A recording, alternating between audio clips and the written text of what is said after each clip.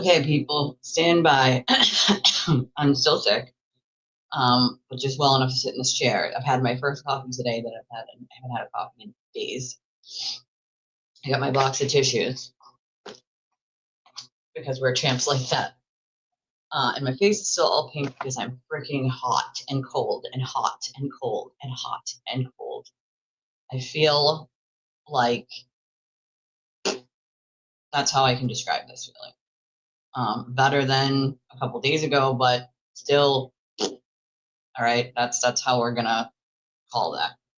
So I didn't want to miss our Sunday show. Our Sunday show was like my favorite show, and I definitely was not well enough to be doing shows this week at all. So I'm sorry, y'all, but my body needed the literal rest. I would like to start off by saying happiest birthday to Jessie. Today's Jessie's birthday.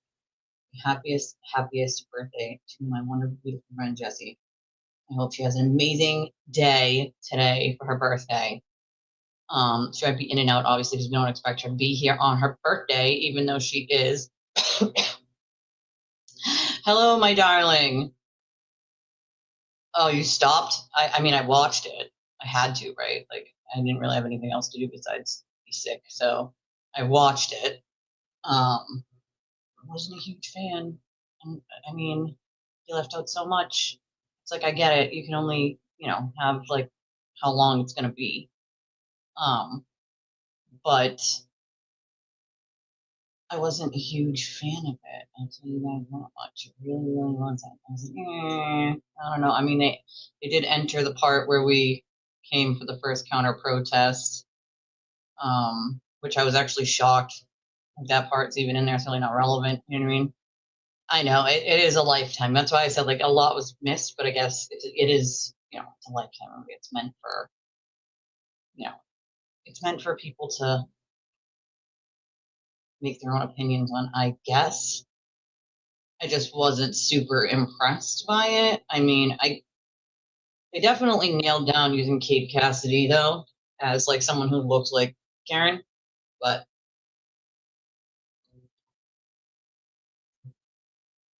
no, you didn't. A lot of no, I will not give you. I mean, there's not really any spoilers if you didn't watch the trial. You know what I mean? It's you already watched the trial, and there's not really much that that's gonna be a spoiler of any of it.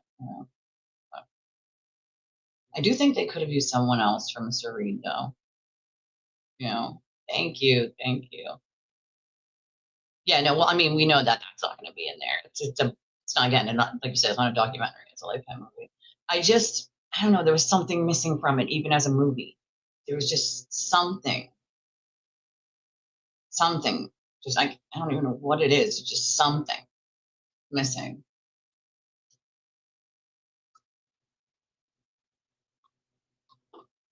It kind of bounced back and forth. I wasn't a huge fan of the bouncing back and forth thing. Future, past, future, past. I don't know. I don't know. Yeah, you can go on to Lifetime. It's also in our Discord. Jesse did drop it in there this morning, she says. So I love that. Thank you, Jesse. You are a freaking rock star, dude. All of you guys are freaking rock stars. You guys take care of so much for me, and I appreciate all of you. I mean, just parts of the trial were weird. Like, there's a couple of minutes in there, And the wig on the judge was terrible. I'm just going to say it, all right? Just going to say it. The wig, you guys couldn't find it. I mean, you guys could have hired Maureen, right? Just saying. If you guys wanted a Judge Bev lookalike, I think Maureen Hancock would have been your gal, right? Like, I'm just saying. I'm just saying. Yeah, well, yeah, I mean, yeah, I get exactly, like, I guess, yeah, there's no really ending anyway, you know what I mean?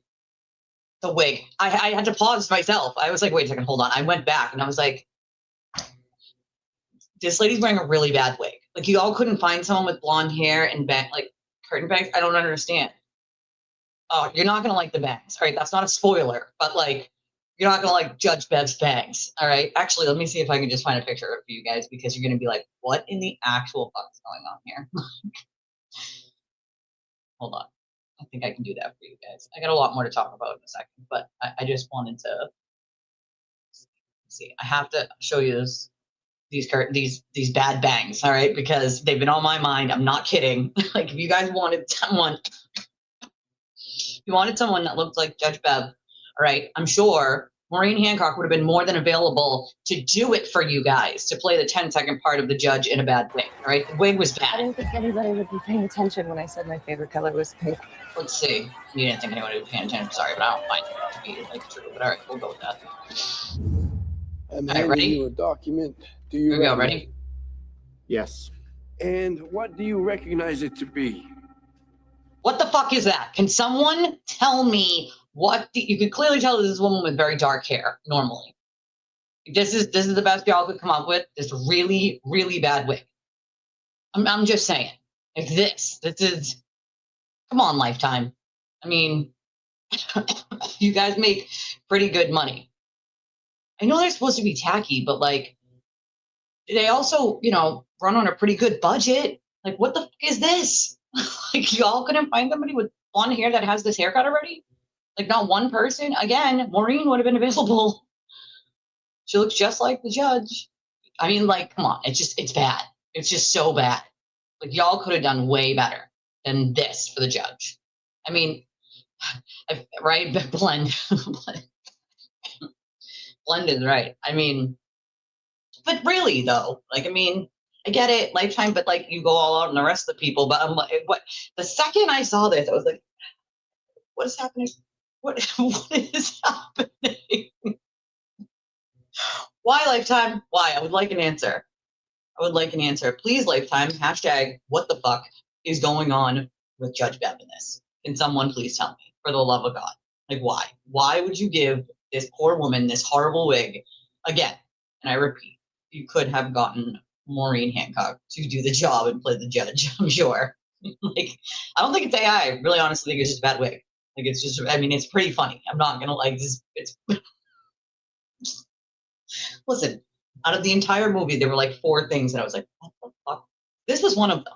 This was like, I was like, are we serious? Like, as serious as this movie is or was, as they, put the, whatchamacallits up to show it, like the little 30-second clips to say like, ooh, this is coming out. Like, what the fuck is this, Lifetime? I had to too. I literally had to too, because they only showed her for like a split second in this screen. So I'm like, wait, what the actual fuck is going on here? I went back. I mean, that's very well could be. That very well could be, my love. But I literally was like laughing and choking at the same time because my throat is killing me. My head is banging. I'm hot and cold sweating. And I'm just dying laughing. I'm like, is this real fucking life, dude? And when I tell you, I feel like death, I mean like literal death. Like, I was not, like, no. I didn't, so, I mean, it was funny, definitely funny. I mean, they had a couple parts, like I said, where they did like our whole counter protest somewhere during this, closer to the end somewhere. But even the people they got to play the people, some of them are a little wonky, I mean, I had to laugh. They went to the,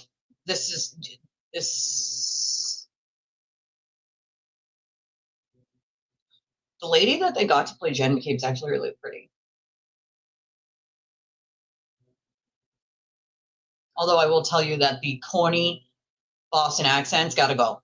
All right, listen, get some damn Boston actors and let us use our own accents, because every time someone tries to fucking mimic that shit, it sounds horrible. It's not even close. And maybe it's just because I'm from here that I'm like, for the love of fucking God, dude. If you're going to get actors and actresses to play people from Boston with the Boston accent, please, for fuck's sake, don't have people fake it. Just hire regular people that have it, because it's so bad, all right? So fucking bad. It drives me nuts. That was the second thing that drove me bananas was the fake Boston accent. Cause it's like, you can't fake it, bro. You can't. It's not like, British accent where you could nail it, or even just being just American, somebody who's British who plays like an American person, like for instance, Charlie Hunnam in Sons of Anarchy played Jax. He has an accent in real life, but he, got rid of it, essentially, played it without it, right? The fake Boston accent drove me fucking bonkers, dude. Absolutely bonkers. Yeah, I mean, it's just fucking absurd. Like, I mean, listen, I'll let you listen to one tiny clip of it because I don't want to. I mean, it's not like I can't really ruin it for any of you because, well, you've all seen the trial. But like, you tell me how. Look at his Judge Badwig in the back here. Yeah, I mean, thank you, Mark Wahlberg, Matt Damon. Those are the only two people that are going to be able to do it. There's a couple other like comedians from here that can do it. It's a red-haired guy. He's a comedian from here, and he did F is for Family on Netflix for a while. But hey, Roberta, people who are from, apparently we collude now, Roberta. I just want to let you know we have been accused of colluding, which is hilarious to me. I'm going to address that shit in a second. But this, just take a listen to this. Just like this small clip of like the fake Boston accent. If you're from, I know apparently I must be really butthurt because I'm Jen Keep's bestie. And it wasn't bestie, or because he wasn't get picked, or pick me. That was what. No, wait, I can't remember which conspiracy it was now. Actually, fuck you. They couldn't pay enough actors to do the movie, dude. They have a big Lifetime's got a big budget. Yeah, everybody's butthurt. Everyone's butthurt. I'll go over that in a second, but you guys have to listen to this fake accent because I'm like, for fuck's sake, when they did The Town, they hired actual people from here for the accent, like for a reason. You know what I mean? Like Gone Baby Gone, Mystic River, they hired people from here to play parts because you just can't fake the fucking accent, dude. It's like apparent. All right, ready? Listen to it real quick. For Fairview at 12:24. As I left, I noticed something It's out coming. of the ordinary, like a black blob on the ground by the flagpole. It was pretty dark and snowy. It's coming. I was also intoxicated, drinking. Hey, Becca. I've been sick. I apologize, everybody. At 2:27 a.m., you made So a sick. Google search, how Here it long is. to Ready? die in the cold, correct? Except you made a mistake and typed HOS, how long to die in cold. I made that search, but I made it in the The morning after search. 6 a.m. at your client's request. I opened up a search tab at that time, yes, but I was looking at a basketball team for my daughter. I didn't make My that daughter. search until You right didn't after do we it right. moved on. It's not right. Karen screamed at me to look it up, and my hands were shaking. Karen was saying, Google hypothermia. Hypothermia. See, now- she extension, like, that is fucking not it, bro. I'm sorry, Lifetime, but you can't, you can never nail a Boston accent if you don't have one. All right. I will tell you, when I get mad or pissed off or even just like excited about something, my accent comes out 10 times worse than if I'm just talking normal and just having a conversation. Like when I get upset, and most people will tell you that, like in Boston, like if I get fucking enraged or pissed off or excited about something, like that's when it really comes out. But this is so accentuated. I'm like, come on, Lifetime. You could have done better. For the money that they have to do these movies, like they keep doing it, It's not Benny's fault. Don't come at Benny. It's not his fault. I'm just saying, like, Lifetime, get their shit together. First there's the wig, then there's the bad Boston accents. Like, for fuck's sake, Lifetime. I just feel like, okay, for the amount of time that they had the movie, no, it's not. Benny's not being. Yeah, I think you should probably just read Julie's status if you haven't been on Twitter. So I'm gonna address that shit in a second.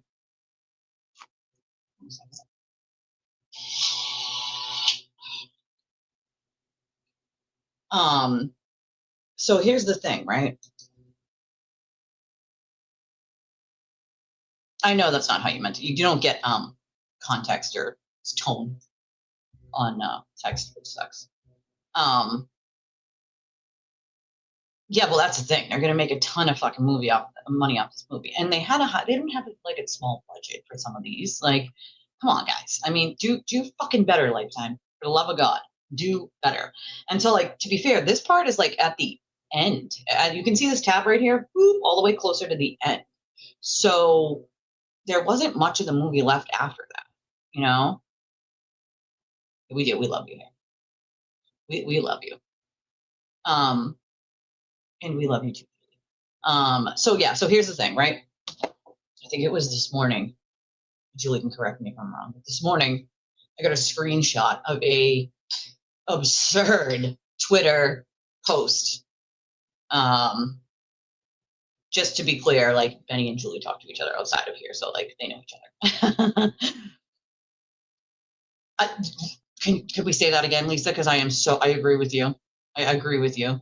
But so here's I got a screenshot of this ridiculous Twitter post this lady Erin made.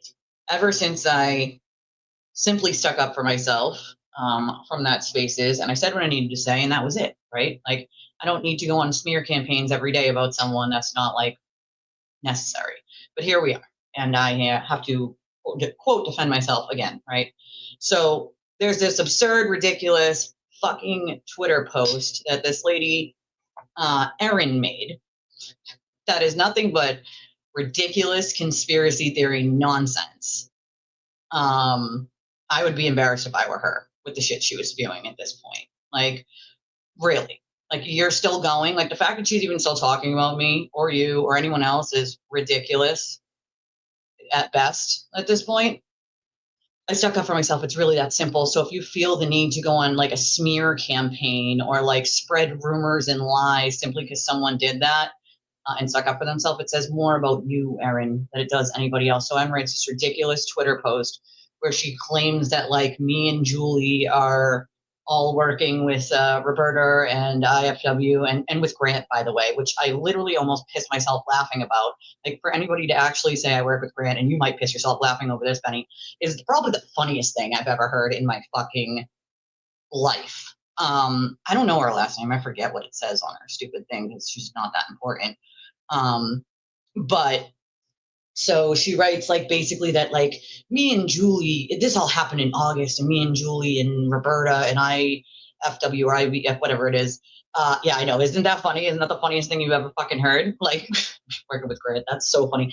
That I'm working with Grant and Lindsay, and so is Julie and me and Roberta and IFW. Mind you, I've talked to Roberta a few times over the years, but it's pretty much it. I find Roberta lovely.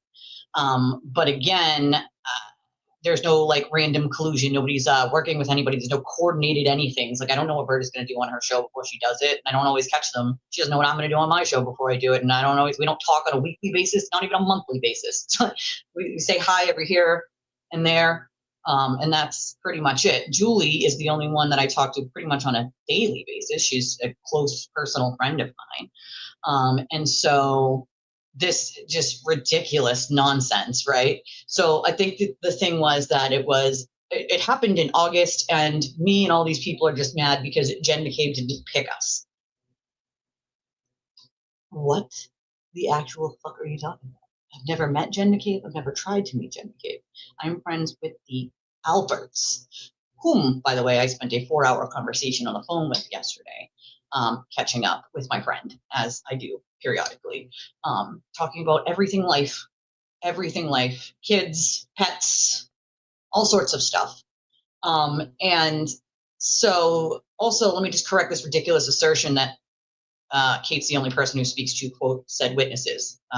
That's completely and utterly false. As most people know, I do speak with the Alberts. I'm friends with some of them. So just going to clear that up right now, because not everyone's super happy about being spoken for. These are all different families and different people. You know, you can have relationships with different people. I don't speak for them, but they certainly don't want to be spoken for. You know what I'm saying? Like they can speak for themselves. They're more than capable of speaking for themselves.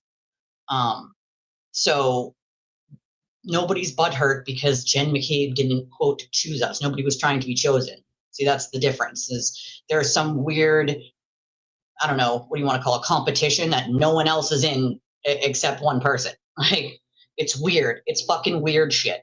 It's weird shit, bro. No one else is competing for anything else. right? Like, I don't even have your number or anything. Like, we talk like once in a blue moon, and that's like on DM, and that's literally it. And I'll catch your show when I can. Sometimes it coincides with mine, so by the time, you know, I get done, I have to go back and watch yours later on. But I mean, it's just ridiculous. How did I? Well, so it's a friend of mine knew one of their wives. And we've just been really close ever since then. Thank you, Casey. I feel like shit still. But here's the weird thing. Nobody else is in some weird fucking competition to befriend Jen McCabe. I've never met Jen McCabe. I've never talked to Jen McCabe. I've never claimed to have talked to Jen McCabe, ever. So I don't know why anyone would put some weird assertion that I work with Grant Smith Ellis, who's the most delusional person on planet Earth, to be picked by Jen McCabe. That's fucking weird shit. That's like some weird conspiracy. That's like Grant level conspiracy shit, Aaron. Maybe you're working with Grant, because like that's fucking bananas. Like, so wherever you came to that, an imaginary competition that no one else is fucking in. No one else did. Let me also clear something up real quick here that I have seen multiple times, that I also have cleared up multiple times on this very platform, is that counter protest I was talking about earlier. That's in this movie for about, you know, a couple seconds or whatever. That counter protest was literally done the night before, planned the night before, simply because some of these people went to where the O'Keefes and the Alberts and McCabe's were at a hall, and we felt like that was over the line, too much harassment. You know? Well, yeah, because it's not your business. It's not anyone's business. You know what I mean? Like you are fucking right about that. It's not anyone's damn business. You know? You don't have to tell anybody. They don't need to know. It's, you know, and see, that's the difference. And I love this about you, because I can have my own relationship with you, and you can have a relationship with whoever you want. And maybe I don't, you know, like them, but that doesn't stop my relationship with you, because we're really good friends. And so for me, like, I could give a fuck less who my friend is friends with. Like, that's weird, right? Like, to care or to be weird, like, about that. You know what I mean? Like, if you don't want to be friends with someone because they're friends with someone else you don't like, then that shows that you need control, and I'm not that person, you know?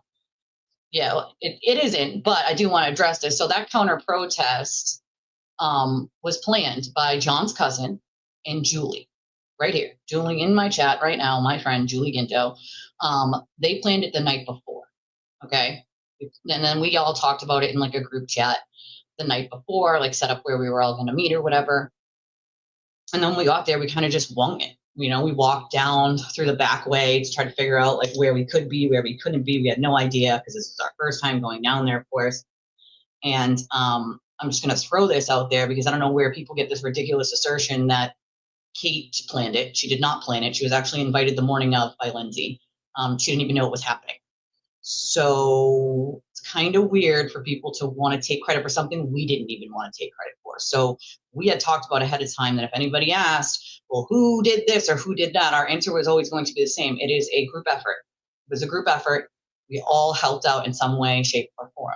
We didn't need a leader. We still don't need a fucking leader, because there are no, quote, leaders. It's a group effort of people trying to help other people do it. I don't give a shit if one person does it or 50 people do it. As long as it gets done, and it gets done in a way that's going to help people and not hurt people. It's really that simple. I know, right? Like, apparently we all conspired, right? Like, it's conspiracy, just like my chair, conspiracy chair. You know what I'm saying? Like, it's a conspiracy. Enough to sit in this chair, Christy. Enough to sit in this chair. You know what I'm saying? Enough to sit in the fucking chair, at least. But yeah, I wanted to clear that up, because there's some ridiculous assertion that Kate planned that counter protest. She did not. John's cousin and Julie planned it the night before, and we all went. So now that that's cleared up, and I don't know like where people are getting these ridiculous, nonsensical, like Grant. That's what the best you could come up with was we're all working with Grant. Like, that's, have several fucking seats if that's your conspiracy. Like, have several goddamn seats. This is why people who have no idea what the fuck happens behind the closed doors, or when they're told something by one person, should probably take several seats until they know what the hell is actually going on. Because then you make yourself look like a fool like this. That's your own fault for making yourself. That probably was the day, you guys. Oh, that was the second day. That was the second day, Benny. That was the day I stayed home with my kiddo. She was sick. That was the second day, because I wasn't there the second day. I was there the first day. But yeah, so for me, it's more about like, none of us ever wanted credit. We didn't want it. If anybody asked, it was a group effort because we all talked about it in the group chat, and like Julie planned it with John's cousin. Like that's it. That's what happened. So it's kind of weird. Like I don't know why people feel the need to like try to throw credit to people who had nothing to do with it. Like we didn't even want the credit, but we're also not going to sit here and allow someone to take credit for something they didn't do. That's fucking weird. That's weird shit. Weird shit. Like, also, I will be clear that I paid for my own lunch. I paid for my own lunch the day I was there. I wasn't there the second day. But the first day we all paid for our own lunch because I, matter of fact, paid for 2 other people. So the bottom line is this. We all went to try to help out, right? That's what we did. We went to try to help out. We thought it was a little too far. People going to where the O'Keefes were and the witnesses were to like at a private place to like wait out the verdict.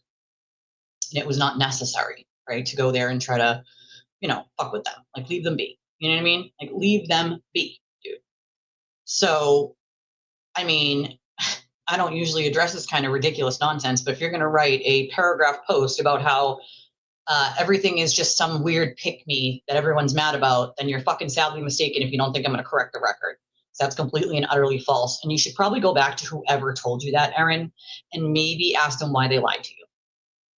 Just saying. I'm just saying. You should probably ask why that person would want you to make a fool out of yourself. Because I don't even know why you're still saying my name. I really don't.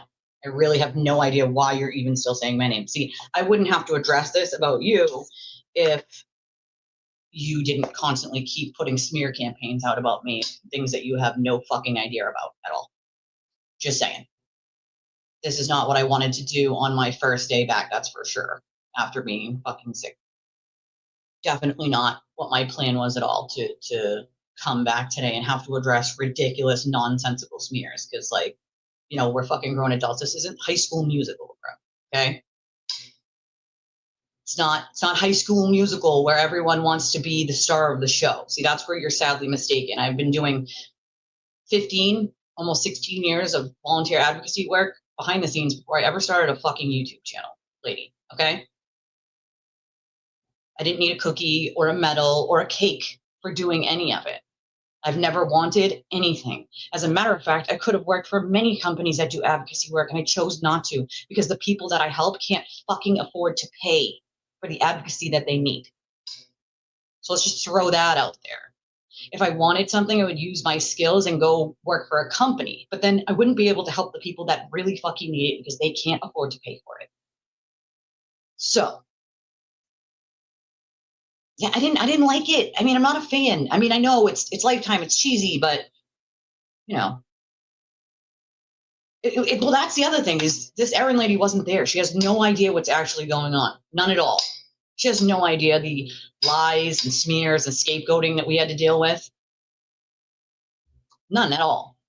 And I'll throw this out there. We've been dealing with it for 2 fucking years of other people using us as their scapegoats or their doormats for their rumors and lies so that they can hide the shit they did. Riddle me the fuck why. You would make something up about someone you know isn't true. Gee, I don't know. I'll tell you this much, dude. This is not the kind of shit that I want to have to address, but I'm also not going to sit here and allow somebody to spread bullshit for funsies, right? You weren't there. You have no fucking idea what you're actually talking about. And you look like a fool saying I work with Grant and IWVC. I can't even get her fucking name right. Like, I've spoken to her and Roberta a handful of times, literally DMs throughout the last 2.5 or 3 years. That's it. I don't have the numbers. We don't talk to each other on a weekly or even monthly basis. Like, what the fuck are you, Grant? I've had him blocked for like, what the actual fuck are you talking about, bro? You realize Grant has me in some weird conspiracy where I work for Kate, right? Like, just FYI, Erin. Like, what the fuck are you talking about, lady? Hi, Allie. It's nice to see you, darling. Like, that's just the stupidest thing I've ever, like, who would fucking say that with a straight face? I just want to know who would say that with a goddamn straight face. Like, it tells me everything I need to know about people if you're willing to say something that ridiculous with a straight face on Twitter to the world. Like, shame the fuck on you. he lost it before that though, Allie. Like me and Julie were probably the last people to like try to talk sense into him. And then had to cut him off completely because he was just so delusional. It just doesn't make any fucking sense, you know? Oh, they assume because you talk to them that I do? Oh, well, yeah. Newsflash, guess what? I'm my own person, and I also have my own friends. And Julie's her own person, and she has her own friends. You're just assuming that because Julie talks to them, I do? Well, you assumed wrong, and you're a dumbass. Oh, yes, attention, people, attention. Yeah, it's been going on way more than 3 months, Allie, I wish. Attention, Leah, Marty Kraft is her uncle, Grant, just so you know. Yeah, it's a new conspiracy. I just want you to know this. Yep, yep. Done, Leah, done. Yes, Lou, yes, very much so. But that was happening long before now, you know? I mean, that's very clear. I mean, if he wasn't, maybe he would be speaking normal language. Some of his conspiracies are fucking wild. Like, again, he still has this conspiracy that I, quote, work for Kate. I haven't talked to Kate in almost 2 years. It's fucking utterly ridiculous. Don't work. Also, FYI, I would never, quote, work for anyone. Just let's throw that out there. I would never work for anyone ever in life. Oh, yeah, Uncle Marty must be mad at you now. Shame.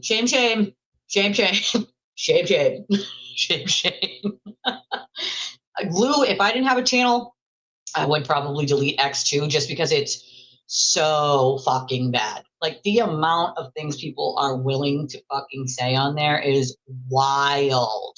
Well, that's the thing, Allie, right? Like he only moved over when the opinion changed, when he starts trying to connect dots that don't exist, right? Like this person worked with this person in, you know, the conspiracy land. And if I was his mother, I'd be sick of that shit too at this point, you know? Right? Breaking news. Breaking. Leah can't do so with Marty Kraft's niece. You know that's actually going to be like a real life rumor now because I said that. They're going to try to connect those dots. Yeah, as far as I understand, yeah, he is, Lou, which is fucking weird. I mean, here's the thing. We realized at first he was a little different, right? But that's okay. It can be different. But it started spiraling pretty quick. You know, like more conspiracy downhill shit. And so that, yeah. I mean, I have him blocked, so I don't even look at his shit unless someone sends me like a tweet. Yeah, he definitely failed at connecting dots. Like, dude, listen, stop putting me in your ridiculous conspiracy. Going to claim Kate murdered Jonathan. Well, I mean, I wouldn't be surprised if that was the. Now, here's the thing. I am not, you know, friends with Kate, but again, right is right and wrong is wrong. So like, why is like the reason Grant doesn't like Kate is because like she set up this pretend like blind date thing and Grant was there and he got mad, whatever. That's like the thing. Okay. Well, see, that's kind of different, Tracy. Unfortunately, it's unfortunate because I can't magically make people who don't know me stop saying ridiculous, nonsensical rumors. And I certainly can't reach out to them in real life because I don't fucking know these people. So my only option is to address the ridiculous, nonsensical fucking rumors and lies. And, you know, Tracy, I honestly am not a fan of having to do it to begin with. It's not a fun thing for me. It's really, really not.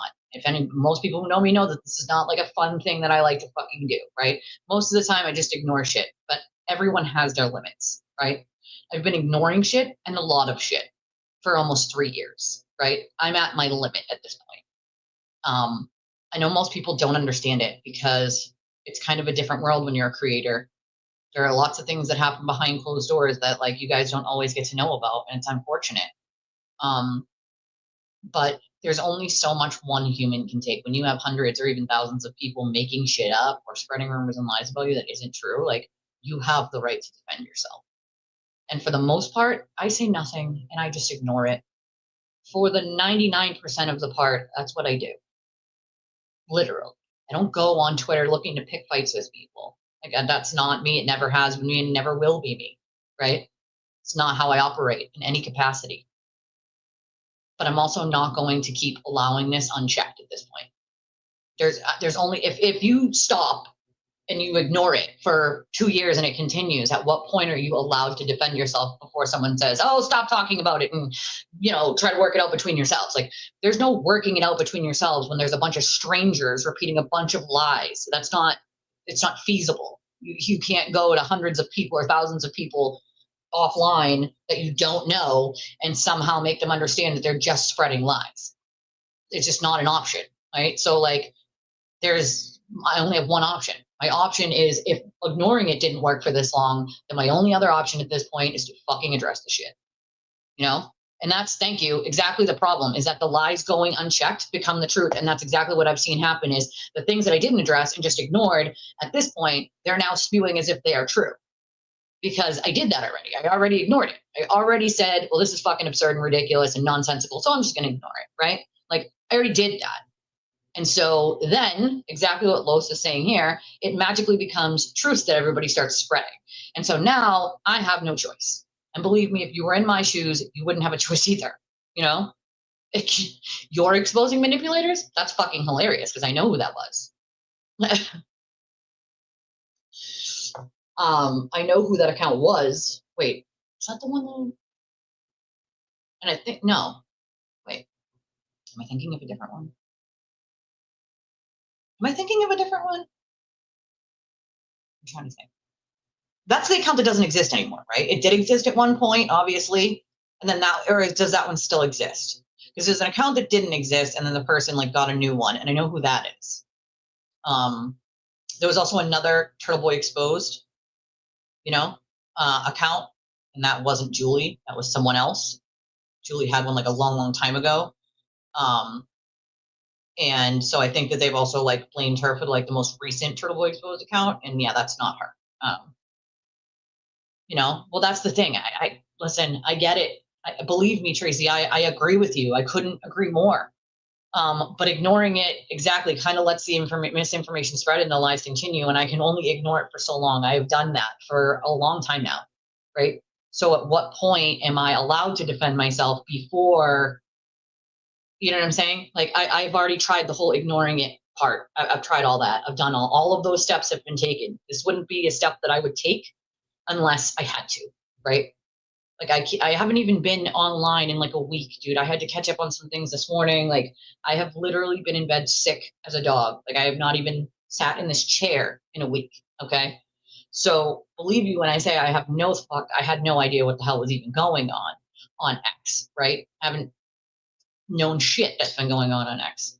I had to catch up on some shit this morning, and I was like, is this real fucking life, right? People are sending me these screenshots of people who are supposedly, quote, anti-people, right? Writing these ridiculous, nonsensical smears and assertions as if they're truth, which they are completely and utterly false. And so then I have no choice but to address the ridiculous conspiracy assertion from the fucking Born Identity that Grant lives in his head, and now apparently so do some of these people. Shame on them. Shame on them. Stop fucking speaking for other people. Stop making shit up. Stop putting your own assertions into it. You know shit about shit because you weren't fucking there. It's really that simple. You weren't there. You have no idea what I've dealt with.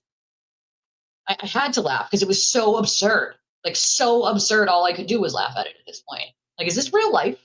Like, is this Ashton Kutcher? You gonna pop on the bushes? Like, I'm being punked right now? Like, what? I don't like having to do it. I don't fucking like having to do it. It's not fun for me, okay? It's fucking not. But at some point, I have to speak up and say, this is not okay. Well, we know that. We know that. And so the problem relies on when there is a group of people who then go into their little chitty chit chats, their little groupie chit chats, and they come up with these ridiculous conspiracies that make sense to them, right? Like, because this is what they claim happened, except none of it is true. So where are you getting your false assertions, rumors, and lies from? Maybe you should go back to the person that you fucking got it from and figure out why it is that they would like you to make a fool out of yourself by lying. Just saying. Yeah, it really doesn't. And like, I wish you would just get help, because I feel like deep inside there somewhere, like there is like a good-hearted person like down in there, but like it disappeared somehow. Like, I don't, but like, maybe don't make yourself the mouthpiece of something you know nothing about. That's probably a good idea. It's probably not a smart idea to make yourself the mouthpiece of something that you weren't there for and have no real idea what happened. Because I'm going to tell you this much. There are people who are not too happy about being spoken for, right? There are real people involved in all of this, you know, real people involved in all of this. And they can speak for themselves. They do not need someone else to fucking speak for them. They do not need someone to proclaim they're the only person on planet Earth that speaks to the witnesses and the O'Keefes. That's just false completely. Everybody knows I'm friends with some of the Alberts. I spent fucking 4 hours on the phone with them yesterday. Like, what are we talking about here? Like, why say that? It just makes no, like, why is it some weird competition that no one else is in? If who cares who speaks to who? Why is that even an issue or a problem? Like, they're very well aware of who I talk to and why, right? Very well aware. You want to know why? Because they're normal human beings who don't try to tell me who I can and can't talk to or who I should or shouldn't be friends with. And they know me as a person. They know my heart. They know who I am, what I'm about. Like, they got to know me in that way. I don't need permission to speak to people. And if antis are having a really hard time with the fact that I speak to free care and read people, well, fucking so be it. Because if you don't have conversations and you don't open minds, folks, bottom line, they remain closed forever. I'm not going to continue to just hate random people because everyone wants me to. I'm not going to do it. Sorry. Unfortunately, Tracy, that's not an option. You can't talk to thousands of people who you don't know. You know what I'm saying? I cannot control who and which mouthpiece today or tomorrow decides that they're going to spread rumors and lies because they're in a group chat with someone. I have no control over that, you know? And listen, I'll be honest with you. I never had a problem with anyone. Never. I liked everyone, right? Like, I'm a people person, and it's very unfortunate. I happen to like people. It's why I did volunteer advocacy and do volunteer advocacy and done it for so long, because I am a people person. I like helping people. Like, it's something that makes my heart happy and full. And at least when I die, I know that I left in this world the kindness that I could, right? And I showed my kids what they can do to help other people, right? Like, that's all I care about. I don't give a shit about a cookie, a medal, a fucking parade, who likes me, who doesn't fucking like me, who let me in and who didn't let me in. I don't give a rat's motherfucking ass at all, period. Don't care. If you didn't notice, I don't give an actual fuck. That's the big difference, is I don't give an actual shit. What I don't appreciate is someone else doing shit and lying about shit for attention. That's fucking weird. It's weird behavior. You want to do all that? Cool. Keep me, my name, and the people that I know who've done nothing wrong the fuck out of it. Have all the attention you want. No one cares. Right? Like, but that's the thing. Like, anybody who knows me, like, really knows me, like, in real life as a person, knows that I'm not a person who would have bad intentions to hurt anyone or do anything. Like, no, not me. Sorry. Nope. Yeah, it wasn't so this is part of it, actually, Allie. We were actually just talking about hi, darling, the judge's wig. It was a really bad wig. It was bad. It was so bad, Allie. The wig for the judge was so bad. Yeah, I agree. I mean, slow down your brains, everyone. Chill, man. Chill, you know? Well, it definitely should have been called like her version. I feel like they should have done like a second, or maybe there will be a second part. I don't know, you know? I mean, yeah, it is kind of impossible. Yeah, well, I don't know why either. It doesn't make sense to me. It probably never will. The only thing I can come up with is like, I'm some sort of problem. I don't know. Like, I don't know. My intent to help people is too much. I don't fucking know, dude.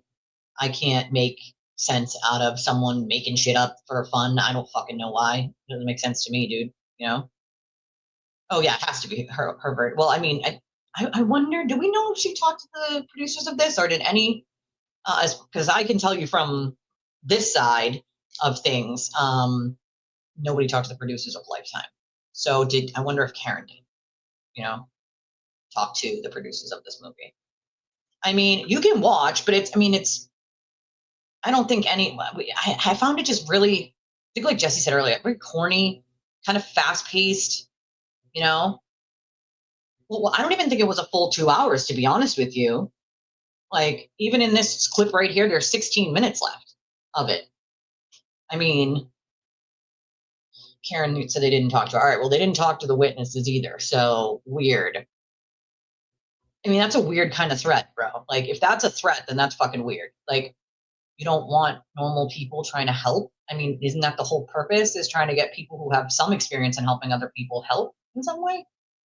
That's all I was trying to do, is just help, right? I have experience in helping people. So I thought, okay, well, I'm interested in this case anyway. You know, I've now put the pieces of the puzzle together. Like, now I want to A, undo anything that I inadvertently caused, and B, like, help in any way that I can by giving whatever resources or whatever, you know, education and knowledge that I have to the people who need it. Like, which I do anyway behind closed doors for plenty of people. You know what I mean? Weird.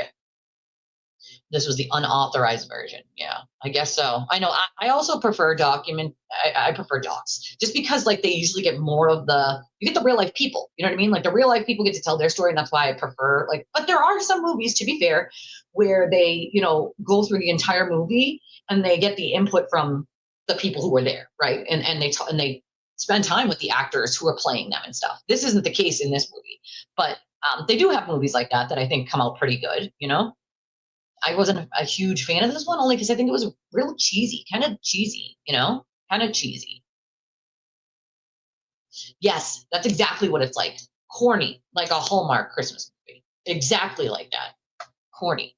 I mean, dude, this wig on the judge, I cannot. Let me see if I can back it up to that spot for you guys, because the wig is just unbelievably corny as fuck. Ready? I didn't think anybody would be paying attention when I said my favorite color was pink.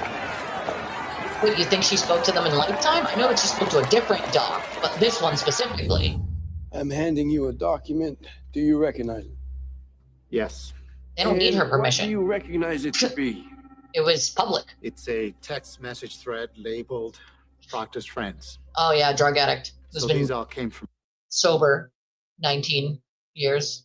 I love that rumor.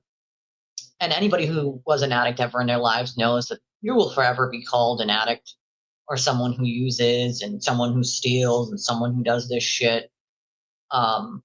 It's not a thing, dude. I've been sober 19 years. I also get a lot of fucking blood work, because again, I have a lot of health issues that a lot of you guys don't know about. And the wig is just crazy. But so, like, what? Like, dude, yeah, I used to be a drug addict. It's not a secret to anybody. But if you want to spread rumors and lies about someone, it's probably dumb to call someone an active user who has proof that they've been sober as long as I do. I get so much blood work, and the doctors take so much blood work and urine from me. Like, I'm literally there on a weekly basis. So good luck with that. And your bullshit lies. Also, I think my family would know, right? You must be my Pablo Escobar. Forever. Forever. No, this is on Lifetime, right? Where's the wig? For me, the wig, goddammit. from all accounts, he didn't Where's do the anything wig? wrong. She's a whack job. See you. Objection. So don't Objection. spell it. You have to. These are your words. Don't spell it. Say it, says fake Bev with the bad hairdo. That's true. It kind of does. You're my Pablo Escobar. Oh, we could call you, you know, it's okay. We do rumors, you know, it's okay. Apparently it's okay now to spread rumors and lies about people. Like, that's apparently an okay thing to do on the anti side. So like, apparently we have the full go to do that, since people are doing that now. Like, I guess that's a thing now. So Leah is now the niece of Marty Kraft. Okay. So you're Lily Munster. She's also Pablo Escobar today. And I'm Queen Elizabeth, and still alive. I mean, fuck, right? Like, if we're allowed to just say shit that isn't true, I guess we could just say shit that isn't true. That's fun. Let's do it. Trooper Proctor. Yes, Your Honor. So go ahead and say them. Go ahead and say the C word, sir. She's a whack job cunt. Oh, they let him say it on Lifetime. Marty's my drug lord. This guy here kind of reminds me of like a little bit of Ben Affleck and a little bit of Adam Sandler, and I don't know why, but like I freezed this earlier just in this exact same spot, and like that's what I thought about this guy here. I don't know who this guy is supposed to be exactly either. Like, She's a babe. Weird Fall River accent, though. okay, the No fake S. accent. These are unprofessional comments, but they absolutely do not detract from the integrity of the investigation. See the fake accent. It fucking gets me. It's so corny. It's so bad. Like it's the fake accent. Like, dude, please, Lifetime. I'm begging you. I am begging you, Lifetime. The next time you do a movie that has anything to do with Boston, please hire some people from here. Okay. I know some actors and actresses from this area. Like, I will happily point you in their direction where they can give you a very real accent. Okay, a real one. Oh, that's a good question. So he's about as tall as me. I'm 5'4", and so I guess he was around 5'5", maybe about an inch taller than me. I don't think he's 5'7". You think he's 5'7", dude? He's not that much taller than me. And my husband's taller than him, obviously. I think most people are taller than him, but he's maybe 5'7". I mean, if that's what Leah says, then obviously she's right. She would know, you know, out of any of us. But 5'10", my fucking ass, dude. 5'10", my ass. There is no chance in hell he's 5'10", 5'7". I mean, even kind of the beginning of this. I mean, if some of you are still like in the beginning of it, like, let me hold on. Beginning of this spiel here. They sort of go back and forth, which is the weird part, right? Like they go back and forth between past and present. If he's 5'10", I'm 5'7", right? Like I'm 5'4", man. I'm little. Yeah, they didn't practice. They did not do some practicing of park my car and have it yet. They did not. You know? Yeah, the judge, I mean, I felt like, again, you guys could have hired Maureen Hancock. She's literally the perfect Judge Bev. Did you not, Lifetime, did you not see her little TikToks? I'm sorry, but she is quite funny, okay? She is quite fucking funny. God damn it. Like what the fuck, dude? Like, let's be serious here. Hold on a second.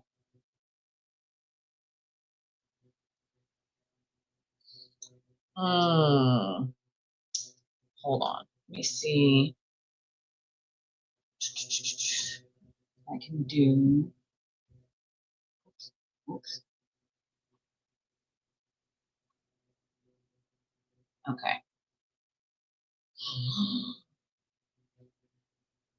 See, I'm short. I'm 5'4".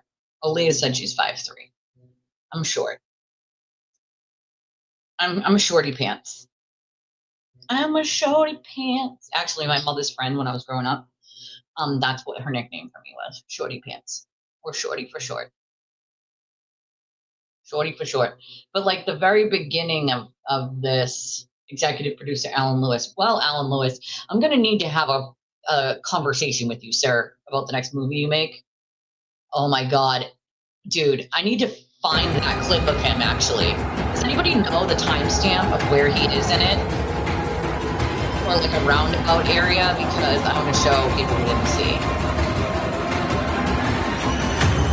Call it fun size. That's what I call my daughter. I tell her she's fun size. She used to get, yeah, you got a little wrench. You totally will. I love you.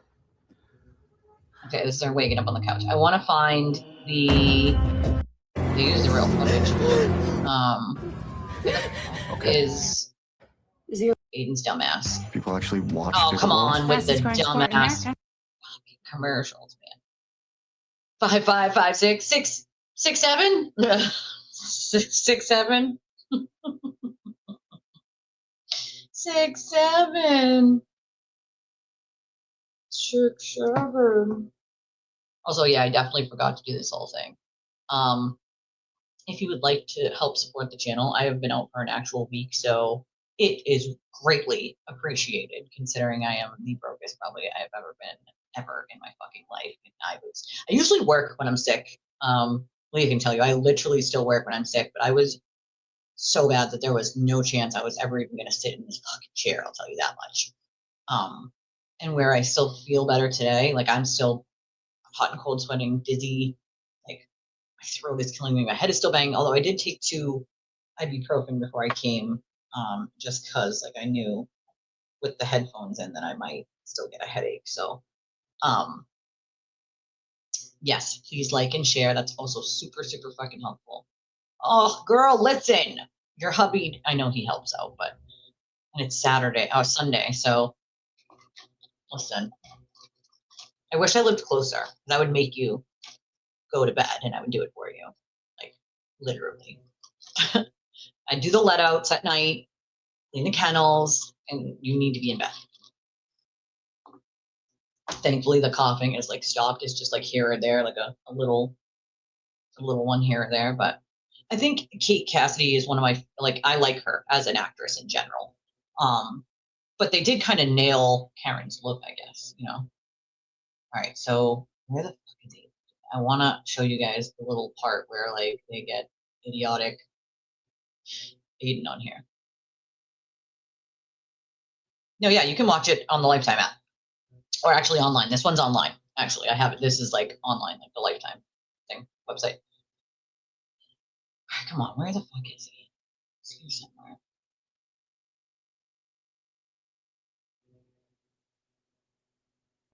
I'm trying to find. Oh, you like the tall man, tall, dark, and handsome? My husband's taller than me. That's all I care about. Is that he's taller than me. Plus, we've been together, 11 years. We've been together a long time, and I love his stinking face. I love his stinking face. You can now select your ad. He's the peanut butter to my jelly. With an ad for 30 seconds and get. They offer you a 1-30-second ad ever made, and I mean or that so much. 2-minute. When we came, yeah, I had no idea this stuff was free until you told me this morning. Actually, other shells and the only time I knew. Activities.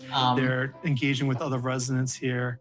People see, here, that's a good thing. I don't wear heels a ton, but when I do, he's still at least going to those activities. Ooh, Tommy Lee. Always something going God, I on. remember him from back in the day. Him and Pamela Anderson were married at one point, weren't they? Or together, at least. Why am I freezing? I just saw that. Why am I freezing? Gotta love it. A tatted drummer. My dad was a drummer, actually. Musicians,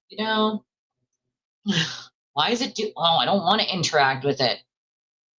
Cool. Here we go. Now we'll go back. All right, where is this? Start like replaying it in your head. I just want them to give me the part where dumbass JLR lookalike, which I think it was. You can now Benchmark is the best decision we've ever made. It should be. And I mean that so Oh, much. see, that's, yeah, you can steroid for that cough. It's probably the best. Huge world. Usually they're open on Sundays. Just depends on your area. They're engaging with other residents here.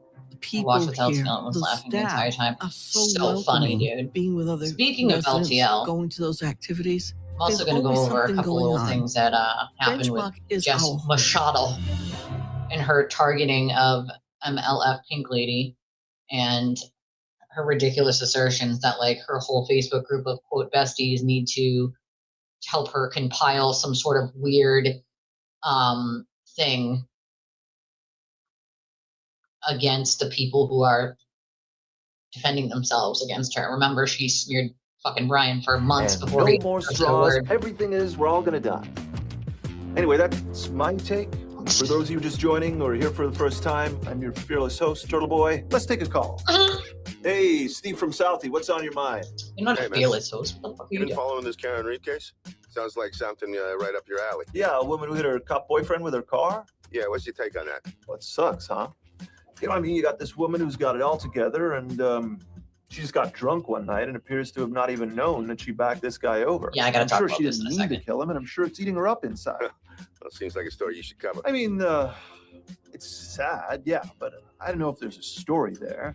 You know, I'm a back the blue guy, so I don't really have a strong opinion on it. It's a tragedy.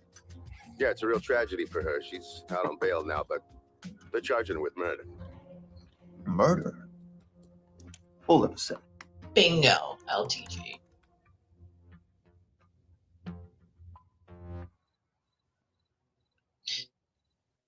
Hilarious, by the way. That's the dude they got to play him. I mean, how butthurt would you be about that? Because I'd be quite butthurt if that's who they chose for me. Just saying. I don't need to have, Jennifer Lopez. But fuck, I mean, that's pretty bad. That's pretty bad. But to be fair, it couldn't happen to a better dude, right? It couldn't happen to a better fucking guy than Aiden. Literally could not. Oh, this is where she finds Alan Jackson, blah, blah, blah. Slow drip. Isn't there another spot? But I've been getting more and more information on this, and it's outrageous. And what Here we we know go. for damn sure is she did not run him over. No, Karen Reed is a completely innocent woman. Look at how stocky. He is something else. Skinny. We couldn't get better PR if we were paying him. It's because he's 100% sincere, a force to be reckoned with. We're to believe that Karen was at least 62 feet away before she decided to gun it in reverse, and John just stood there, right? Just waited to get run over. Well, dumbass, most people don't get to get out of the way before they're hit. They freeze. He's dead. But I didn't hear you say it at all. If I was running around saying I hit him, you'd think it would be picked up by the dash cam mics. You'd also be arrested on the spot. I mean, we can clearly hear you say No, I don't he's think dead, so, no. He's dead, but not I hit him.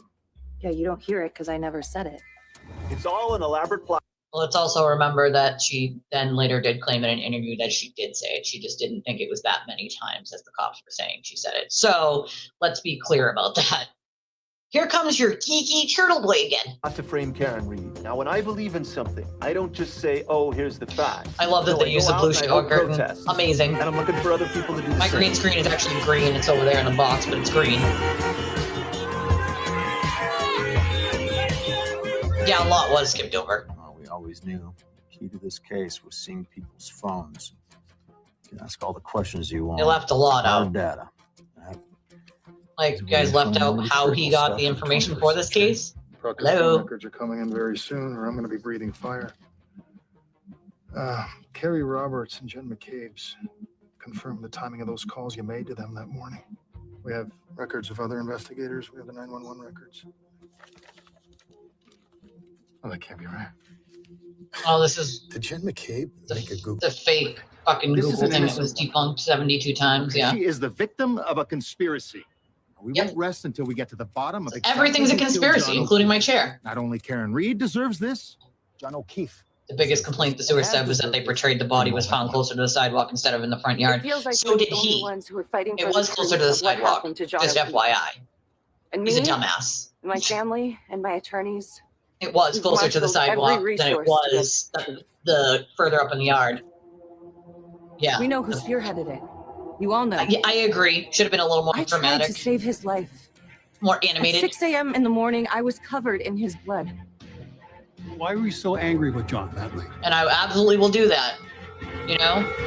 But if it's not in your favor, to be fair, if the truth is not in your favor, then that would be unfortunate. You know what I'm saying? Like, if you ever get in trouble and you need the truth to come out, just make sure that the truth is that you didn't do anything crazy. Because if it is, then it's going to come out one way or another. Unlike Aiden, I don't bury things that are part of the story.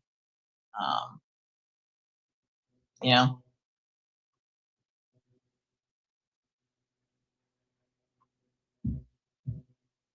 But I mean, I do think that, you know, YouTube or social media in general could do a lot of good things.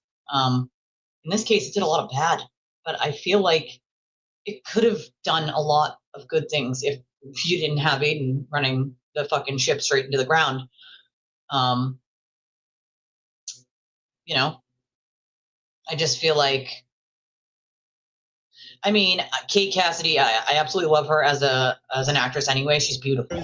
There are at least 100 to Look 200 at- people here with me on the Here he is. rolling rally. We are peacefully protesting the murder of John O'Keefe. He was not the star of and anything. framing of an innocent woman. It's a beautiful Looks like an day idiot. here for some peaceful protesting. I'll tell you that much. Yeah, peaceful. No rioting. Was beeping. No looting. Nothing like that. We are peacefully protesting Sweet. the murder of the adopted father of two. I and a shared it Boston too and asked police people to officer share it. named I love John that. O'Keefe. We are also protesting on behalf of Karen Reed. To be less shallow. I love it. It's a good one. There should be a part 2, I feel like. Conspiracy car ride. Let's do it. The scene outside the courthouse here is unreal. Hundreds of people here. You would think. Listen, I have maybe resting for a bitch movie face sometimes star. too, I'm telling you. The focus of I their do. attention is actually former I got college resting bitch professor face. Karen Reed. I sure can have some resting bitch face.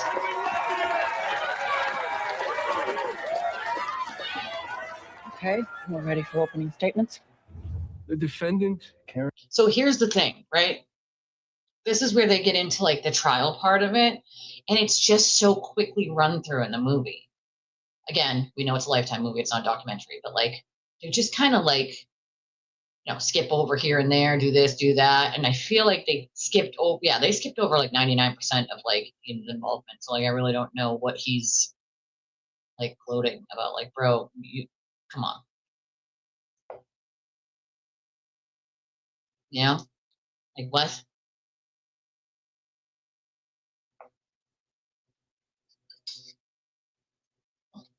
I don't know what he would be gloating about. What do you mean? I smile all the time and I'm in chronic pain 24/7. Can smile for appearances even when you're in a ton of pain. It's fine.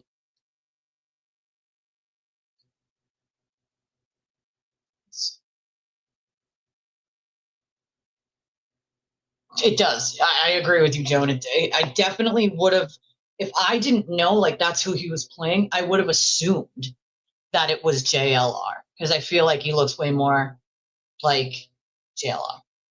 You know what I mean? That's what I feel like would be.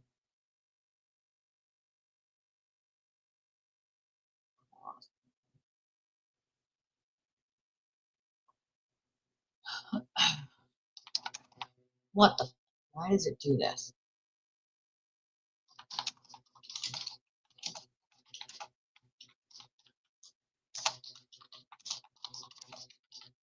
Yeah, I feel like he looks definitely like JLR. I mean, when I go out in public, I don't wear a baseball cap or anything, but I see people here or there who know who I am, and I always have really good interactions with people. Like it's never like some weird turtle rider that has the balls to walk up to me and say some shit because I feel like, well, in real life they would fucking know better. All the interactions that I've actually had with people in real life have been quite nice. Usually I get like a tap on the shoulder or on the back and they're like, oh my God, I was just watching you. And it's just really actually nice to see people in public that watch the show and that know it's me. And so I actually love seeing people in public. I feel like, you gotta have some skills of being a people person. Otherwise you just be like hiding from people all the time. JLR is a YouTuber.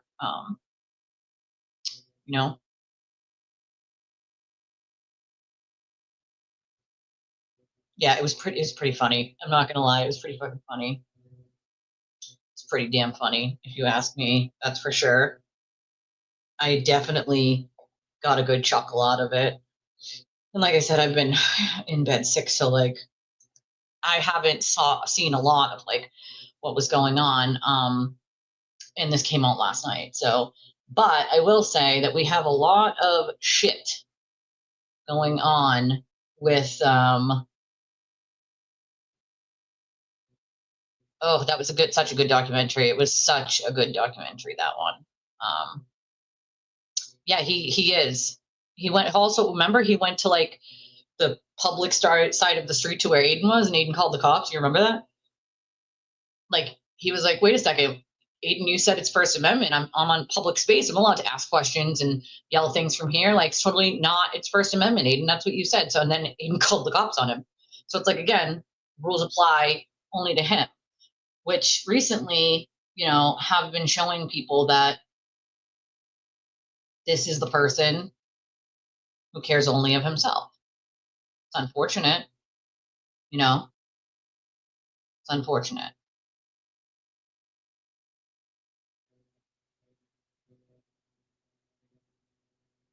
It's absolutely unfortunate. Oh, I fucking love that. I love that. That's hilarious. Oh, yeah. I mean, Aiden called the cops on him. That was the funniest part. You know what I mean? Yeah. Girl, listen, this is the first coffee I've had. My husband bought it for me this morning in days. I kid you not, days. And you guys know me and my coffee. It's literally the one thing that I, have. Like, I don't buy myself things. I don't get myself things. I just want my coffee. That's it. That's all I want. and I have not had a coffee in freaking days. All right. So I feel you, Dougie, like in my soul. Even though they did not make this good, it was delicious. No, they only went through the first trial, dude. So I'm assuming the person that is supposed to be Lally, because they didn't really do shit about the second trial. Which is like, in my opinion, the second one was actually made more sense. Right? That would be effing hilarious if they had actually, I know, right? If they had actually gotten like another, used another thing of another YouTuber, like even Brett when he does it. My name's Turtle Boy and I'm scary. That would have been fucking hilarious. Lifetime, you're fucking shit up, all right? You could have thrown in a real good one there. Oh, he did? I don't know. Maybe I fell asleep at that point. Was it the end? I feel like I fell asleep for like 10 minutes and woke up and I was like right at the end of it because I watched it last night. So Boomer does do it the best. I definitely can't do it as good as Boomer. Mine's more like a mwah. They didn't? Come on, Lifetime. I'm telling you, they just need to like hire people who are from Boston when you try to do Boston accents because you guys are, definitely oh my God. I have to show you guys this because this is just crazy. Okay. This is, I need you guys' opinion on this. All right. I need it. I need you guys to give me this opinion. I just want to know what you guys think about this satire because this has to be satire, Emily C., right? Like this has to be satire because we all know that, quote, Dr. Turtleboy is not drama-free, never has been and never fucking will be. And so his little dumb drama-free 1 month is the life for me chips that Emily keeps tagging him in that he is, looking Satan in the eye and saying, not today, not tomorrow either. Like, no, darling, no. He hasn't been drama-free for more than 20 minutes in his entire adult life, darling. I mean, I think it's kind of weird at this point that you're like hooking your wagon to him. Oh, Kiki here says your deliberate attempts to rehabilitate TV's image, given all the information that's been coming out about him, is disgraceful. When he's fully exposed, you'll go down with him. This is what people don't seem to realize either. When you hitch your wagon to him, make no mistake that you think you're being nice, you think you're helping him out, bro. Guess what? He doesn't give a fuck. He wouldn't piss on you if you were on fire. And if it's you or him that has to go down and you weren't even around at the time, he will happily make some of his minions lie so that you take the hit instead. Make no mistake about it, Emily. We all warned you. Eventually, when he does come for you for some petty jealousy nonsense, don't come crying to any of us. We can't fucking help you. We cannot fucking help you. I mean, you kind of don't. You kind of get the gist of it with what I can play it. But I feel like it's really just kind of fucking cheesy, it's just cheesy. It's just cheesy as fuck. But this whole TV drama free thing, like again, you can say the sky is purple all you want. It doesn't actually make the sky purple, darling.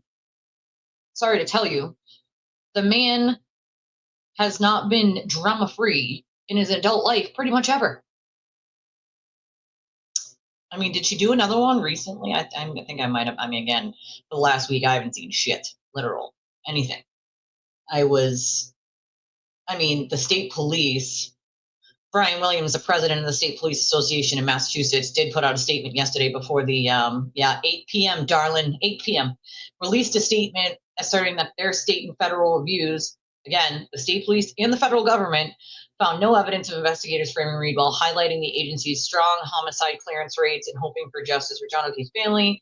The comments came just before Saturday's premiere of Accused, the Karen Reed story, which portrays the case where Reed was acquitted of murder charges in her 2025 retrial, but convicted of operating under the influence. Reed supporters criticized the statement as denialism, especially given issues like lead investigator Michael Parker's derogatory text that led to his firing, deepening the divide between the two sides. I love that they want to say really much about Proctor's text at this point. I don't want to hear shit about Proctor's text ever the fuck again with the shit that Aiden says and has said about Karen. Right? Like, if anybody is anti-Karen at this point, it is Aiden. So I never want to hear another one of those people complain about Proctor's texts ever the fuck again after the shit that they hear from him while they still support him. It's fucking insane. Yeah, so that's the other problem that I have, right? That, listen, I have gotten to know MLF Pink Lady, right? And she is wonderful. She's a very nice person, okay? And where we might not agree on the damn case, okay? We don't have to. See, that's the beauty of it. We don't have to agree on the case. We agree about many other things, all right? Many other things. Don't need to do that. Yeah, listen. Why the fuck? Oh, she made shirts? Yeah, wait. He wants his 27 cents, Emily, okay? He wants his 27 cents. Donna offered him $24, which probably would have been like all of what she would have made off the whopping 4 shirts that she made, okay? It's not an irrelevant comparison, Patty, because it wasn't his state work phone that it came from. It was his personal phone. So it doesn't matter if he's a state employee, he still has A, privacy, and B, his First Amendment rights still exist. Just because you're a state employee doesn't mean they don't exist. They absolutely exist. People do suck, especially with hurting animals. Like, come on, man. Like, you shouldn't even own a fucking fish if you can't take care of them, you know? That was a great job, my friend. And it's not the first one either. You've taken down quite a few of these scumbags. I mean, again, you can say I'm wrong all you want, but I'm not wrong. It was his personal phone, darling. It wasn't his work phone that they were going through. They got his text from his personal phone. So saying I'm wrong doesn't actually make me wrong. Sorry. Unfortunately. This is half the problem with people. They think just saying shit makes it true. It's just not the way it works. It's literally not the way that it works. It was his personal phone. It was his personal phone that they went through. The federal government got his text messages from his personal phone. And that, once again, you don't like what he said, that's cool. You don't have to like what he said, right? Nobody condones like the use of it, right? But at the same time, don't fucking complain about it if you're still backing Aiden at this point. Sure. This is not an airport, though. You don't have to announce your departure. 6'7". 6'7". Yeah, this is not an airport. So if you want to bounce, doors that way. You don't have to announce it. Nobody cares that much. You know, it was his personal phone. And if you support Aiden, then you're probably in the wrong fucking place to begin with. Just saying. I don't know why anyone would be here other than hate watchers if you support that fucking monster. Realistically. I don't get it. So let's talk a little bit about this campaign that Jess Machado has started against all of these people. Now, if you remember, see, well, he had to use his regular phone then, you know? So unfortunately, that's probably why he had to use his own, right? That sucks. They should give them work phones because they shouldn't expect that they do everything on their personal phones. That's crazy. I mean, they can, and then they can pay like a portion of the bill by the law, but like that sucks to have to use your regular phone for like work, you know? You totally can. You see how that works? You know? So that's the thing. No lead investigators had their personal phone subject to anything like this. And that's kind of the problem, right? Like, where does your personal privacy begin when you work for the government? You know? Oh, absolutely, Lou. Absolutely. Absolutely. I mean, even working in corrections, you'd be shocked at what fucking some CEOs say about other CEOs. I mean, it happens in every damn industry. Every industry. Everyone's got an opinion. They're like assholes, as we know. Everybody's got something to say about someone. Girl, listen, I know. And I can't fix it. If I could bippity-boppity it, you know, I would totally bippity-boppity it. I would fix it. I absolutely would. But I can't. I wish that I could, but I can't. And that's the shitty part, is that people have lost their ever-loving fucking minds lately. And I just wish there was something that we could do to make people realize, like, the shit that you spread when you say things that are untrue are harmful. You know? I try to be. I try to be, but I'm also done taking the bullshit. I try to be fair. I try to be, kind to anybody who's kind to me, but also I want people to know that this is 2026, right? You guys watched me on New Year's Day or New Year's Eve, whatever it was, 2026. This is 2026. This is where I put my fucking foot down and say I am no longer dealing with being anyone's scapegoat, anyone's fucking, rumor. I'm not going to be the subject of rumors and lies anymore to benefit other people and to hide their behavior. I'm done. I've had enough of it. I have been silent for quite some time, and the behavior happens on both sides. It's not just one fucking side. It's both sides, and it's both bad, period. If you're engaging in that kind of behavior, you have no business saying that, oh, it's bad over here. If you're actively engaging in it yourself or turning a blind eye to it when you watch it happen in front of you, then you're just as fucking bad. And you should shut the fuck up and take several seats. And you guys know that I don't normally sit here and, drop a bunch of swears and F-bombs, but I've kind of had it up to here. I mean, I was gone for a week, okay? A week, sick. Gone for a week, sick. And I come back and I got to deal with nonsensical born identity rumors that are clearly untrue and false from anybody with two fucking eyeballs, being smeared around a week and a half after I defend myself. Clearly, you have a very serious issue with me defending myself, which, by the way, I will continue to fucking do. If you want to sit there and use my name, then I have the right to defend myself, and don't be fucking shocked in horror when I get up here and I say the truth, right? Their complaint last time was, God, how dare I, correct the truth because I have a platform and I'm a YouTuber. Well, here's a fucking idea. You have a platform and you have followers. So my fastest way to correct the fucking record is to get on my show. I'm not going to sit there and write 72 tweets because that's counterproductive, and I also have arthritis and it fucking hurts. So I'm not going to do that. I'm going to get on my show. I'm going to correct the shit and call it a fucking day. Yeah, no, we're not doing that. That's so ridiculous. Nope. No whiteboards. What about a cork board, though? No, I'm just kidding. I'm kidding. I'm kidding. I can't even be sick and say nothing for a week. Literally. Right? Like I can't even be sick. These are people who are still who are on the quote anti-side, who are still going on and on and on and about having to smear me and having to talk shit about me simply because I stood up for myself. What does that tell you? What does that tell you? Why are you so gung-ho on trying to use my name and lie and smear me because I stood up for myself? Why? Why is that so important? Just saying, I cleared what was true and what was not, and then I moved on, right? That's what normal people do. You all get yourselves all riled up in group chats talking shit about everybody all day, every day, and then y'all coordinate and then act as if we're all born fucking yesterday and don't know what you're doing. Once again, y'all don't have as many people who you think you do that don't say shit or don't share shit. So maybe think about that for a minute. Maybe if you're going to do this type of shit, maybe you don't have other people in your group that have consciences and are like, wait, I don't feel comfortable with this. Just saying. Just saying, because then they bring it right to me. And then I know what's happening. So really sad, really, honestly. It's not even, but that's the problem, Dougie, is we have people clutching their pearls on the same fucking, quote, we're all on the same side, so how dare I stick up for myself? No. See, you got shit twisted. Literally, no pun intended, but you have shit twisted.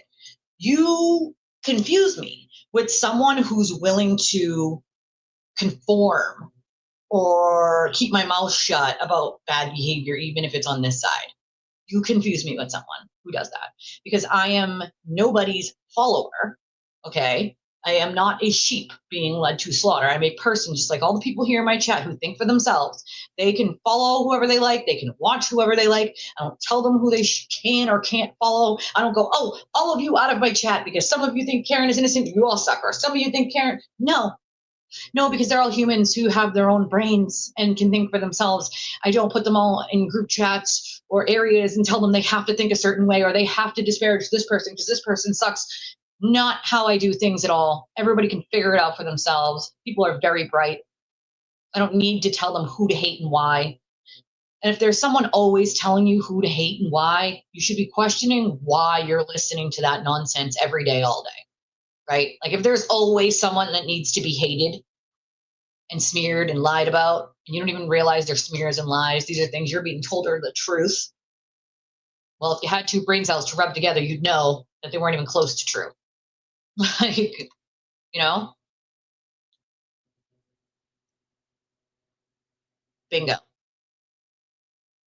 I don't need social ladders. I don't give a fuck who's in, who's not, who is, who's on fire, who isn't. Like, it's an imaginary race that I'm not in.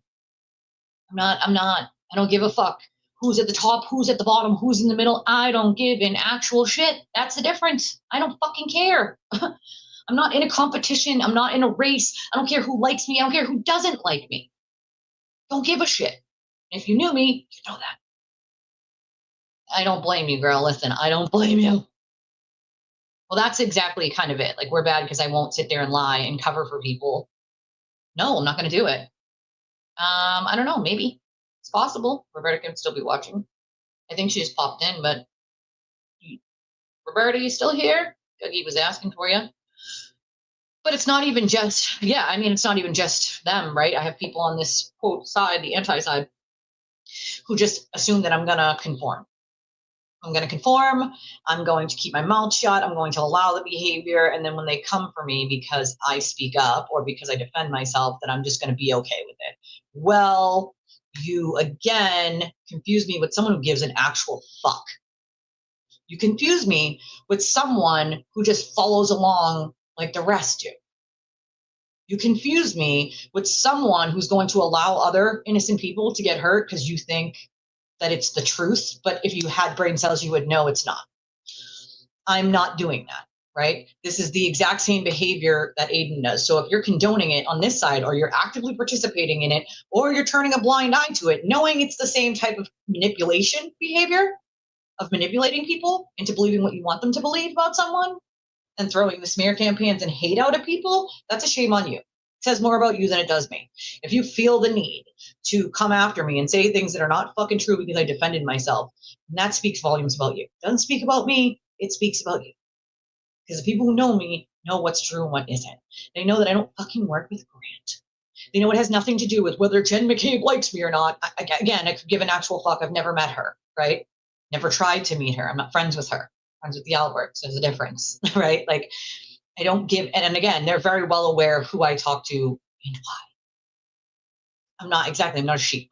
I don't need their permission, and they sure as hell don't ask me. They don't tell me, right? Because they're not those type of people, right? They support me as their friend. As their friend. That's it. And believe it or not, we don't just sit there and talk about all things case. We talk about life, kids, pets, school, spouses. It's crazy. Maybe that's it. Maybe they don't like being wrong, but here's the thing. Maybe do more research before you open your mouth then. I don't just say shit to say it. If I'm wrong, then I will say I'm wrong, right? Like it is what it is. If I found out something was wrong that I thought was true or but I try to confirm all this shit more than once. More than once. It's just a damn shame because if you're going to fight against what happened to the witnesses and what happened to the O'Keefes and the bullying and the harassment that happens to other people, then you can't be actively participating in it. You can't be actively turning a blind eye to that behavior hurting other people. Because I've been dealing with it from both sides for 2 fucking years, almost 3. I'm tired of it. I am tired. So I'm at a point where I'm doing a no bullshit approach, where I don't give a fuck what you're doing. If you're doing this bad behavior and you're doing it to smear me, I'm going to call you the fuck out. I don't care. I'm done. I've had enough. Absolutely. Oh, that's what I said. So you can find out the hard way when he comes for her eventually. It'll be over some petty jealousy, whether she's getting more views or making more money or whatever it is. It'll be over some petty jealousy thing, and then he'll smear her, and then, she's going to play herself in the long run. She's going to play herself. Yeah, I love that one. Just like the we thing. Well, we. Like, here's the thing. Who the fuck is we? Anybody want to explain who the fuck we is? I speak for me, myself, and I. Because I'm one person. I don't speak for anyone else. I'm me. Here I am, myself. So this whole like we thing, we is ridiculous. We think we are. We're not gonna. Who the fuck's we? Who the fuck is we?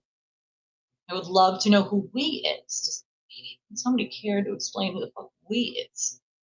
Because I only speak for me. I don't think I need to speak for anybody in my chat. I don't need to speak for anyone else. They're fully capable of speaking for themselves, right? I'm just me. Me, myself, I. I do not speak for anyone else. They are very capable. Very capable. Everyone's capable of speaking for themselves. Yeah, I'm usually in bed too, early. And since I've been sick lately, my sleeping is so fucked up. It is art. I totally like agree with you here, where it's like it's too much like misinformation and lies to hide bad behavior, right? And so when you spread lies about other people to hide your own shit, eventually that's going to come to light. And I just have faith, and hence why I said nothing for a long time, which is I have faith that karma will work its way around, right?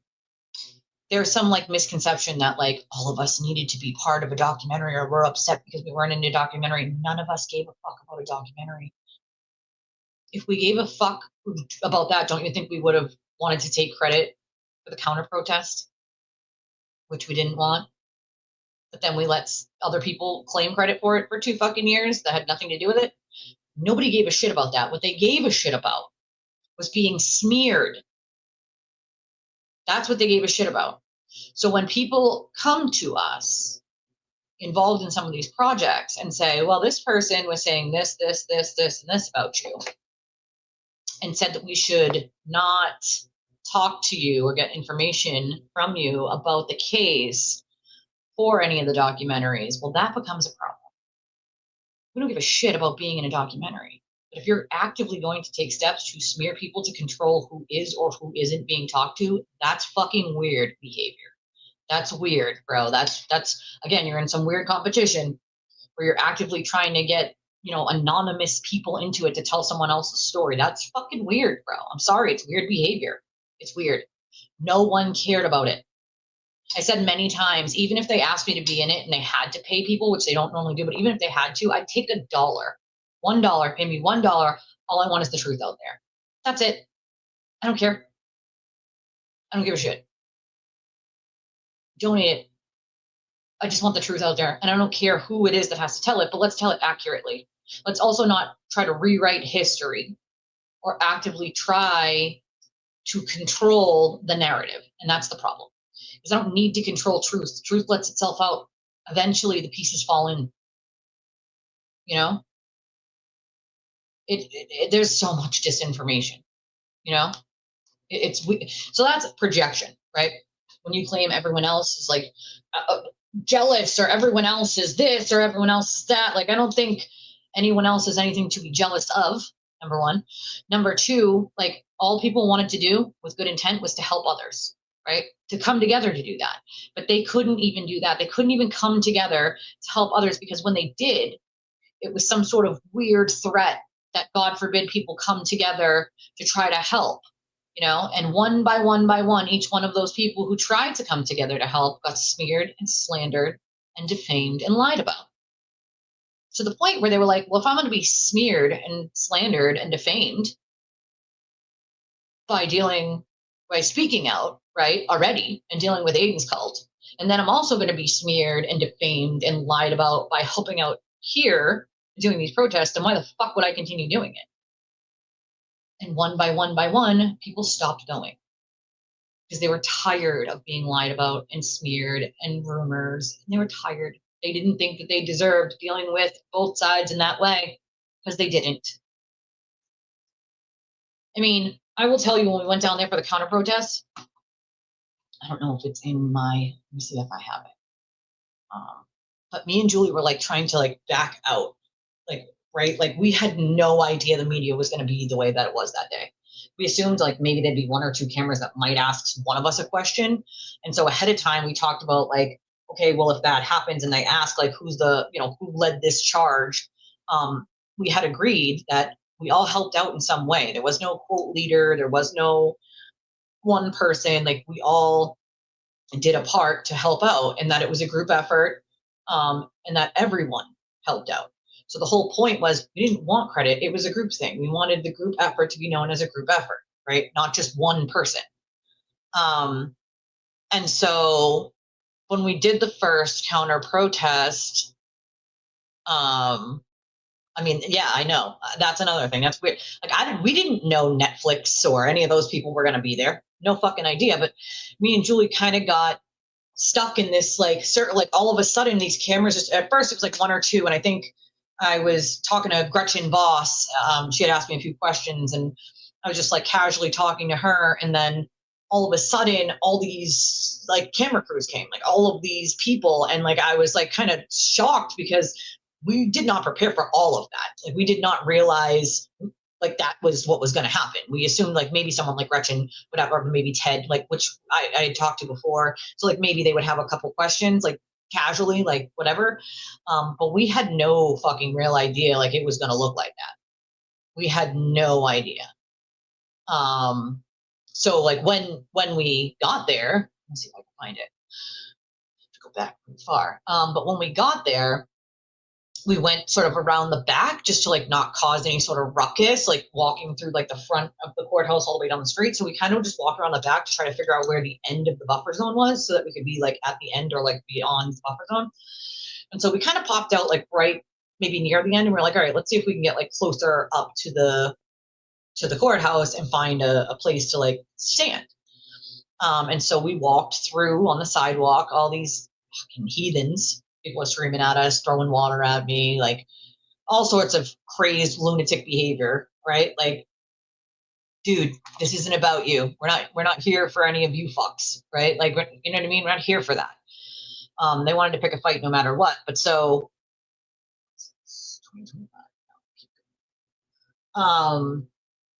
sorry, I'm trying to go back to find the stream actually. Let's see if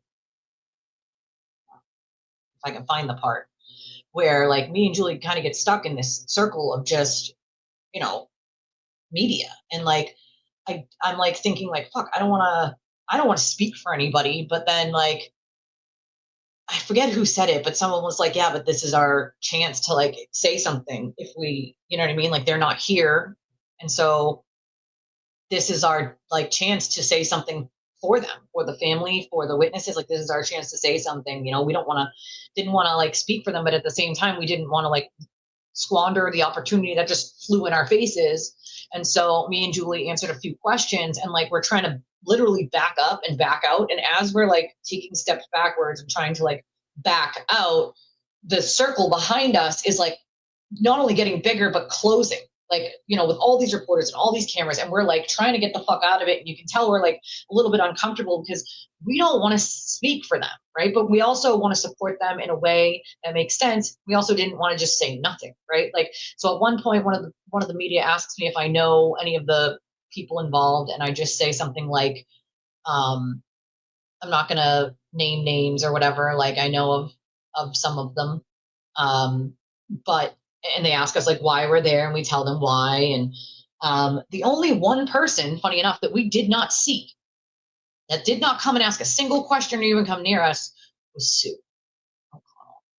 And she went on a show that night and claimed we were only there to start a problem. Because that must have been when she heard from Aiden and the Turtle Riders, right? Then she claimed that she saw us be aggressive. And then I had to call her out on X for that and say, saw us be aggressive? That's what you said, Sue. Except here's the problem is you didn't see any of us. You didn't come to where we were.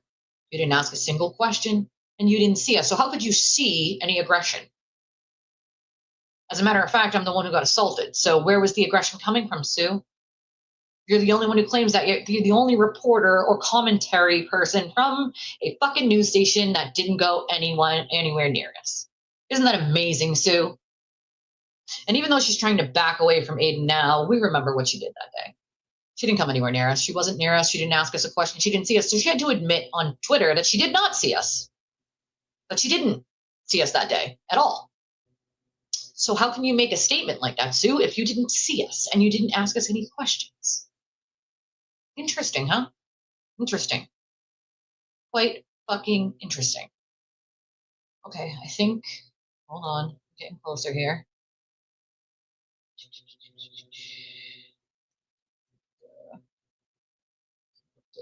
6. I don't remember what day it was. 4, right?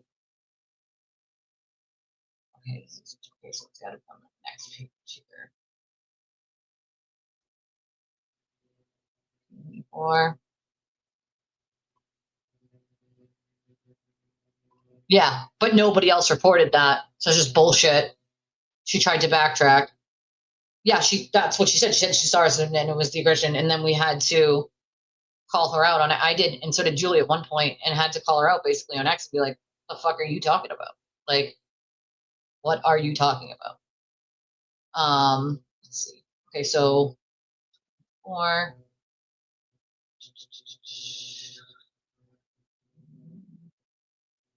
Verdict watch.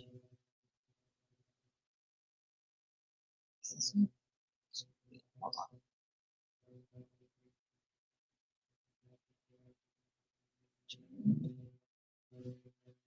This might be it. Let me see. I miss her so much. Miss her. Like, who she again tries to back away from. Let's see. This is it. Let's see. No, this isn't it. Must go back one. Go back one. I think about heels all the time, man. That was really tough that day. It was tough for me to think about even. Let's see.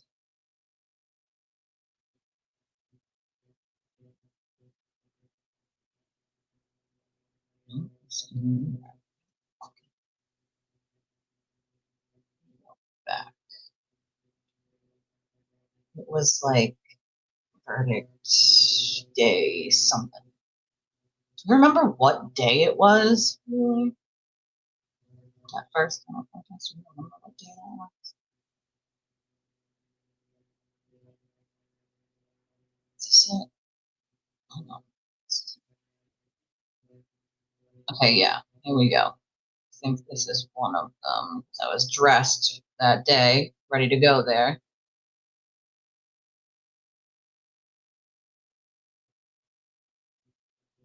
Yep, okay, so here we go. I found it. Found the counter protest day on my live stream. Yeah, well, I mean, again, if they wanted to go with what the popular story was, right? Like, that's what they wanted. Hold on. Put it on this. While I'm doing this, to show you guys, if I can find, like, the spot where we were in this giant fucking circle. If you can like and share the video, we would very well appreciate that for sure. And yeah, I found it. Thank God. Found it. We rely on the donations of all of you to keep our channel running, and because we were gone for a week, obviously we paid for it. So any and all donations are definitely appreciated by all of you. These are a bunch of different ways that you can do so. We have Venmo, PayPal, Cash App, Revolut in the chat. I think it's pinned. It should be pinned at the top. There is is our link that you can use credit or debit for. We appreciate any and all donations. Okay. Sorry, I'm trying to. What is YouTube? What are you? Okay. God damn it. Gosh dang it. I agree with you, Art. A lot of the time, they're sort of chasing this fantasy of what is and what isn't, and that's why, like, I try, at least when I'm doing any kind of case or story, that I don't like hide things. You know what I mean? Like, if I can confirm something, I'm gonna report on it, even if it's something that doesn't go in the favor of whatever story I'm covering, because it's the truth, right? And I feel like local media just doesn't do it anymore. They're told what they can cover. They're told what they can't cover.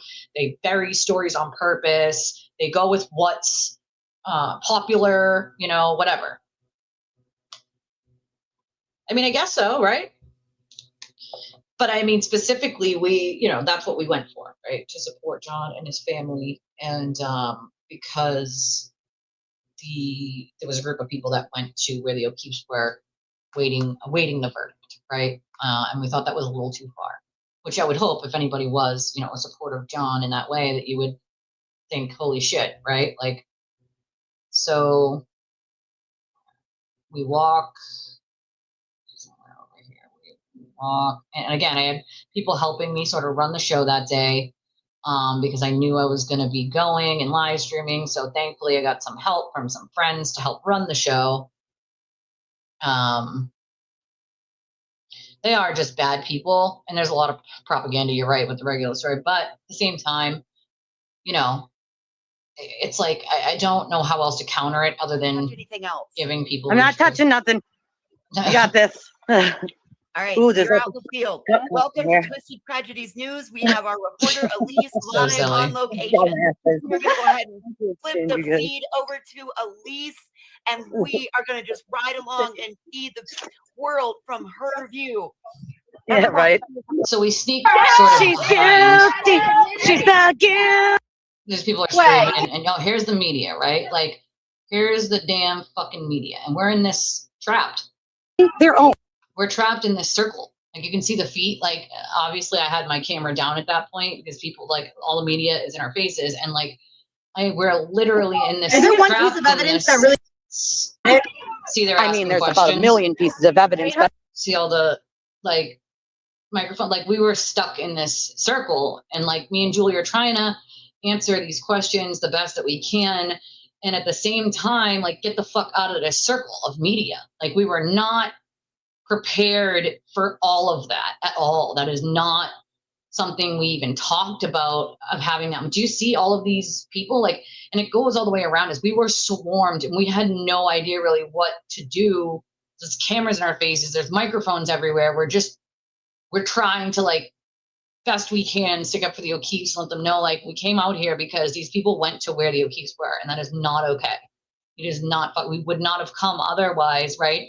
We felt the need to support them in this moment. Like, it's a very private, hard thing to go through an entire trial, and then, you're dealing with waiting for a verdict, and these people are showing up to where you are, demanding to be let in. And it was just, I was assaulted, right? Like, and so, at this point, like, we're just swarmed by media. We don't know what the F to do other than answer some of these questions. It's an opportunity for the family to just get some of these questions in, and let people know, like, where we're at and why. And we did our best.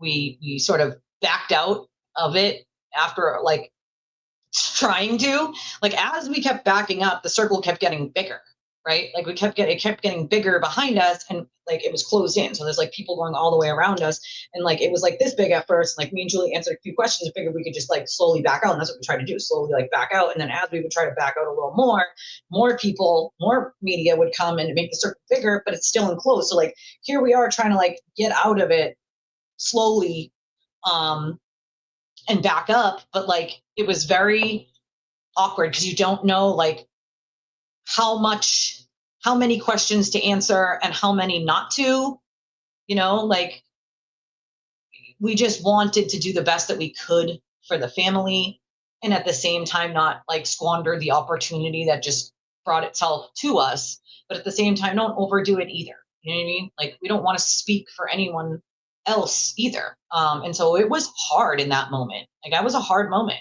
Like, this is not something that we ever expected it to be like this. We expected maybe to see Ted, Daniels, or like maybe some of the local, media. We've never expected it would be that many cameras, that many microphones, that many media asking questions. Like, Christina Rex was there. She was right here. She's over to the left there. Because I had talked to Gretchen for a few minutes before they showed up. and Gretchen was the only one there. So like, that's what we had assumed, like maybe one or two people, like whatever, answer a few questions, like personally, but then this happened. And so we're like, fuck, like not something we were really expecting at all. But nonetheless, we, again, did the best that we could. As you can see, I'm answering whatever questions coming now. I muted it because it's really loud.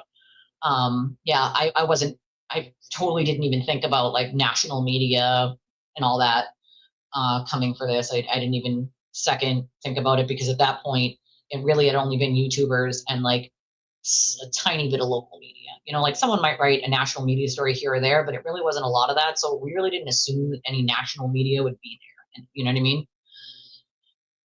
Oh, did you? That's hilarious.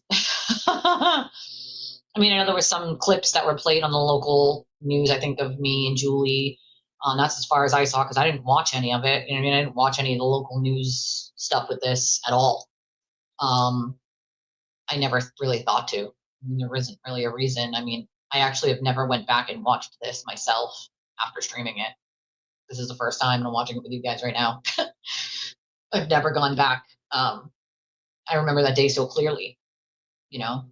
And see, as you can see, like I'm still in this damn circle. Like I'm trying to get the fuck out of there. Like it was really hard to like know how to be polite enough to just get out and be like, okay, guys, like no more. Like, you know, I think this is when it starts to disperse, thank God. And I think I finished answering like this question from this lady from channel 10. And then I like turn around to like back up, and there's like one other reporter. It was hard to get out of that fucking circle, dude. I'm telling you. It was a struggle. We were struggle busing it to get out of there.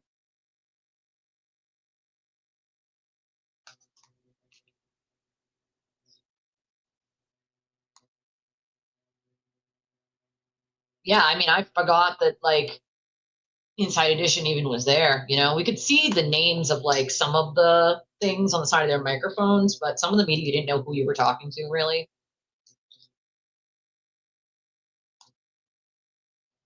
A lot of stuff, like private stuff that people didn't know ahead of time that might yeah, it was just like rapid fire. I never experienced anything like that in my life.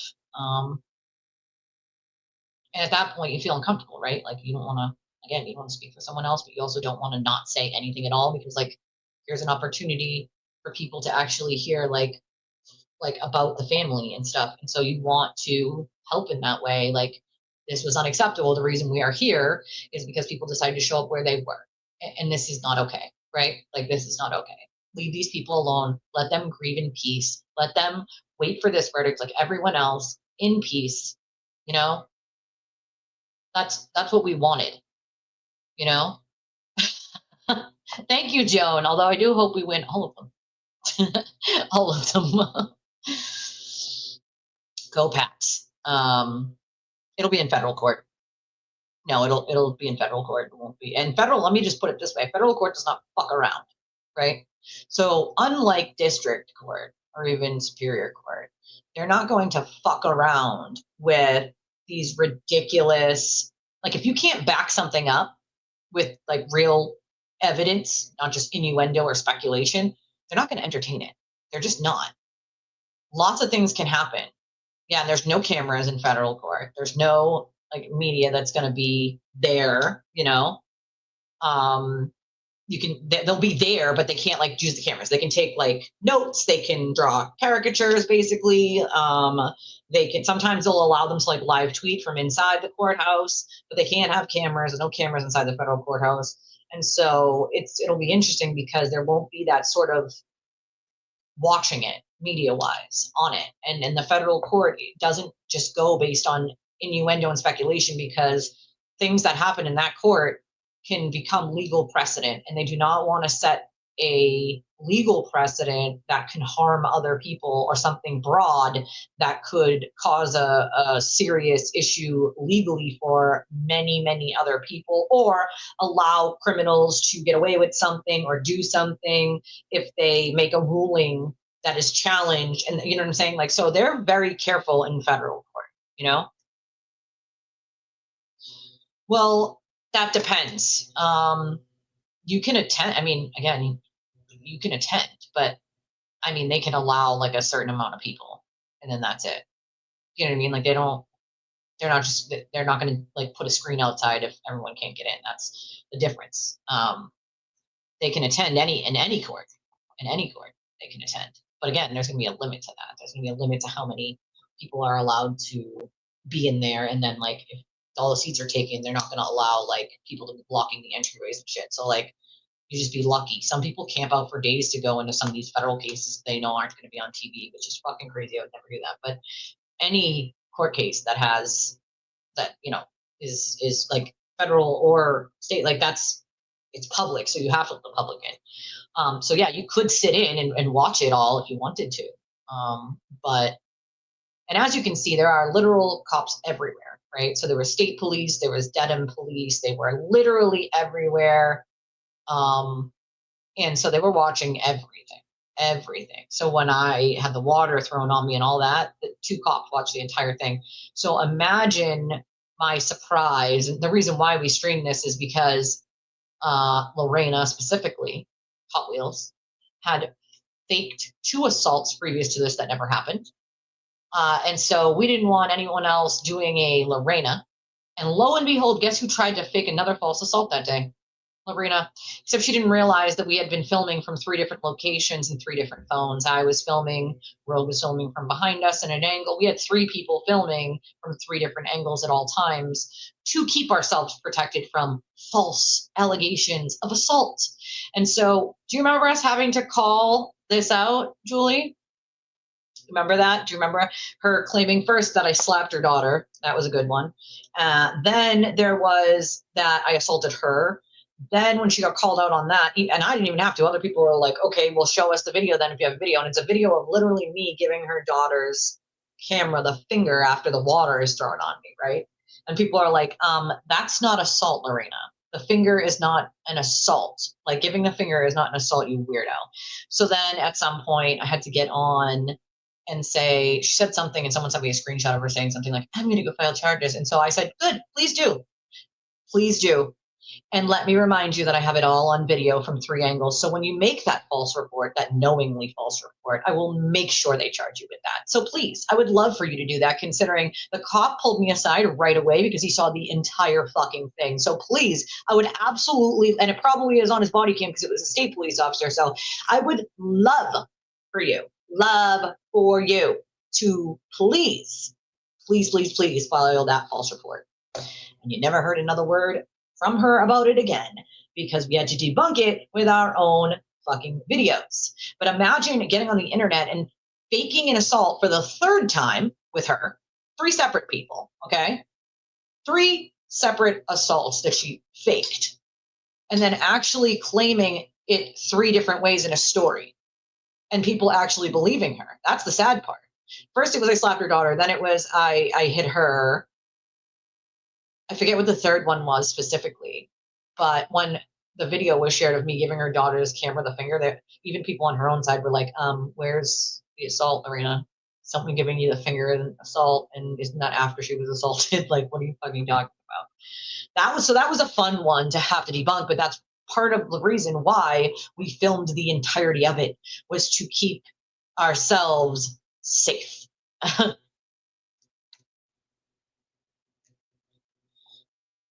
Well, I chose not to.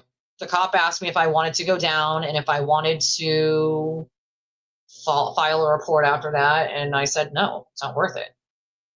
It's not fucking worth it. So that was on me to choose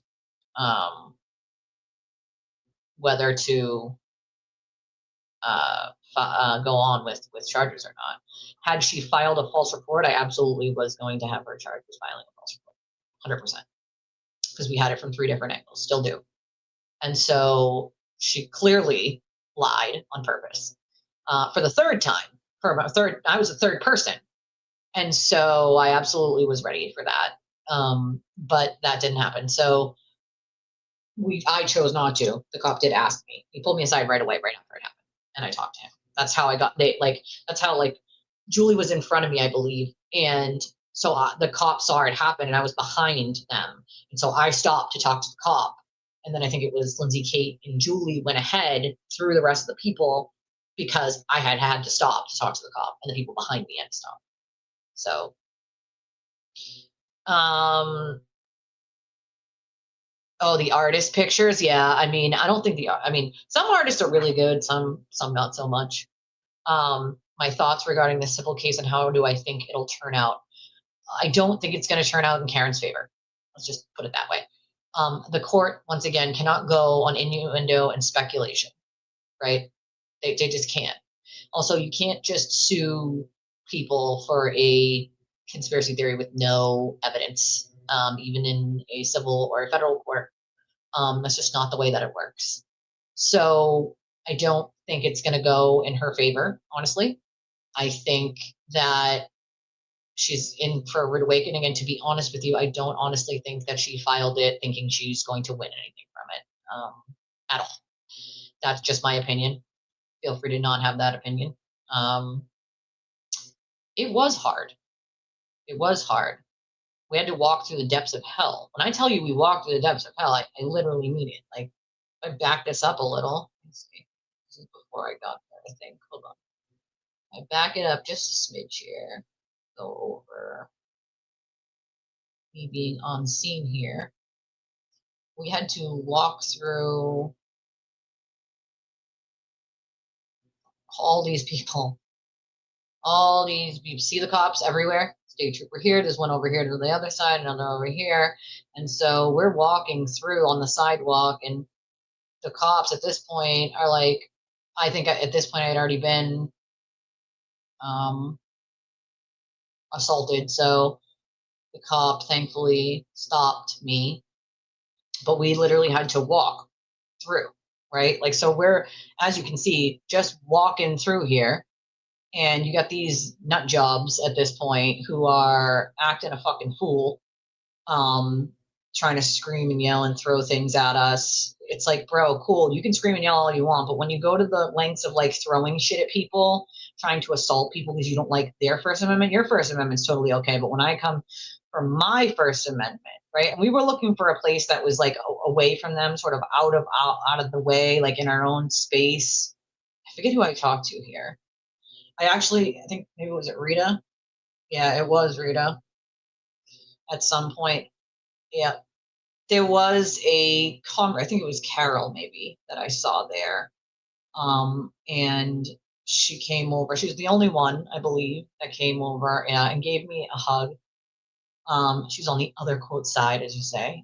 But as Carol knew at that point, she's from Canton, but she knew I'm a peaceful person. You know what I mean? Like, ain't start no shit, wouldn't be no shit, right? You don't want the smoke. Your occupation is not firefighter, then don't come to me with the smoke, right? If you come to me with the smoke, then I don't know what to tell you. You're well deserving of what's going to come. So she knew that, and she came over just to say hi. And I have a lot of respect for that, because in front of everyone else, you can imagine what they would have been saying to her, trying to say to her afterwards when she was, came over just to say hi. I do remember the dramatic speech. I do. Yep. They were given orders. I think that might have been after Carol came over to say hi, because I think it was before the media swarm, maybe. Or maybe it was either right before or right after the media swarm that she came over and said hi to me. Yeah, but no one else was. So they had this big dramatic, like, don't talk to these people. Like, dude, shut the fuck up. Like, you need to be told what to do by these people. Like, that tells me everything I need to know. I don't need to be told what I can and can't do. I'm not going to do that. I'm just not. See, and as you can see, at first, I just filmed Julie talking to these couple media people. I was like, okay, cool. Julie can answer these questions. Like, that's cool. Don't want to, I figured, like, she knows all the information. She can answer the questions. And so at first, I'm just like, standing there. And then fucking swarm happens. Like a bee. And I'm like, oh, shit. That's what we expected. Like, maybe 3 cameras, 4. We were not.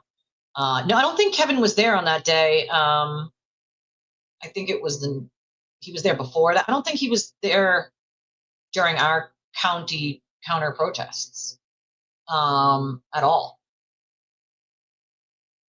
At all. So I believe that he was there before like I remember him being there. Maybe it was the second trial. I can't remember. I remember him being there, like asking other people questions on the both like on the other side. At some point, I don't know if it was during the trial or I don't remember, but he wasn't there when I was there. Maybe it was after the mystery. I don't know, but I remember like people being on the sidewalk and him like going over and like having questions with them. Maybe it was during the first trial, but it wasn't during the protests that we did. Went to the two after that one. Maybe I didn't. So we went 2 days in a row, but I didn't go the second day. I had to stay home with my sick kid. So yeah, I think he was by himself as far as I remember.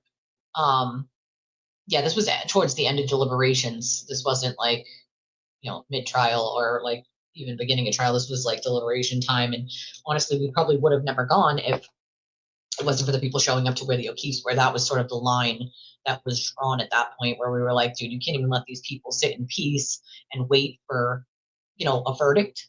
Like, no matter what it is, like, this is private for them. Like, and it should be private for them. There should be nobody going to where they are and trying to, like, entertain any idea of getting in or talking to them or, what would be your intent to go to where they are? It just didn't seem right to us.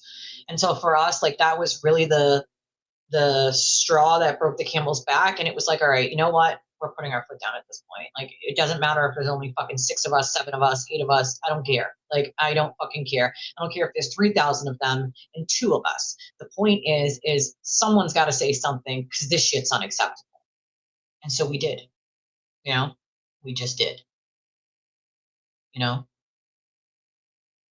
think I found out later that she went, but I had no idea that it was her. I've spoken with her since like that. Gotten to know her a little as a person. But I had no idea at the time who specifically it was. I just knew that there was a group of people that went there, as I was told by the families. So we, we're like, yeah, enough is enough at this point. Like, enough is fucking enough. Jury is in hour 20 of deliberation. So that's, again, I had friends, thankfully, who were helping me out that day to help me run my stream, because at this point we went back to, there was like a restaurant or whatever, and I kept my stream running. I shut my mic and camera off, and I, got up from the table and spoke a couple times in my stream, but I had friends that were helping run it while I was there. But obviously, as I was in the restaurant, I didn't want, people are having conversations, private conversations and shit. So if I had something to say, I would unmute, say it, and then remute myself or get up from the table and whatever. Because I had, thankfully, 2 very kind, awesome friends, rock stars they are, to help me run my stream. I had asked them ahead of time the night before. It was very short notice. And I think it was Bree and Voices that helped me out that day. And I appreciate them endlessly because it was a long fucking day, and they helped out big time by running the stream on their end while I was doing this, because I had to leave basically the stream on at home, like on the computer, the version of it like from the courthouse or whatever, and then add myself as like, that's why you see 2 of my icons on there, because I had to add myself a second time because I was out, right? So it was just, it was fun. I mean, you don't have to be a fan or not a fan, I don't speak to Kate. I'm not friends with Kate. But there are other people who do. Yeah, we didn't know until a long time after who actually ended up being there. Okay, so it was after. I couldn't figure out whether it was during the trial 1 or maybe after, but I remember him being there and asking them questions. 1 was for the motion to dismiss the second trial. Oh, okay. Yeah, I didn't know. I appreciate you, my friend. No worries. Well, you're friends with Kate. That's why.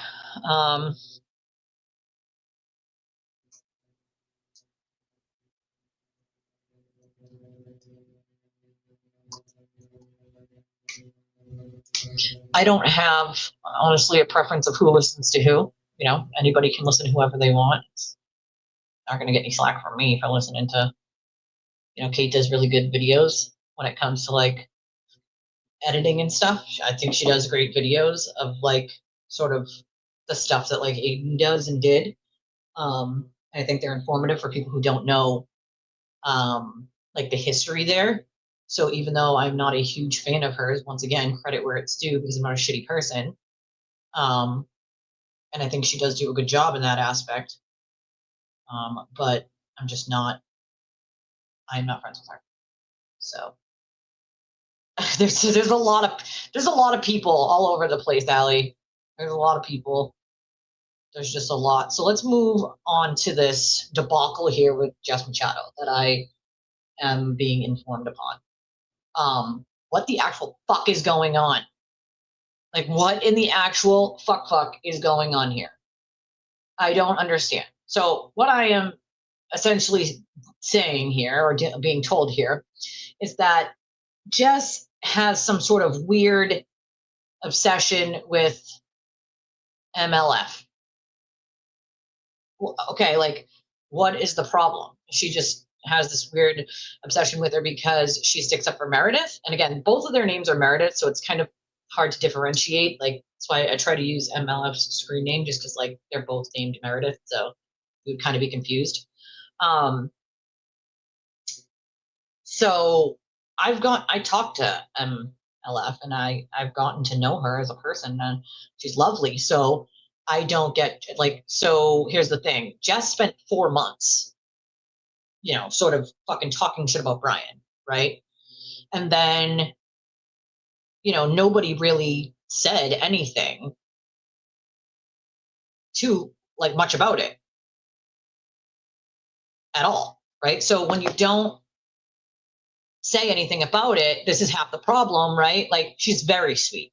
Like, she's not going, like, she doesn't deserve any of this simply because she's speaking up. Let's just put it that way, right? MLF is using her voice to speak up and say, this is not okay, right? And she is speaking up on behalf of Meredith. And so, yeah, I mean, it's fucking weird. Like, why the infatuation with just a random woman? Because she's sticking up for someone and herself, so she's not allowed to defend herself. Like, again, just went after LTL for about 4 months, right? Before he ever opened his mouth and said anything at all, right? So what really starts to get to me is when people, have the right to speak up when they are being bullied or smeared or lied about.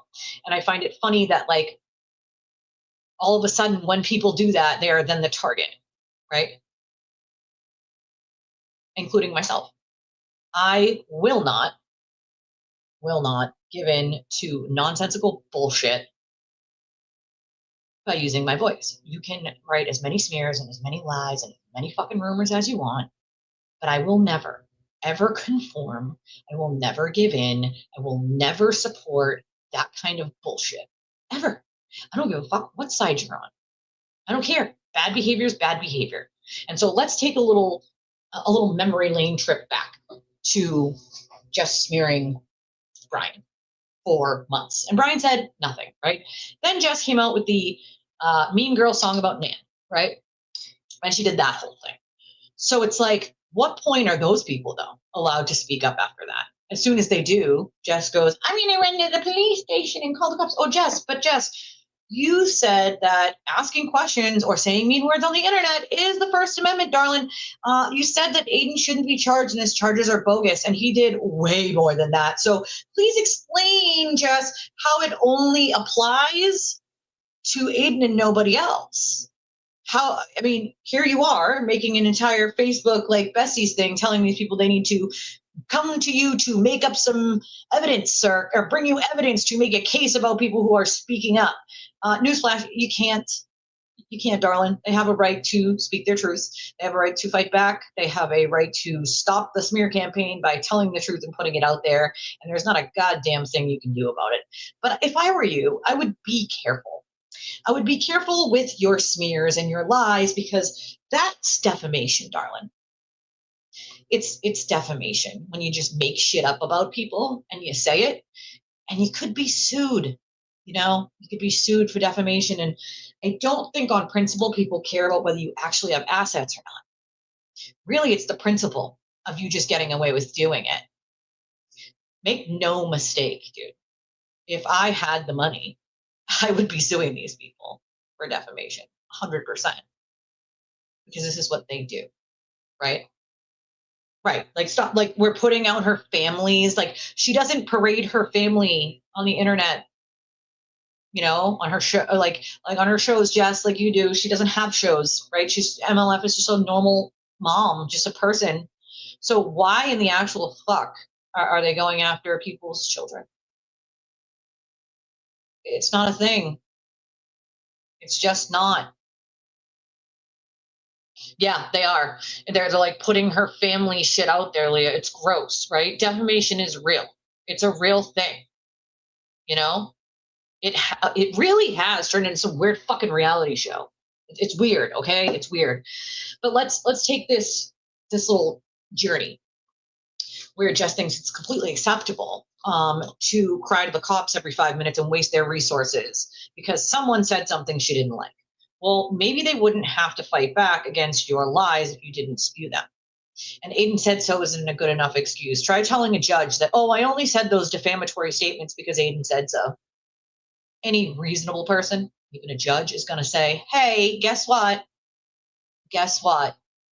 You should have reasonably known that man is a liar, considering he's been caught lying so much. Just saying. So any reasonable person, especially a journalist, would check that information before spewing it to their, quote, besties, bunnies, whatever the fuck you want to call them. All right? Like, what is happening? An alcoholic because she had a glass of wine?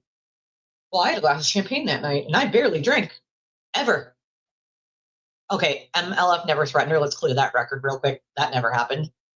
That never fucking happened.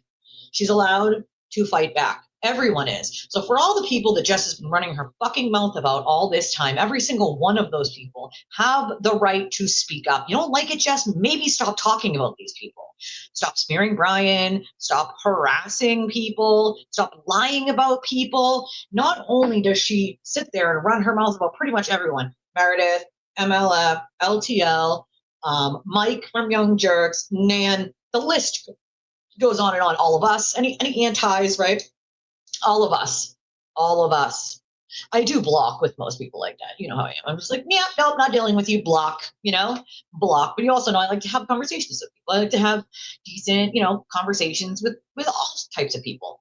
But I've noticed this as well. A lot like Aiden, right? A lot like Aiden in the way that she just can't help herself.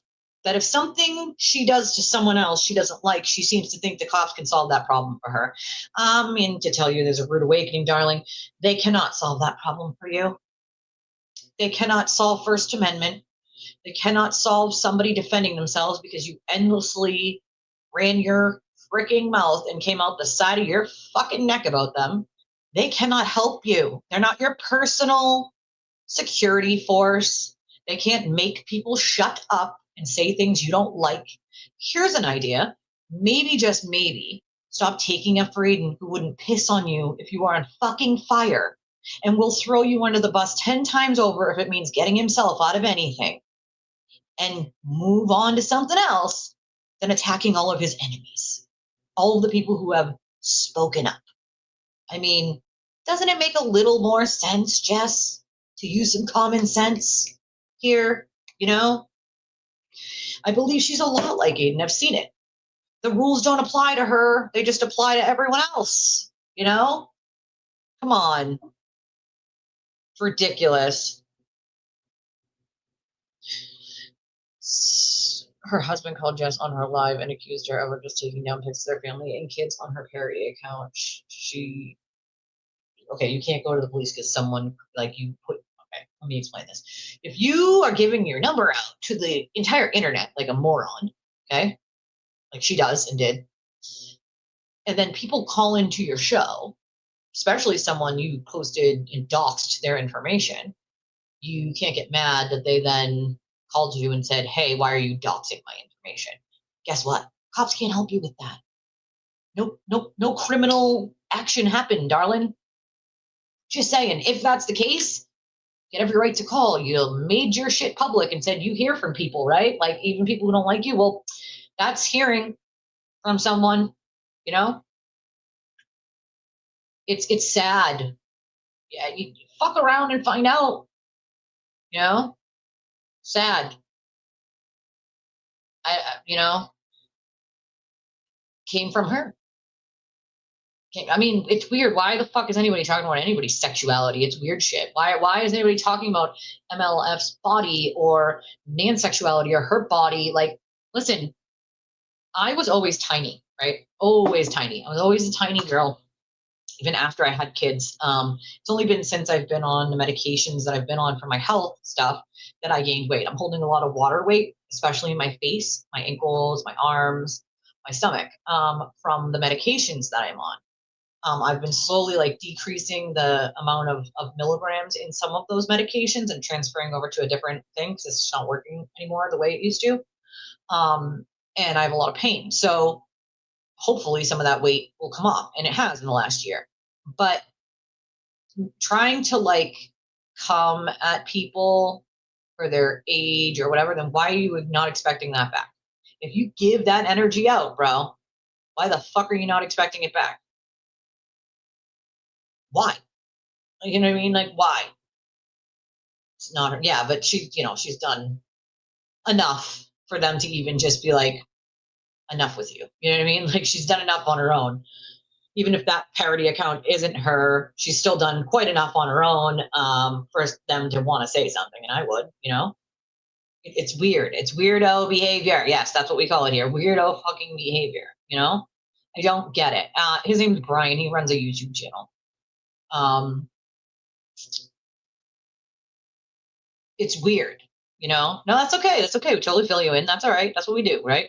I mean, it's possible. I have child trauma, right? But until you work it out, I guess, you don't ever learn from it. It seems like there's a lot going on there with her.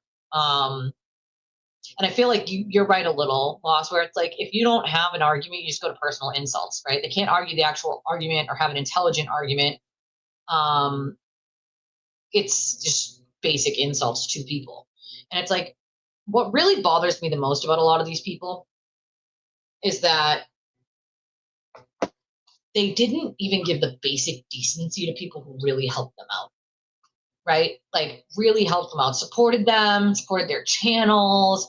Like, Brian brought Jessica on, right? Like, even though she asked for an appearance fee, which is so fucking weird to me. You don't get a fee for being a guest on someone's YouTube show, dude. Your payment is the publicity, even if it's just a little. Like, you don't get paid to be a guest unless someone is like a multi-millionaire YouTuber, you know? You don't get a fucking guest. You don't get a guest fee. That's crazy, you know? Girl, listen, I agree with you. I'm not either, you know? I'm not either. I'm not nasty to everybody about everything. I totally 100% agree with you, my friend. I totally get where you're coming from, but I don't know, maybe unresolved shit that they just don't, you know, but you acknowledge yours and like deal with it, even if it's in your own way. Some people just, and I did ignore it for a long time, hoping that it would just go away and the pain would go away. And as you know, that doesn't happen. So some people, they do that. You know what I mean? They ignore it and act like it doesn't exist, that trauma, and then they act out, right? So I can only imagine, you know, I don't blame you, Allie. I don't blame you. Yeah, she sort of just like automatically was attacking Brian, right? Brian, she told Runkle 200 an hour. Shut the fuck up, bro. Oh my God. I can't. It does suck it's an energy suck. It is a literal energy suck. You know? It's a literal energy suck. You know?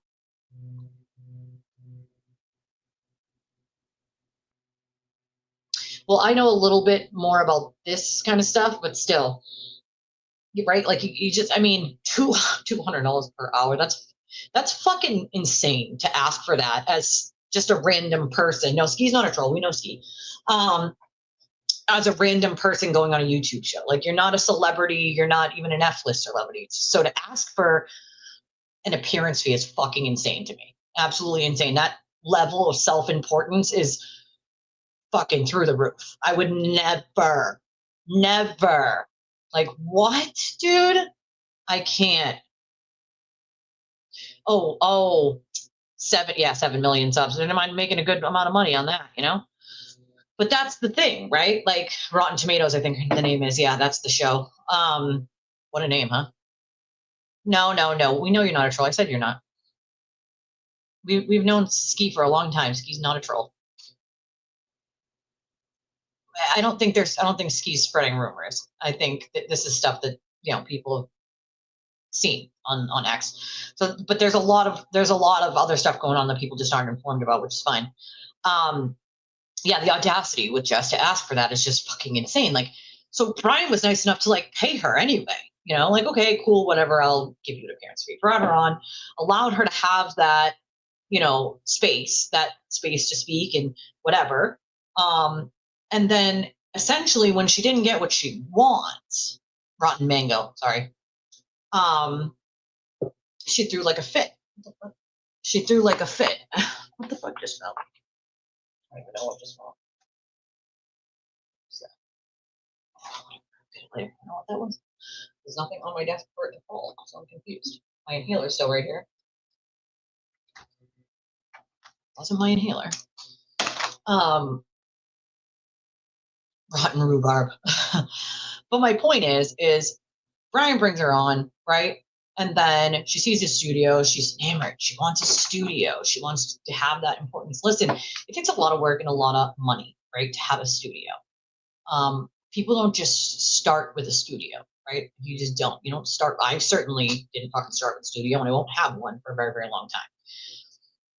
When you're bringing in decent enough money, then sure, you could pay for a studio space, right? That would make sense. But you do not start in a studio. So the fact that she needed to start in a studio, even people supported her in that, right? Nan gave her however much she gave her to start that studio or help out in starting that studio. Then she got sponsors that she ended up losing fairly quickly. But she got the sponsors, right? She got other people to give her money to like start her studio. And all these people that supported her along the way, Brian put her on there. She wanted to start. And let's be clear, she likes to say she's new to this. She's not. She used to do YouTube a while ago. This is not new. Might be new to have her own show, but like this isn't new of her being, on there. So here's the thing. Well, that's at this point, it's kind of what it looks like. It's kind of what it looks like. She absolutely did backstab him. And it's like, why get on there and disparage someone who didn't do anything to you? Yeah, she took you right. Exactly. I mean, that's not only fake, but really gross in my book. It's really gross. Like, if that's all you care about, right? Like, no wonder why you were so easy to turn on anyone when that fake whistle from Aiden was blown, that dog whistle. I don't give a shit if you have $1 million and $1. I will be friends or friendly with anyone. I don't care if you watch my show and donate or you don't donate. You know what I mean? Some people can and some people can't, and that's okay, right?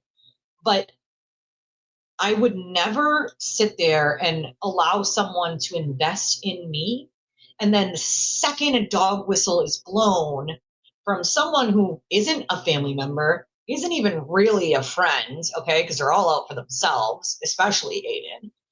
They blow a dog whistle and I'm expected to turn on the people that had my back when I needed them to. Is fucking gross. Where are your priorities? Because they ain't where they should be. Where are they, right? If you are so willing to turn on people who all they asked for in return of supporting you and having your back was just to be treated like a normal human being, then in my book, that is a very large flag that you're just a shitty fucking person. That all you care about is money, which is great. We all need it. I get it, dude, okay? But there has to be a line that you will not cross. You have to have some sort of,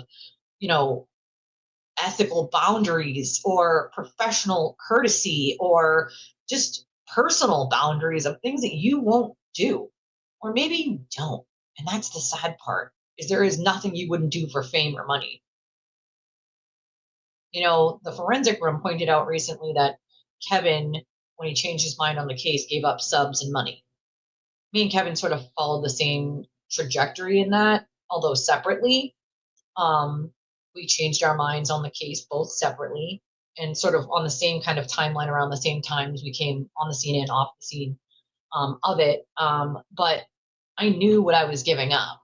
I knew I was giving up a lot of money. I knew I was giving up subscribers, and I did. And I probably needed it the most out of anyone. I did because that's my boundary. I will not sit here and lie for more money. I don't shock jock for fun. Like, I get it. It gets more views. Great. Wonderful. So does not reading anybody's things unless they're super chats and putting them on the board and talking about them. Because if I don't, more people are going to send super chats so that I put it on the board, right? Like, that's a tactic, especially smaller YouTubers use. I just don't. It's a boundary for me. I feel like it's counterproductive to you getting to know your audience and engaging with them. That's my personal thing, right? Now, I'm not expecting anybody else do that, and I don't disparage anybody who does do that, because listen, I get it. You have to make your channel run. Believe me, I've been off for a week. I am so broke, it's not even funny. I know. I get it. I know. But at the same time, we have to have some sort of fucking boundaries. If you're going to claim to be a journalist, you need to be checking your information. You shouldn't be, running around with these unfounded attacks on people because Aiden doesn't like them.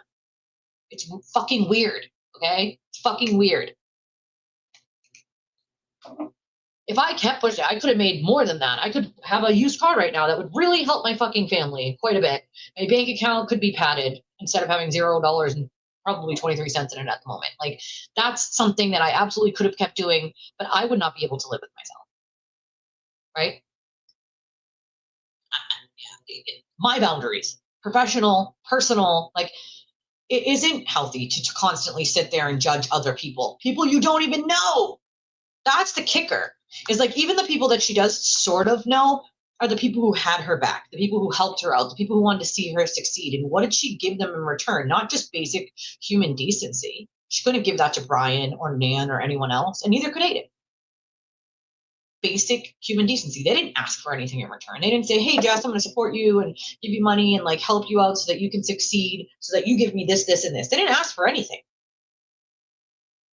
They didn't expect anything, except probably to just be treated like a normal human being with some kindness, not to be treated as if they never fucking mattered because Aiden blew a dog whistle and they aren't on the team anymore. That's not normal behavior, to take dog whistles from a random YouTuber and use those as an attack weapon. Because I've been very clear with my audience. I don't give a fuck who spreads rumors and lies about me. I will handle it. I'll correct the record, but I expect that none of you go to their pages and harass them or insult them or whatever, right? Like, I have no doubt that you all will also correct the record, but like, no, dog whistles are not okay. I do not want my audience going to anyone that I, correct the record about or talk about and harassing them and their families or calling them or doing all these crazy things that I've had to deal with, because it's just not okay, right? Like, it's not okay. No one should be doing it. It's not fucking sane behavior for a grown adult either, I don't know where they're going to be when this shit goes down. That's going to be interesting to see. It's already been hitting the fan for quite a bit at this point, and I think they're not in real good positions when the full shit hits the fan, that's for sure.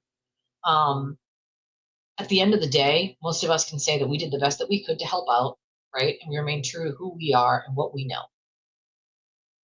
And we helped in any way that we feasibly could, right? It is what it is. To me, she just could have given the basic decency to the people that helped her to where she is. The fact that the amount of people who watch her is really kind of sad to me, to be honest. Or the amount of people that do donate to her is really kind of sad to me. It seems like people just want that kind of drama. And I mean, if you do, cool, whatever, then you want that kind of drama. It is what it is.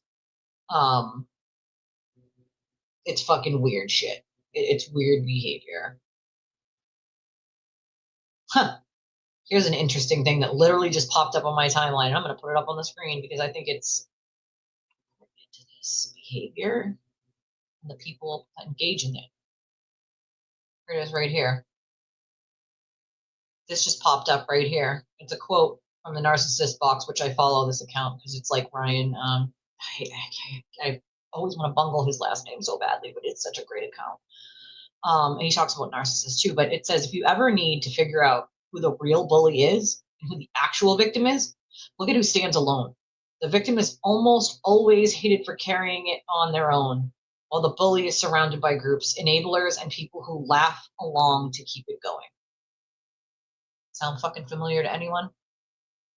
I will stand here alone if I have to. If it means making sure that I don't keep allowing the same fucking behavior to happen on both sides. I am no longer going to sit here and just ignore or not say anything when my own quote side does this shit, bro. If I'm going to defend myself and then you go on a 2-week smear campaign or a week and a half smear campaign, after the last thing I said, it's already been a week and we're still making up conspiracy theories, then it tells me who you are as a person. That you're willing to believe anything anybody tells you. That's not the kind of person I would want following me anyway. It's not the kind of person I would want supporting me anyway. Believe it or not, I think, young jerks, the Mike, I've heard him say, like, people are like, don't you care, you're losing all these subs? And it's like, I lost all those subs in the beginning and then I learned very quickly. I don't want those. I do not want people following me that are willing to just believe whatever they're told, and they're told someone is bad, so they just automatically believe it. I don't want those types of people following me. I don't want them. It's not the kind of community that I want to build. I want people who can use their own mind and figure things out, and they don't have to be told who, what, when, where, and why, and what to do. They're not sheep going to the slaughter. They're just individuals, like all of you in my chat. Like, you all coexist so wonderfully, and I love it, and I'm proud of it. And I feel like no matter who entered this chat, you guys would be welcome and welcome them here. And we've had so many people who have come here from both sides who have been afraid to speak up in any other chat. And they come here and they remain respectful and kind, and you guys always welcome them with open arms. And I love that about all of you, because people do make mistakes, right? Mistakes get made, people make amends, and that's okay, right? I would rather take an apology than keep, a hateful relationship with someone going simply because Aiden said so or made it that way. You know what I mean? For me, I don't know. That's a good question. How does she go back to? I don't think she ever does. To be fair, I don't ever think she was a serious journalist to begin with, because even when she was covering, like, she was like doing stories on Lindsay, they were completely one-sided, biased, and a lot of the shit was just flat out not true, and that was because she was backing Aiden. So, like, you can't say you're a journalist and then do shit like that. You know what I mean? I don't get it. I mean, some people wouldn't be able to watch my Karen Reed coverage, and that's okay, right? Because, like, that part of the case is over. You can still, watch other people and have an opinion, and not engage in that sort of mean girl, cliquey, weirdo behavior, right? Like, it's okay to speak to other people and not feel pressured or bullied into not doing it because they might be on the opposite side as you. You do. That's exactly, you do want to have quality subscribers and members and people that have good conversation and bring up great points, and you want people to coexist, and I'm glad they come in trying to find clarity, because I feel like it doesn't matter who came in here, you guys would be very welcoming. Like, you guys know I've taken many apologies from people on the opposite side, and you can bet your behind that if they're popping into this chat, it is because I have already talked to them. I have already taken the apology. I would rather take an apology from someone than continue on some weird grudge behavior. People I don't even know. I would rather get to know them as human beings instead of, like, hating each other because, like, one side or the other says we need to. It just doesn't make sense. You know what I'm saying? It just doesn't. It just does not make sense. To me, it's hateful and angry, right? Like, it's angry and it's hateful and it's not okay. And I think a lot about the people that I have had conversations with when it comes to the apologies that I've gotten, and what I thought of them before I had those conversations, and what I think of them now. And they're two very different things. All that hate got spread, and I believe it was part of Aiden's plan, right? He has to have an us versus them, or that doesn't work. It does not work if there's no us versus them. It just doesn't.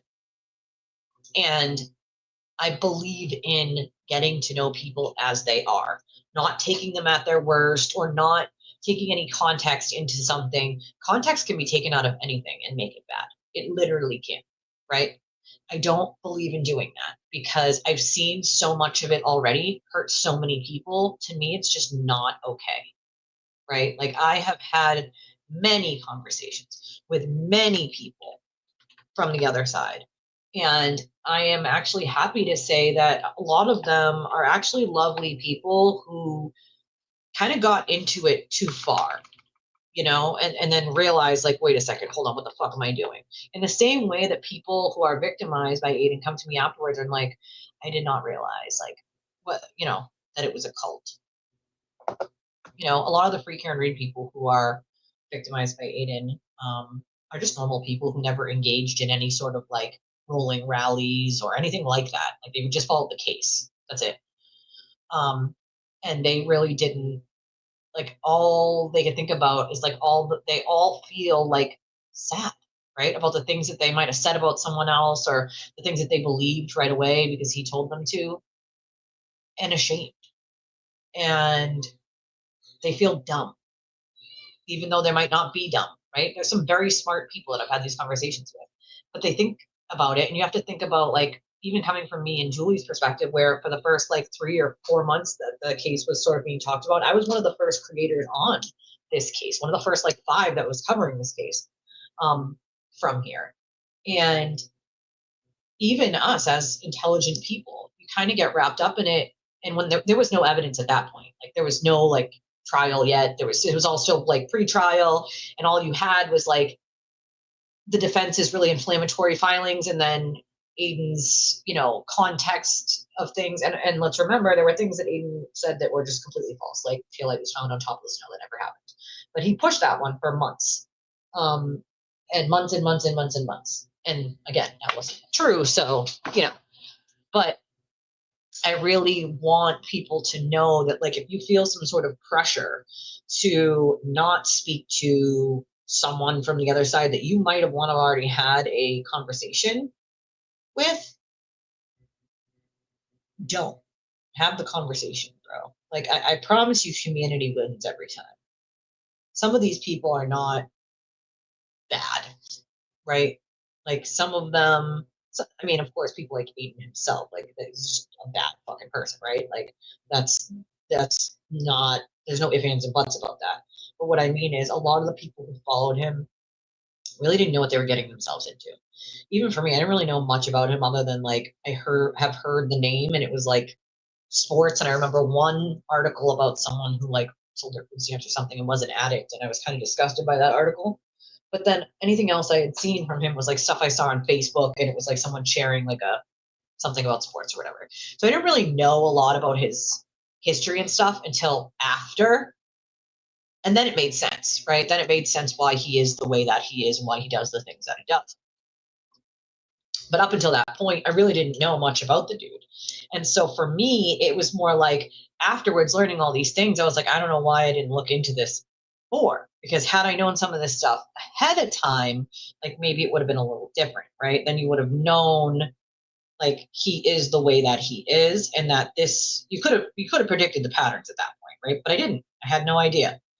And so a lot of people were in that same boat where they only followed him for the case. They didn't really know much about him.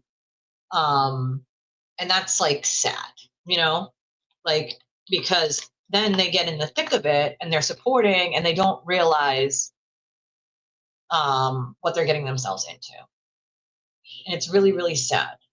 It's really, really sad because then you have these conversations with these people and you're like, holy fuck, like they really didn't know like all of what they were getting into at that point. And then like they're so in it at that point that you just believe everything he says, and like you're in it and you're like, fuck, like I didn't realize like what was going on, right? Like, and it's, to me, it's just really, really sad. I want people to know that like have a little humanity. You know, someone asked me recently in one of these live streams if I get sick and tired of people coming to me who are victims of him, and whether it pisses me off that like they were once people who probably said some mean or awful shit about me.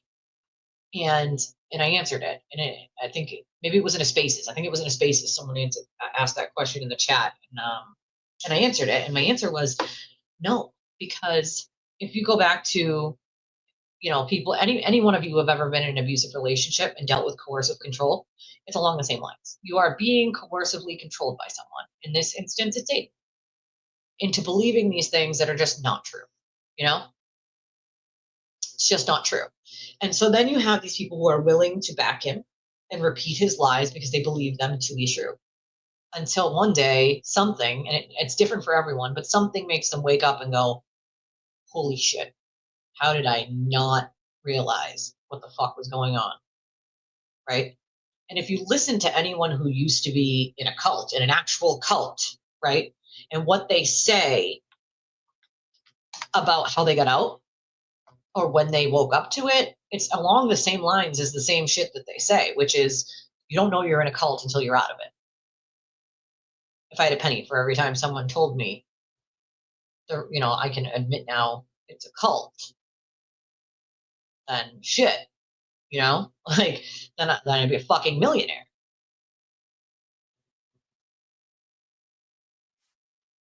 Let me see.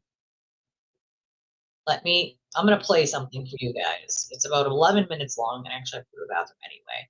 But this is about cults, right? Tell me if any of this shit rings true to you guys in your ears, right? I'm going to play it. I'm going to go to the bathroom real quick anyway. So give me a second and just tell me what you think. They were all obsessively studied by Jim Jones, the cult leader Go all who the way back to the beginning. Gandhi, Martin Luther King Jr., and Hitler have in common. They were all obsessively studied by Jim Jones, the cult leader who convinced and coerced some 900 members of his People's Temple to drink poison Flavor-Aid in 1978, in what came to be called the Jonestown Massacre. All these figures are known as charismatic leaders, people who inspire intense devotion or emotional attachment in their followers through their communication skills. While Jones had little in common with these men spiritually or philosophically, he was fascinated with their ability to sway people. Even from a young age, he exhibited a desire to control, and he knew that the best tool for the job was language. I'm Dr. Erica Brzozowski, and this is Other Words.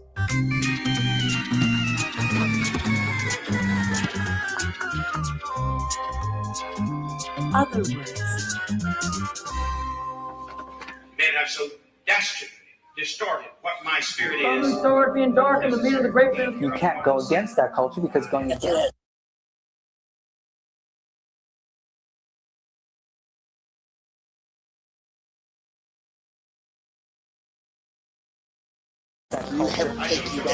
My father gave me long before this civilization. If there's one thing that cult leaders do, it's talk. A lot. Like Jim Jones, Heaven's Gate's Marshall Applewhite, or NXIVM's Keith Raniere, the traditional image of a cult leader is a person, usually but not always male, orating for hours on end while a congregation hangs on his every word. While there are common linguistic features of cult leaders' speech, which we'll get to in a bit, the quantity of words seems to matter as well. For decades, researchers have been testing the Babel hypothesis, which proposes that leaders are chosen for how much they speak rather than the quality of their ideas. Since the 1950s, scientists and psychologists have been questioning the theory's credibility, but in 2020, the most thorough test ever conducted had surprising results. Diverse groups of people with varying personalities and skill sets were tasked to solve challenging strategy games as a team. Each member's total speaking time was carefully measured, as well as the substance of their utterances. Afterwards, the subjects were all asked to nominate other group members for leadership positions. The results weren't even close. Speaking time had by far the highest correlation with leadership emergence, beating out intelligence, agreeableness, game proficiency, and even extroversion. The only other factor that came close was gender. While the study doesn't purport to explain the psychological factors behind it, it seems likely that humans use quantity of speech as a mental shortcut to determine who would make a good leader. If everyone else is listening to this guy, maybe I should too. But not all leaders are cult leaders. In her book Cultish, linguist Amanda Montell seeks to tease out some common linguistic features of the men and women who run so-called destructive cults, authoritarian groups that exploit or otherwise cause harm to their members. And one of the most common is loaded language.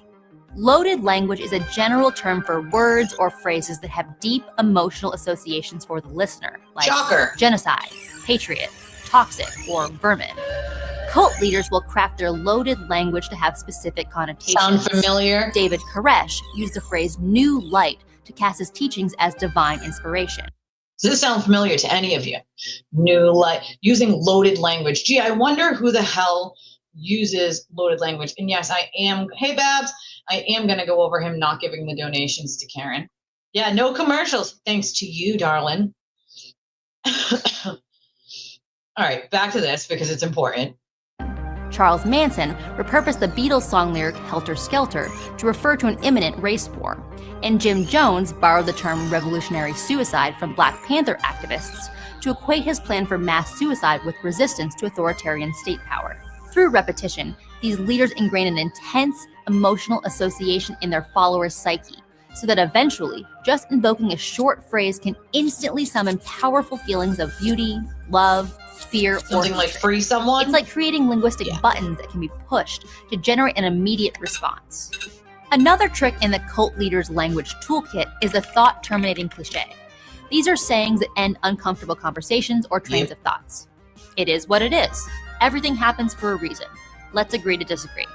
They shut down argument and critical thinking, which is why they're so handy to authoritarians who don't like to be questioned. Charles Manson countered any rational objections to his ravings by saying, "No sense makes sense." Try arguing with that. T and Doe, the leaders of the Heaven's Gate cult, would tell skeptical listeners that they didn't have the gift of recognition.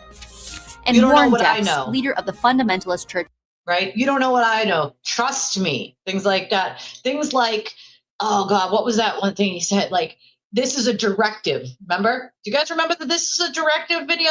This is a directive. You need to trust me or die in a hole, basically. You know, like, you need to trust me. I know what I'm doing and what I'm talking about, and you just need to believe me, right? Like, this is the type of language that sort of gets these people to believe, like, this is the one divine being that knows what they're doing. He knows all, and all he shall know, right? Same sort of things with these other cult leaders. Now, nowadays, it's more streamlined to online. Even traditional cults use online to get members to go to where they are, support them in financial ways, things of that nature. We're seeing more and more online cults now than we ever have before, unfortunately. of Jesus Christ of Latter-day Saints admonished dissatisfied female congregants to keep sweet. Thought-terminating cliches are a two-way street. They allow the leader to avoid threatening questions while giving followers permission to ignore their cognitive dissonance.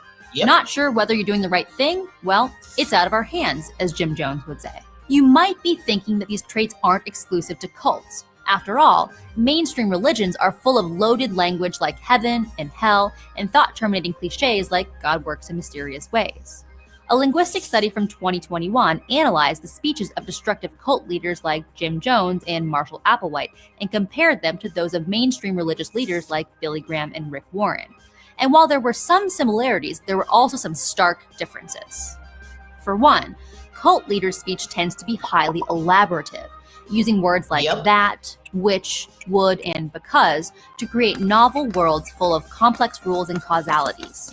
Mainstream preachers, by contrast, don't have to explain new systems of morality and spiritualism, but instead work from those their audiences are already familiar with. They also found that cult leaders favored the pronouns us and them, while mainstream religious leaders preferred you. This is consistent with cults' tendency to reinforce in-group, out-group dynamics through language. Members of Heaven's Gate believed themselves to be evolved and next level, while outsiders were stuck on the human level. NXIVM labeled unbelievers suppressives, and Scientology uses the derogatory wogs to refer to non-Scientologists. Perhaps the most efficient linguistic tactic for reinforcing an us versus them mentality is the use of jargon. Gillibrand is another While cult, specialized vocabularies are necessary in many professions, cults use them for a secondary social purpose, to determine who is an entrusted part of the family and who is an outsider to be avoided. Members of Heaven's Gate called their bodies vehicles and their group the classroom. They didn't say kitchen or laundry room, but Nutrilab and Fiber Lab. Nixium, the multi-level marketing company turned sex trafficking cult, performed integrations to rid members of their mental dysfunctions, known as disintegrations. And the jargon of Scientology can quite literally fill a 300-page dictionary, which members were forced to study for hours on end. A 2020 study by researchers from Columbia University and USC examined the relationship between jargon and self-perception. They analyzed the writings of a broad spectrum of graduate students and found that the lower the ranking of the university the student attended, the higher the frequency of unnecessary jargon. Students from high-status schools tended to communicate more simply and clearly. They also invited business school students to pitch ideas to a panel of experts, Shark Tank style, but manipulated their feelings of status beforehand. Interesting. Some were told that their competitors were successful entrepreneurs, while others were told they were competing against high school kids. Oh, shit. Those that had been made to feel inferior were more likely to use jargon in their pitches. The researchers concluded that jargon can function as a kind of linguistic conspicuous consumption, advertising a higher status using words. Many ex-members of cults support Using this big hypothesis, words for no recollecting reason. the early thrill of learning a mysterious terminology. Like kids sharing a secret code in a clubhouse, it made them feel part of an exclusive group which gave them a sense of superiority. Like words like massage therapist when you were talking about a misogynist, or things like, I don't know, maybe, yes, it's a manipulation tactic. It's a way to make people feel like they're in the in, part of this group, something special, something only they can use and create, right? So when Aiden comes up with these words or these phrases, meal of food, things like these things are ways to make people feel like they're part of something. They belong in something. And they think, on the outside at least, that they're doing something good, right? They're part of taking down corruption. What they don't realize is he is the fucking corruption. Him, his cronies, and the sewer crew are corruption themselves. The manipulation is off the fucking charts. Think for yourselves, folks. The jargon used by anybody, including us YouTubers, should be simple, to the point. We don't need to use 17 big words to sound smart, right? It's not necessary. I don't need to tell you guys who to listen to, who to not listen to, who to watch, who not to watch. I'll give you the warning that Aiden's a shitty human being, him and his crew. But besides that, I have no desire to say who in his cult sucks and who doesn't, other than the people I need to defend myself against, which simply seem to be on both sides at this point, because how dare I speak the fuck up? How dare I defend myself? How dare anyone defend themselves against allowing people to say shit and go on and on and on with their rumors and their lies and their bullshit scapegoating behavior without speaking up? I tried that for a long time. I was scapegoated so many times, I can't even count anymore. Blamed for shit that I had no knowledge of, nothing to do with, because it was just easy to blame me. So, I mean, cult already hated me. Why? I mean, you know, why not have some antis throw in some shit? They can just blame me for it, right? Why would one do that if not to control who talks to who likes who has conversations with who? How dare I? How dare I speak up and defend myself after almost 3 years of dealing with bullshit? Everybody has a limit, folks. I have reached mine. This is the type of shit that you need to watch out for. You know? You've seen Neil, but I don't know who Neil is. I love you. My point is if you speak up for yourself and all of a sudden you start seeing smear campaigns about yourself, lies and rumors, you can bet that that is because they don't want you to listen to the truth. They're the same reason why Aiden told everyone it was so bad, right? Because I was telling the truth. And he couldn't possibly have people listening to that. It's the same reason why he does it to pretty much everyone. Because they can tell you what he's done, who he's done it to, why. And he cannot have you listening to that, because if people actually believe the truth and know it, they may not want to have anything to do with him, which means his money goes down and he's screwed ultimately. He could just stop lying and hurting people. But apparently that's just not, you know, narcissists can't do that. They don't have the capacity to give a fuck. You know? There will always be Senile, get it? Senile, go senile. They keep saying for me to go senile, get it? It's a dad joke, but it's funny. Priority. In her book, Montel offers evidence that these linguistic tactics have seeped out from cults and into wider society. Propelled by capitalist demands and the reach of social media, the language of cults, she says, is now everywhere. If you question the business model of a multi-level marketing scheme, well, that's just stinking thinking, a thought-terminating cliche popular with MLMs like Amway. Similarly, when the predictions of QAnon and other conspiracy theorists don't come to pass, followers on social media are told to trust the plan. Corporations employ mantras full of loaded language to enforce obedience, like Jeff Bezos' leadership principles, which include think big and dive deep. Politics is rife with us versus them terminology, so that everyone is either a patriot or a traitor. And fitness centers like SoulCycle or CrossFit use jargon like box, WOD, tapbacks, or DOMs to make membership feel exclusive. Montel argues that as traditional institutions like churches, clubs, and unions have declined in popularity, people are desperate for new ways to feel a sense of belonging, and the majority turn to social media. Online wellness gurus like Teal Swan and Bentino Massaro have been accused of cult-like behavior, though they deny it. Technology has vastly lowered the bar, allowing them to influence an infinite number of followers from the comfort of their own homes. I wonder where we see that. Say what you want about Jim Jones. The guy could talk for hours IRL without editing. Meanwhile, TikTokers are competing to coin the next trendy phrase like polywork, micro-cheating, or 75 cozy. This online jargon has little functional purpose, other than to create a sense of community amongst the people who know it, and confer status in the form of viral views to the ones who can successfully get others to adopt it. In a widely read essay in The Cut, financial columnist Charlotte Cowles explained in detail how she was talked into handing a box of $50,000 in cash to a stranger. The linguistic tactics the scammers used were compared to how police may coerce a false confession from a suspect, but could just as well apply to cult indoctrination. They do it incrementally, in a series of small steps that take you farther and farther from what you know to be true. It's not about breaking the will, they were altering the sense of reality. Montel cites the French philosopher Maurice Merleau-Ponty, who stated that language was our element as water is the element of fish. Your perception of reality depends less on the physical things you see than the words you hear. Language empowers cult leaders to create a mini universe, as Montel puts it, around their followers. The defense of that is not to block out language, but to hear more of it from as many sources as possible. That way, no one person has the power to shape your reality. Nixium, the multi-level marketing company turned sex trafficking cult, performed integrations to rid members of their mental dysfunction. That was a clip. Oops. Cute. The point is language is easily used to manipulate people, and I see it all day, all the fucking time, and it's really getting to the point where it's like, wake up, people, wake the fuck up.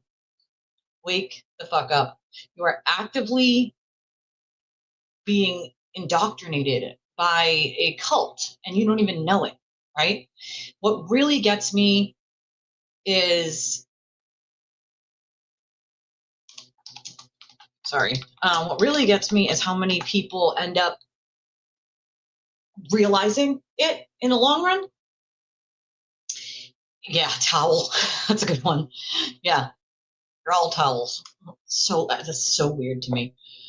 Me too, right? Me too. A lot of my own life experiences sort of help me sniff out that, even if it's not right away, but eventually you sniff out sort of these people with bad intent. And you see whether it's they do it to someone you care about or someone who you find to be a good person, then you all of a sudden see them doing this not allowed here anymore, sort of like us versus them bullshit. It's just sad. It's really fucking sad at this point.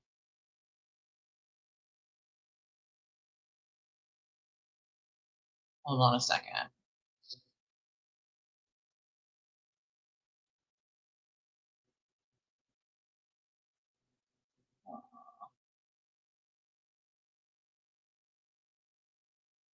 There's a doctor actually, that talked about cults and social media.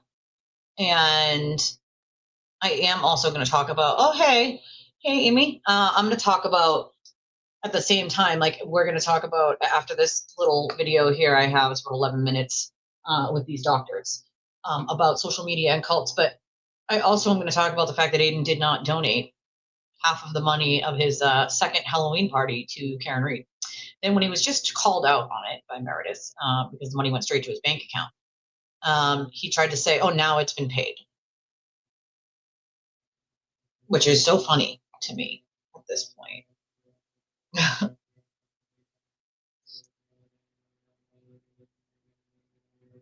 Hmm.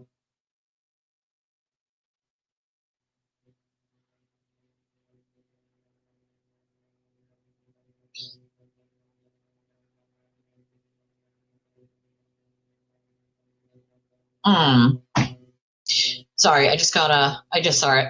I saw a donation. I just wanted to say thank you to Anonymous for their $50 donation. I appreciate that. I've been sick all week, so it's nice to actually have me a couple pennies coming in after not working all week long. Most of you know how that works. If you don't work for a week, you don't get paid for a week. And so that's not so good in a low-income household. So I appreciate that very, very, very much. If anybody else would like to donate to the channel, there's a bunch of different ways you can do so, of course. You can like and subscribe. Those are always options, and they're helpful and they're free. And share the video and tell your friends where we are and that we exist to help join the community. And there are other ways, super chats, super stickers. And the most direct routes, of course, we have Cash App, Venmo, PayPal, Revolut, Chime. Chime is the same as the Cash App. And then we have a link in chat and also in the description of the video that you can click on and send any amount that you want. You can remain anonymous on any of them. The link does any credit or debit card at all. And you don't have to have PayPal to do it. It goes to my PayPal, but you don't have to have PayPal to do it, just a debit or a credit card. And of course, all of those options are also in the description of the video, as they always are. So if you don't catch me live and you catch me after and you're like, shit, I would like to help support the channel as well, and I didn't catch it live, well, good news. You can still do so. And when we go live again, we just read it then. You know, if you leave a little note, we read it then. All right, to this video, because these are two doctors, right? This is a Center for Humane Technology, right? They talk about social media, and they talk about Dr. Morgan. They talk about how like it plays into cults and social media. You know what I mean? Oh yeah, he wasn't. That was all the T-shirts and stuff he made. And he said he wasn't giving a single penny to Karen Reed, and so everybody should stop asking him if he was giving any of his free Karen Reed merchandise or anything else to her, because he's not giving her a single cent. He doesn't have to, and everybody should stop fucking asking him and fuck off if they don't like it. Yeah, yep, he's an absolute fraud alert. But remember, he tried to disparage Donna for making 4 shirts with a turtle on them. It wasn't even like a turtle boy turtle. It was just a turtle, right? And she was going to donate, like, you know, you have to take out what you're going to like make, right? So for instance, you make 4 shirts, you have to take out the amount that the vinyl costs, right? The amount that this thing costs, the amount that thing costs, the time, the design time, like all of that stuff has to come out, right? Then what you're left with is probably a couple bucks per shirt. You want a couple bucks, you wanted your 7 cents, Aiden. You disparaged this woman for a couple cents that you weren't entitled to. She wanted to help and was trying to help. And because you didn't get your 7 cents when you thought you should, then all of a sudden she's a fraudster and a scammer? I'm sorry, what? You made merchandise in Karen's name for 3 years and continue to sell it to this day and haven't given her a single penny on it. Who's the real fucking fraudster here? Who's made millions off this? Let's be honest and real. Anybody he calls a scammer at this point should just laugh in his fucking face. The projection on that man is so real, it's not even funny. Rules for, you know, everyone else except him. You know, it's so funny. He calls everybody else a ratchet. But all of the things that he claims everyone else has done are all the exact things that he continues to do to this day. Isn't that fucking amazing? Isn't that amazing? It sure is, my friend. It sure is. But, you know, if you're Aiden, apparently you think that you're above the law, you know. Oh, don't worry. I appreciate you. Appreciate you. I love that little thing anyway. I love it. I love the picture of it. She did share that information on X. Yeah. She did share that information. It went straight. She's the one who set it up, so it went straight to his bank account. Yeah, typical narcissist behavior to just blame and project onto everyone else except yourself. Processes that occur in cults. And many listeners actually may not know this. And Steve, I don't know if you knew this, but I actually spent about 3 years going, kind of touring different cults from the outside, going to large group awareness trainings, going into different groups. I had many friends in the Bay Area who were part of and participating in various new age cults. Aza would hear of my stories when I would talk about these various groups I would join. And there's such a different experience I think someone has when they actually participate in this. Because I think, Steve, the thing I'm so excited to get into with you is that people really underestimate the degree to which psychological influence can work in an invisible way, regardless of intelligence, regardless of PhD level. You find absolutely brilliant, interesting, smart, in fact, some of them maybe potentially more interesting and more creative and more thoughtful and independent minds in some of these groups. And, you know, there's many of the ways that social media has been working, as I said on the Sam Harris podcast years ago, it kind of acts like a cult factory. It identifies these buckets of human behavior that are similar. You know, the people who are clicking on flat earth videos, or the people who are clicking on, you know, various political tribe videos, and then pulling you deeper and deeper and deeper into the rabbit hole.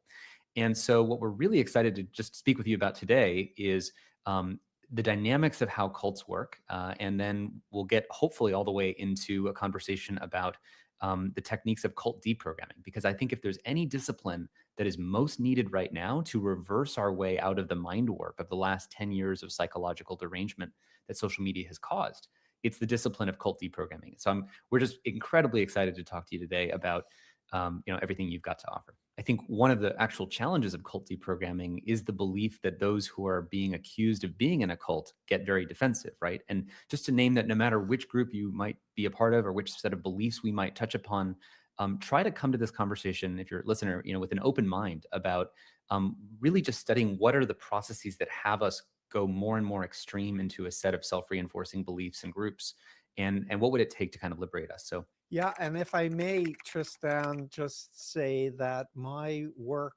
is against authoritarianism.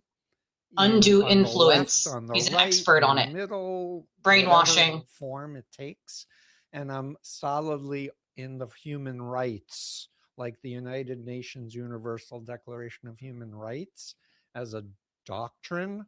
That's where I land. So I am for people being curious and exploring and trying all kinds of alternative psychological derangement. Love it. In groups, but ultimately, I No, believe he's if not going you're to address an it. adult, you should be in control of your own mind and not someone turning else over your power, getting rid of your conscience, your critical thinking, and having blind faith and having certainty that your doctrine is the truth with a capital T, no matter what it is. Yeah, completely.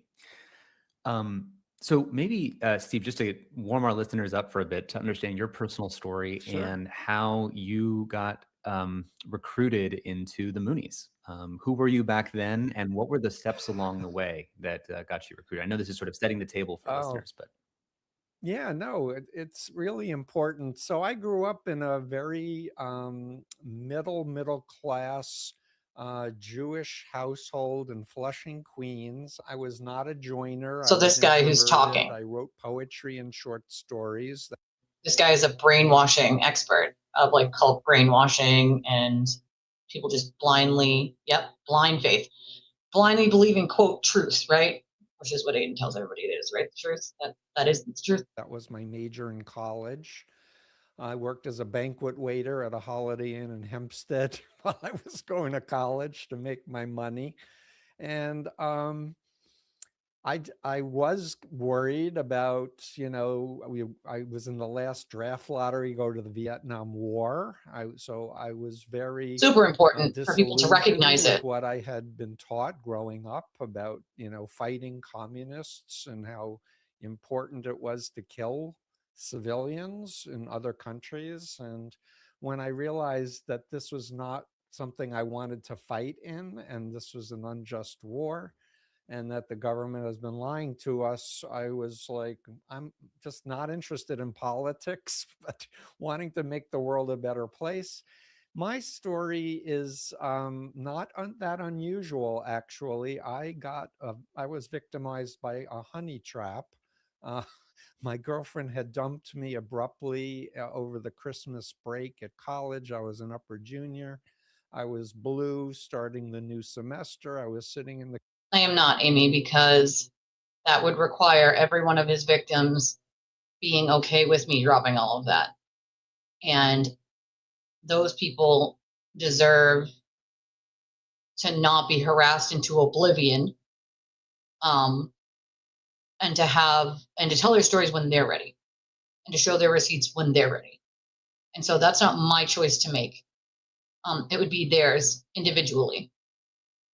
And I know some of them have shared with the authorities, but some of them have not. And some of them were not known to the public. And so I would never reveal someone else's information for clicks, views, money, clout, I know first, or I knew first, self-importance, or any other reason.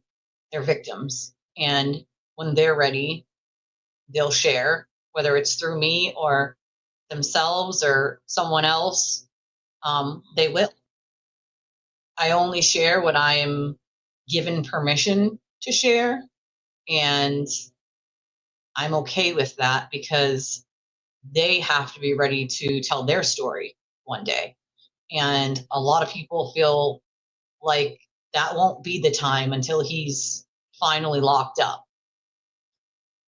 I do think that when he's locked up, you will see a lot more people who will tell their story when they feel it's safer for them and their families.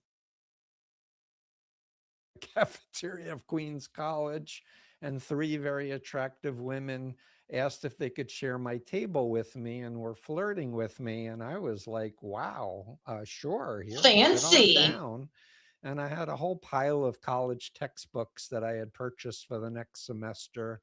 And they just asked me a billion questions. And I was so happy to tell them all about me. Oh, I'd love to pick his brain. Mark this part of my story, if I may, for your listeners, because back in the 70s, and I want to add, this was February of 1974. So the whole idea of cults was not mainstream, at all. But back then, you needed to elicit information about people directly from them. So tell me about your family. What does your father do? Oh, he has a hardware store that he took over from his father. What does your mother do? Oh, she teaches art for 8th grade. Aww. Do you have siblings? Yes, I have 2 older sisters. So they elicited everything about who I was and what was important to me. These days, all of this data is now being collected online and is being used by agents, bad agents, good agents, whatever, to sell us products or to recruit us into cults. So there isn't that need to find out what's going to work. And if I may take one more minute, when I was a Mooney recruiter, and that's part of the story, is they recruited me into a friend group through deception. He was, yeah. When I was a Mooney recruiter, I was told to sort people into thinkers, feelers, doers, or believers. And the idea was people are all for, but like, what's their lead thing? Like if someone says, I'm a strong Christian, I pray every day, there's going to be a different recruitment scenario developed for that person versus someone who's like, I'm an atheist, but I want to fix the world and help starving children. Different angle. But back to my cult story, if I may. So they asked me all this information. Then they were like, we would love to get to know you better. You're so special and you're so wonderful. What's known as love bombing, which online is called swarming, I believe. They were just love bombing me up, and I was lapping it up because, wow, attention from 3 attractive women. And I do remember asking them, are you students? Yes. Are you part of a religious group? No. They looked me straight in the eye. And that's another thing I want to share with your listeners. my dad, who is a hardware store owner in Ozone Park, was like, Steve, you can always tell if someone's shady, they won't look you straight in the eyes. Like that was how I was inoculated by my dad. Well, these women were looking me straight in the People eye. in cults are actually very they, good at actually looking you directly in and the they eye. were lying right to your face. sincere, and I learned. And later, as I was helping people get out of Scientology, I learned they were actually drilling people to stare people in the eyes. Wow. And not blink, etc. So we can get into hypnosis and all kinds of other. Well, actually, tricks just to mark a few that things, because I think it's nice to interactively Sure. kind of go back and forth and name some of the features of what pulled you in, Sure. because the Vietnam War is happening. And there's a disenchantment with government. There's a disenchantment process, I hear, is part of that which preceded maybe going into something, because I think there's some similar processes now, right? There's mass disenchantment with, you know, a lot of the systems that have run our society. That's one thing I heard you say. Another thing I heard you say is the affirmation and love bombing from, and lots of attention from attractive women. And, you know, just to make this concrete for listeners, with social media, you know, if I'm designing a social media product, the first thing I want to do when you enter is say, boom, you're so special. What your interests are really special to us. We're going to give you all of these things. In fact, we're going to show you the most attractive people on here when you first open that TikTok app. We're going to show you the most attractive, either men or women. And as Yuval Harari's partner, Itzik joked, it only took TikTok like 2 swipes to figure out that he was gay and then show him all the attractive men, right? So in a way, we're kind of love bombing you with attractiveness. And then we're saying this is a really cool environment. We don't stare you in the eyes maybe, but just to sort of make some parallels for listeners, then I'd love for you to keep going.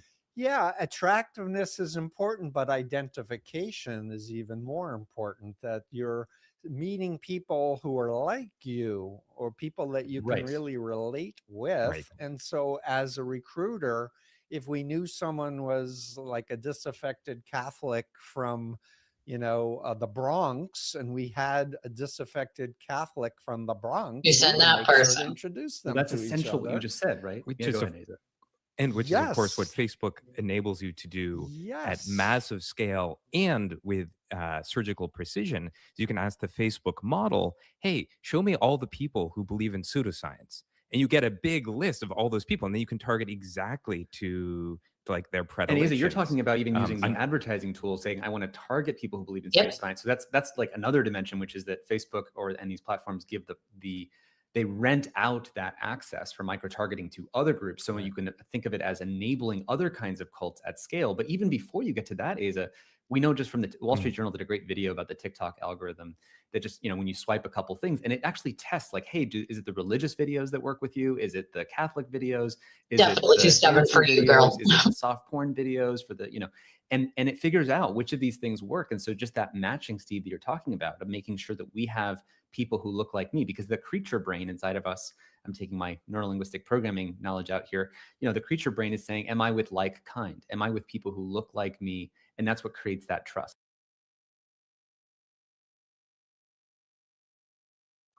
Point, of course, is social media allows cults to come about in a way that just never was a thing before. You had to do it in person. Now you don't have to do it in person. Now you can do it any way you choose. You can be online and you can get plenty of people. You're welcome. Plenty of people to just listen, right? Plenty of people to just listen if you want to group them into your cult. Make them feel special. Make them feel like they're a part of something. Make them feel like they're doing something that's worth doing. And then keep that energy up. And they will keep coming back. Find something they don't like. Government, police, whatever the case may fucking be, and that people have a deep mistrust or hatred for, and find something they want to belong to. Find a way that they're going to feel like, right, build a cult anywhere that they're going to belong to, and you can make a cult too, you know? That's the part that just gets me, because it's insane how many people will actually buy into this, right? Without knowing you're in a cult, right? And you hear from the people who escape, right, from these cults, exactly what they feel when they leave, you know? Oh, thank you. Just, I've been really sick, to be honest. I was not even well enough to sit in this chair. I haven't sat in this chair in a week. So sitting in this chair actually feels kind of funny because I've not been in this chair in a week and I still feel like poo on a stick. but thank you. I appreciate it. Yeah, I mean, still feel like poo, but I'm up enough to be sitting in my chair, although my back is starting to hurt. But thank you. I appreciate it. Yeah, we do. I mean, I do, but I also teach my kids to be kind and loving and help other people. And, don't let a kid sit alone and don't watch someone bully someone,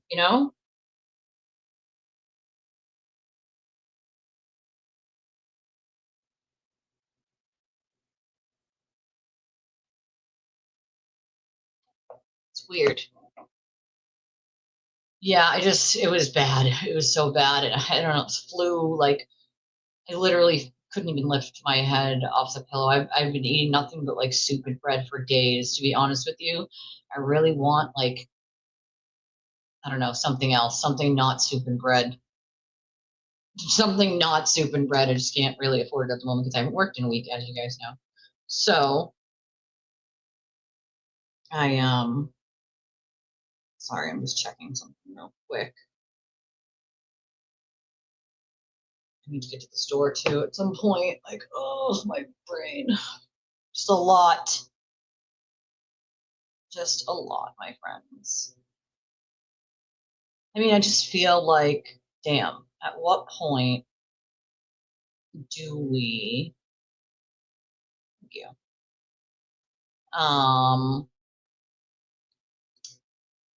at what point do we say, hey guys, this looks really harmful. Hey guys, look at the warning signs here. Are you engaging in a behavior that is going to hurt other people simply because someone else said so? I don't know. Well, that's like his famous thing to do, right? Like sewer turtle sounds too fast for him. Well, that's his damn name. That's his name, God damn it. I mean, I just don't get it. I mean, I do and I don't.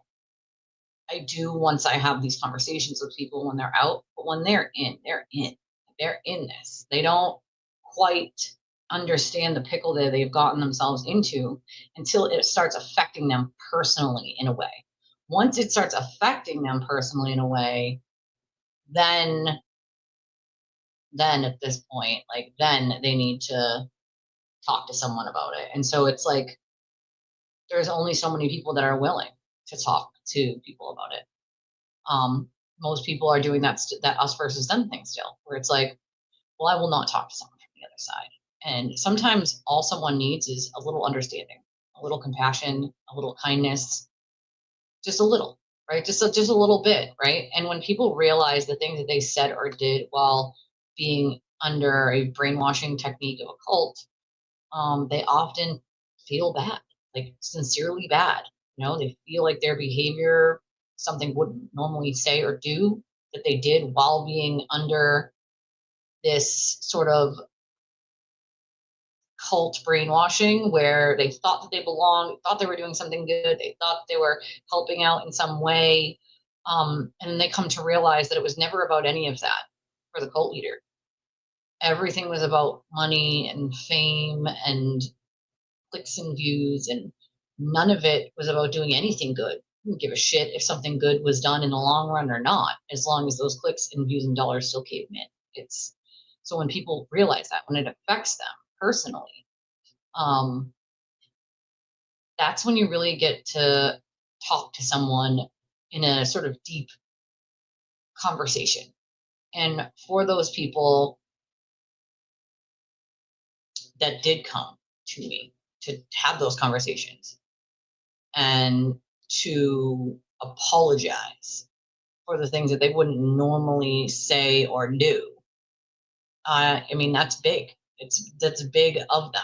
A lot of people just realize it, but then they never acknowledge maybe the damage that they caused other people, and they don't acknowledge the pain that they helped create or cause. They just dip out and never say another word again. because it's extremely hard to swallow your pride and go to someone else and say, I was wrong and I'm sorry. You know? Yeah, that's so he can keep his hands clean. I mean, and that's truly dumb. How many people have lost their careers? You know? How many people lost their careers? It's weird. It's weird. You would lose your career over a man who wouldn't piss on you or on fire. You would lie to the police and commit perjury for him, which is the ultimate stupid thing you can do. Is to commit perjury, file a false report, get on the stand and lie to the police to help him out of a situation he created. For what? To ruin your life? Put charges on your record? Because eventually he's going to tell them. If you get caught, and you will, because he never shuts up, it's your life, not his. You know? It's yours. He always tells on himself. And that's the part that I don't get, is it's so blatant. You know? He stalks everyone. He still stalks all his ex-girlfriends. He still stalks them and watches how many times they put a like on something of mine, and then calls them up and screams about how on October 21st they liked one of my statuses. That's how insane and controlling this man is. Who does that? Who stalks ex-girlfriends and what they like on social media? That's fucking weird. You commented on this person's thing on this day at this time 3 months ago. Like, what's it to you? What is it to you? They're not with you. They don't want anything to do with you. What's it to you? You know? I mean, I'm sure people get the ick from it, but the apology is the part where it's like, that's your pride you have to swallow to do that, you know? And a lot of people just don't. They just don't, you know? And he tells on himself all the time. He still tells on himself. And they just, like, skim right over it as if it never happened. I mean, it's all in front of them. Oh, he absolutely did. 100%. You know? We do. I mean, we do. Definitely a super narcissist. Definitely highly paranoid, but wouldn't you be if you told that many lies? I mean, all your lies are falling apart, you know? All of them are falling apart. And so you're not going to remember, and again, the lie is different based upon what person he was talking to. Always changes just a little bit. All those things are coming out to bite at this moment. He'll throw them under the bus as fast as he can. And so for me, it's like, okay, cool. Why, though, when you watch him throw other people under the bus, doesn't that little light in your head go off that goes, whoa, hold on. He's throwing like 72 sources under the bus, this person, that person. Like, what the actual fuck is going on here? What in the actual fuck is going on here? I don't get it. I don't understand. You know? It is weird. It's weird to me. You know? I feel bad for a lot of these people. And someone who asked that question to me, like, do I get annoyed with the people who say disparaging things about me just because he said so, when they come to me later on for help or for support? And no, because, I mean, I don't know. I'm a different kind of person. Like, if anything taught me anything in this life, life is short. It's really short. And there's no sense in holding a grudge over something like that, especially if somebody's there and apologizing. And, like, you know, that takes a lot to apologize to someone like that, especially if you said some pretty horrible things about them. And I can respect the hell out of somebody going out of their way to apologize and to say, like, I was wrong. Like, because it takes a lot. You got to swallow a lot to do that. And I would rather take the apology and actually get to know the person than to just keep hating people. It just, I don't want to live whatever short life I have with hate like that. You know, it literally eats at your soul. It takes it's an energy suck. It sucks your actual real life fucking energy, you know? Like, real life. It's a lot to deal with. You know, the pile-ons are a lot to deal with. But you don't really have a choice, because if you choose to speak up like I do, then you also know that you're choosing to deal with the level of crazy that comes with it. There's a lot of really not well people who latch on to this shit and go full speed at it. It's sad, you know? Well, he was too stupid in your case to think of something original. So he sent emails from himself to you. I mean, to himself, from himself to himself, saying it was you, and that could be traced like a dumbass. You know, but from your case, he started learning how to do other things and not get caught at doing that same thing. That's the sad part, is he kept doing the same things like that because of your case, but he just did them in different ways to try to not get caught that time, you know? So that's the problem, is they don't have any sense that this shit's dangerous. They think, you know, a lot of people will say shit like, well, it's just words on the internet, so just log off and it'll go away. That's not the reality. The reality is I can't log off and it'll go away. It interferes in your really real life. You cannot log off. It will not just disappear if you log off. It will not disappear if you stop talking about it. Believe me. Try both. And so have many other people. So your only option is to either stay quiet and still deal with it, or at least speak the fucking truth, get it out there, warn other people. Hopefully they, you know, figure it out on their own, and with a little bit of your help, and say, whoa, I need to back away. This is not safe. This is dangerous. And I don't want anything to do with this. Or, you know, you can stay silent and still deal with it, your choice. But for me, it just makes more sense. Like, I'm going to speak. I was done being quite a long fucking time ago. It's, yeah, he makes fake email addresses, but he's a dumbass because they go to his IP. So that's how he got caught. You know? That's just pure BS when he says, I can't control him. He knows what he's doing. He knows the dog whistles he's giving out. Even Meredith said it. Like, he knows exactly what they're going to do when he says certain things and does certain things. He knows. He's not a fucking, you know what I mean? Well, I can't control everybody. Okay, cool. Then why haven't you one time told your followers to stop? Because I pretty much tell my followers almost every show, maybe at least every other, do not, and I repeat, do not go and harass anybody we talk about. Do not. I don't care if there are people who have been attacking me for years. Do fucking not. Call them. Do not. You know what I'm saying? Do not do those things. Not on my behalf. I can handle myself. I'm going to go. You know, I'm a big girl. It's a lot to deal with for one person. Yes, it is. 100%. I don't disagree with you. It definitely is a lot. But that kind of unhinged behavior going into people's real lives is fucking not okay for anyone. You know? But it is BS. You're 100% right. Is there justice? It's bullshit. He does that to try to keep his own hands clean and feign ignorance later on. You know? Oh, I appreciate that, Roxy. Thank you. I mean, that's the thing. A lot of us can put aside our feelings on the case and sort of like, I appreciate you. I appreciate that. And sort of get it all out, you know, and also not hate one another, because I don't really think that there's a need. Happy New Year, Heartstar. It's nice to see you. There's not a need, right? But at the same time, like, if we remain silent, then we allow this behavior to continue. And I'm just not going to do that, because I know how dangerous it is. I know what it can do to someone's life. I lived it. I've been living it. And I will not sit here and allow from either side that same shit to happen to other people without at least, at the very fucking least, warning them. This is not okay. You know? And of course, not everybody will agree. And a lot of people have different circumstances, and I can totally understand why they remain silent. And I do not blame them at all. I do not. Because it's much easier to just remain quiet and not have this shit spiral into your real life and affect your income and your children and your family and your, believe me, I deal with it every single day. And it is not fucking easy. I was sick for a week. I'm still sick, but I was really sick for a week. I haven't been here in a week, dude. In a week. I haven't said a fucking peep. Not a peep.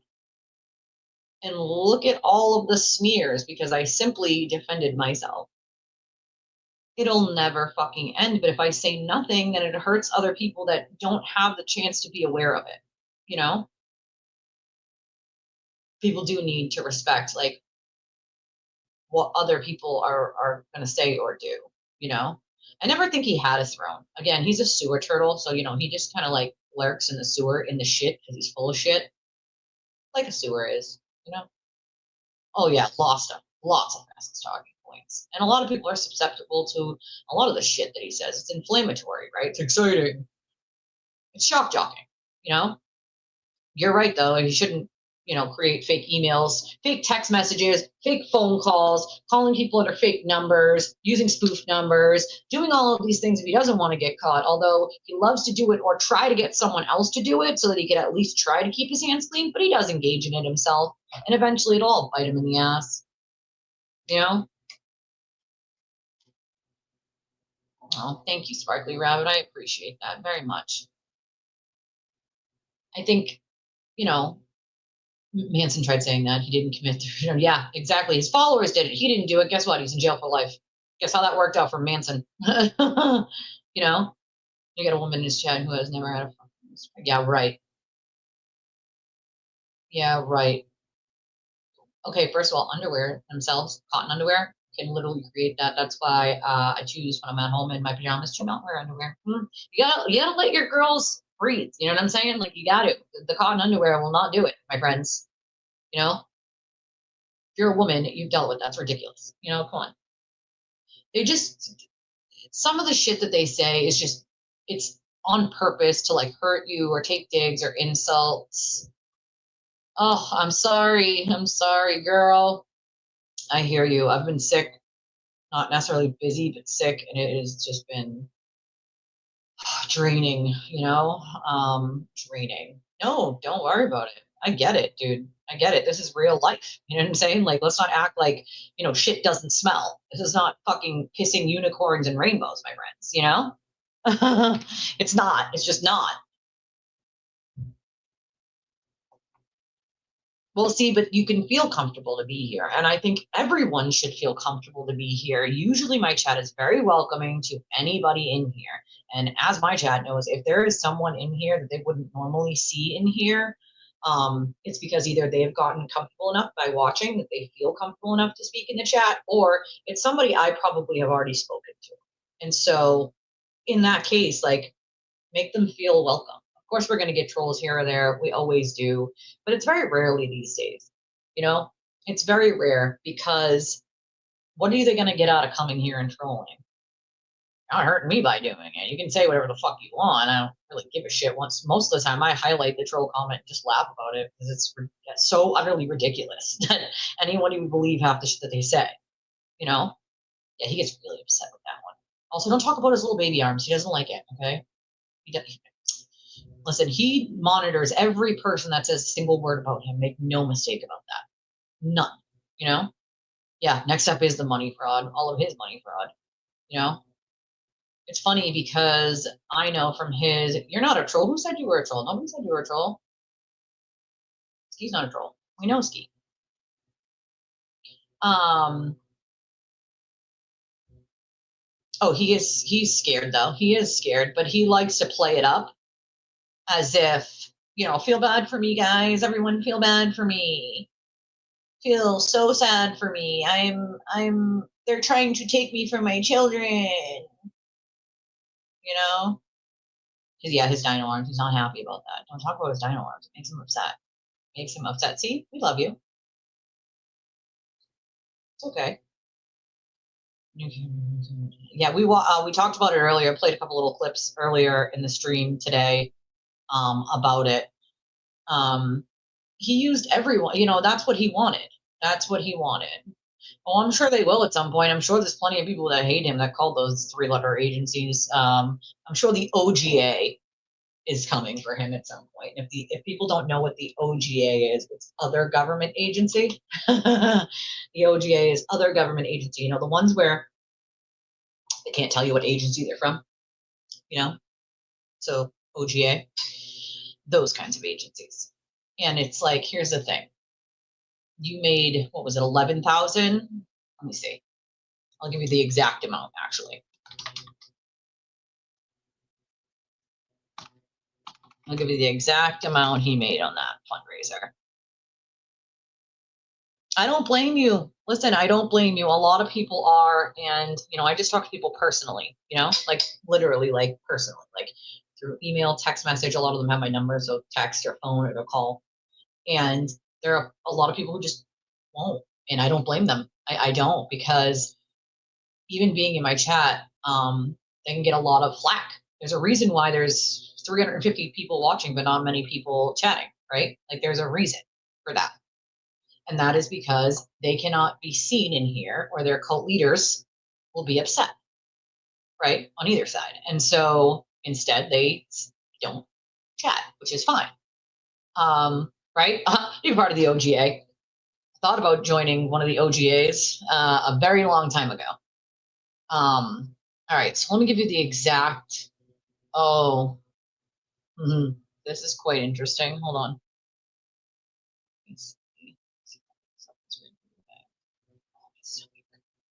I really need to eat something besides soup and bread today. That is literally all I've had in a fucking week, dude. And I'm just like craving something like hot and like comfort food. Oh, I hate those stupid ads. Comfort food. Like I'm literally craving comfort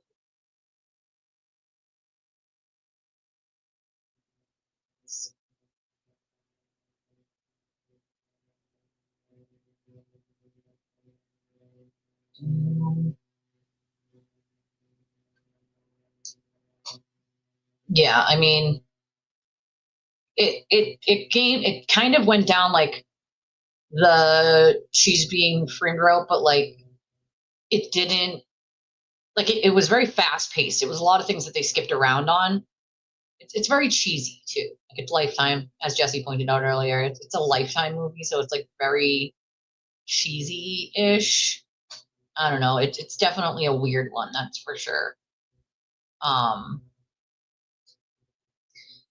The way like he treats people and the way all of these people treat people is really just disgusting in general.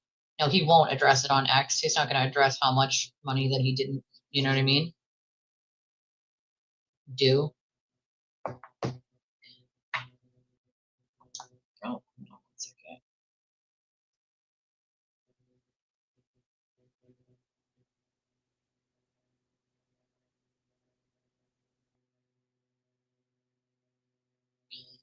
Sorry, I needed to answer that. Well, I mean,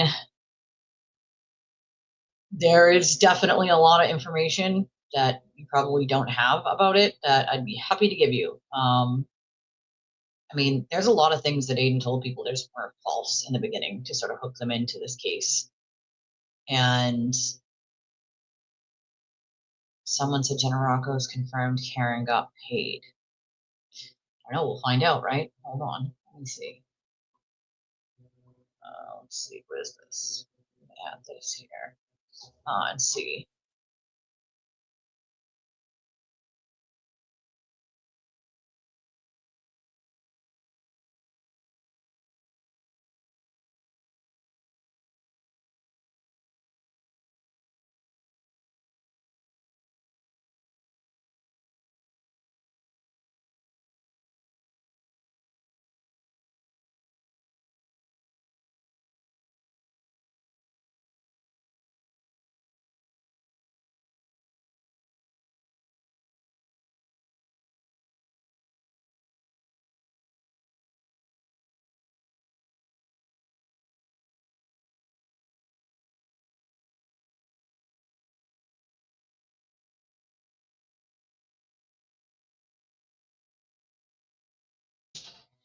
All right, sorry guys, I had to answer the Twusbin's question.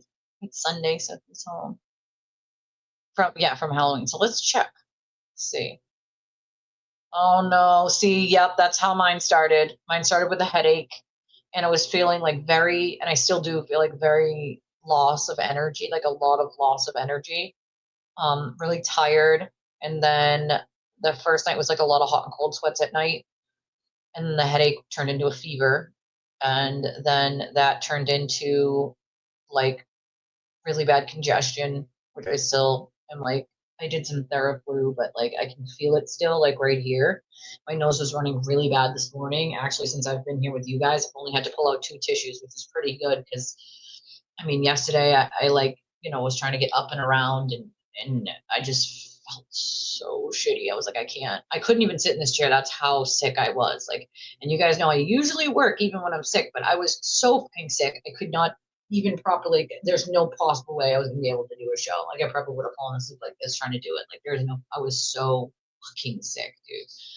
And I'm still like, my head's still pounding. I took Advil earlier, but my head is still pounding. I'm still like hot and cold sweating. I'm still like, my muscles hurt. That makes sense. But I also have a lot of chronic pain. So like I'm dealing with that on top of like my regular, sorry, medical on top of like being sick.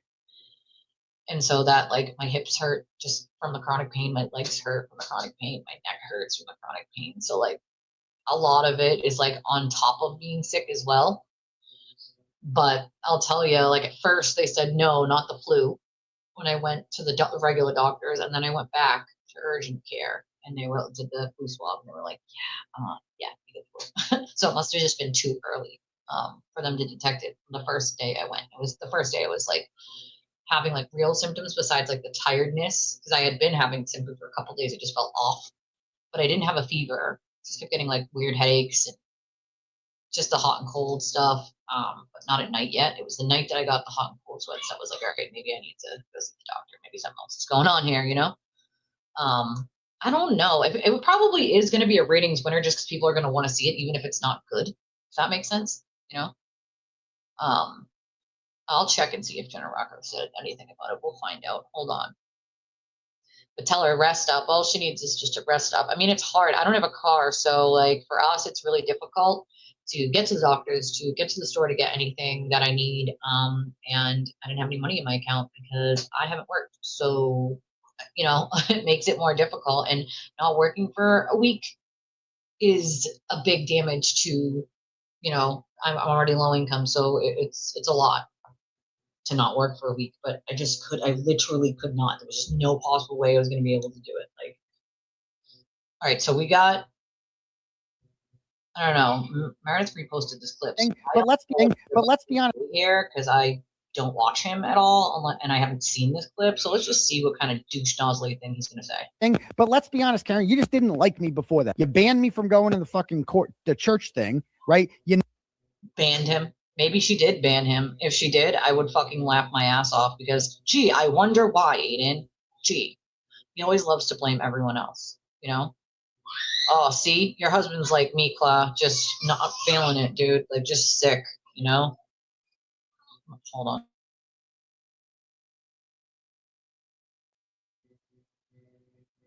Maybe he did. If he did, yeah, well, I mean, I don't seriously say good on him if he did do it because that would have been, what, fucking 2 years later? The second one was in 2024, I believe. Or was it 2025? I think the second one was 2025.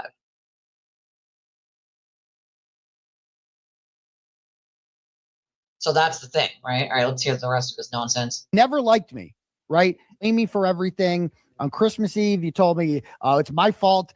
It was. The first trial. They were all holed up in the church there, right? And she specifically told security there, nope, Aiden cannot come in here. Nope. I don't want anything to do with him. I was specifically banned from there. But let's be honest, Karen, you just didn't like me before that. You banned. Now, here's the common sense reason he was banned from there. Is because she didn't want to get hemmed up on witness intimidation by having him there and chumming around with him. That's fucking why. But even his little pea brain can't figure that out, guys. Oh my God, is this real life? Is she using puppets? Shut the fuck up. What is happening in this? What did I miss? What did I miss? Why are there puppets? What is really going on in life right now? Is this what's considered like journalism nowadays? I'm confused. Complete idiot. Oh, thank you so much. You are so sweet. You're like a big teddy bear. Well, I don't love fight. Is she trying to make fun of Nan in this? Like, because I mean that puppet looks more like Jess than anyone. Just saying. Fighting, and I don't like conflict. So, what can I say to you, Queen Lon Nanfario, make this better? Is that Jimmy trying to like? I fucking can't with this shit. And a better experience for you in your safe space, your valid proof. He does not. Actually, he lied about his financials, and so he pays his ex-wife a lot less than what she should be getting for her and her kids, because he shorted her and lied on his financial forms to the court. and underrepresented what he had. You're gonna give me the feels again this time. Thank you so much. So you didn't give up the first time, so we're still doing it. Okay, well, you can get the fuck over yourself, huh? It's really not over. So while the argument ended, it's not over. But Okay, no, that's fine with me. I'll see you next time you come up this way. I'll meet you somewhere. While you're shaking babies and kissing hands at ground zero and dating everyone you meet and rebuilding the 9/11 memoriam and screwing half of the East Coast. watch the fuck out. Okay, let me clear something up real quick with this. I've never seen this. I don't know who the fuck does puppet shows nowadays, but cool, let's do that. Yeah, this is loony shit. All right, this is a little cray-cray, all right? The ex-wife definitely has a lot of stuff that she could say, and I think being a smart woman, she remains quiet for her children. Because you can only imagine the amount of things that he has recorded when it comes to her and threatened her with. So I'm pretty sure she probably just stays quiet because she doesn't want to deal with his dumb fucking ass. But she could bring him back if she wanted to court. But so let me point some things out here. Number one, these rumors that keep getting spread about Nan has slept with this person and she sleeps with LTL and Mike from the Young Jerks because she donates to their channel. And James Jackson because she donates to JFK's channel is like categorically false. I confirm this, of course. I am a person that actually goes and confirms information before I fucking just spew shit. So to put shit out there like that is real defamation. That's real defamation. That's exactly what defamation is. You are putting things out there you know are not fucking true or you're speculating on and saying them as if they are fact. Okay? This is like bananas. Like, who does this shit? I just want to know. Like, who the fuck does this dumb ass shit? Okay? Sounds like Jimmy. That's definitely not LTL. It sounds like Jimmy. That definitely is Jimmy / Auntie Deb. I have no idea. I cannot answer that question. I have no idea and no idea. No clue whatsoever. I am not involved in any way, shape, or form with either one of those human beings, so I could not answer that. I can only deduce what everybody else, does is take in as much information as I can and make my own assumption based on that personally. I don't think she would be afraid of what he could say. It's not about being afraid of what he could say, because most of us are not afraid about what he could say. The problem with Aiden is that he's just willing to lie and make shit up, right? And he will cross lines that no one else will. He will have his idiot minions go and make false affidavits and false crimes and try to have you charged and put in jail for things you didn't do simply as some weird fucking like get you back sort of thing for speaking truth about him. So there are lines that normal people don't cross that he will. So it's not really about being afraid of what he could say, because I don't think there's anything he could say that would have anything to do with anything. She's, as far as I understand, a very lovely person, hard worker, teacher. So like there's not really, it's not about that. He treats every woman like garbage. And he's clearly a woman hater, right? But it's more about protecting your children at that point, about the things that he could do or would do to try to seek revenge if you speak truth about him. And in her defense, I don't know her, but like knowing other women that he has done all of this shit to, she knows his patterns. She knows who he is as a person. She knows he's a narcissist who has no lines that he won't cross. She knows he has minions. Like, she's not dumb. And so if you want to keep your children safe, then you just deal with it through the court, and that's that, I mean, that's just fucking demented. You're using puppets now? I mean, what, are we 5? Is this high school? I'm so confused because nowadays it seems like everybody wants to jump into like that teen movie. Like, we're all running into a that teen movie parody. Like, what the fuck is actually going on? The shit that they say about James Jackson's girlfriend is fucking deplorable and disgusting and reprehensible. Reprehensible. Absolutely appalling. It has no place in normal society to make shit up about someone who passed away. I'm going to tell you right now, if that was my James that passed away, this would be a whole new level of fucking crazy, okay? My James went back into a house fire for people who were still inside and perished inside trying to save others, because that's the kind of person that he fucking was. And if it was going to be any way that he passed and left this earth for me, that definitely was a way that at least everyone can be proud, because that's who he was as a person. He cared about other people. He got out of that house and went back inside.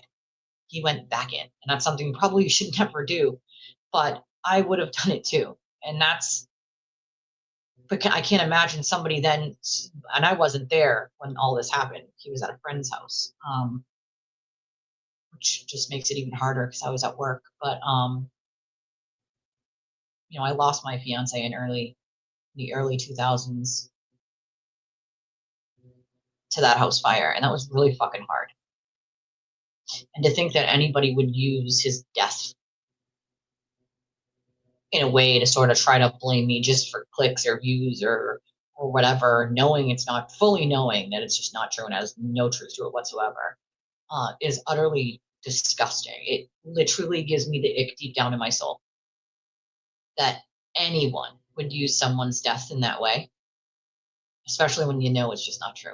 There's plenty of public information and records to show like the way she passed. I couldn't think of something more deplorable or disgusting than any of that.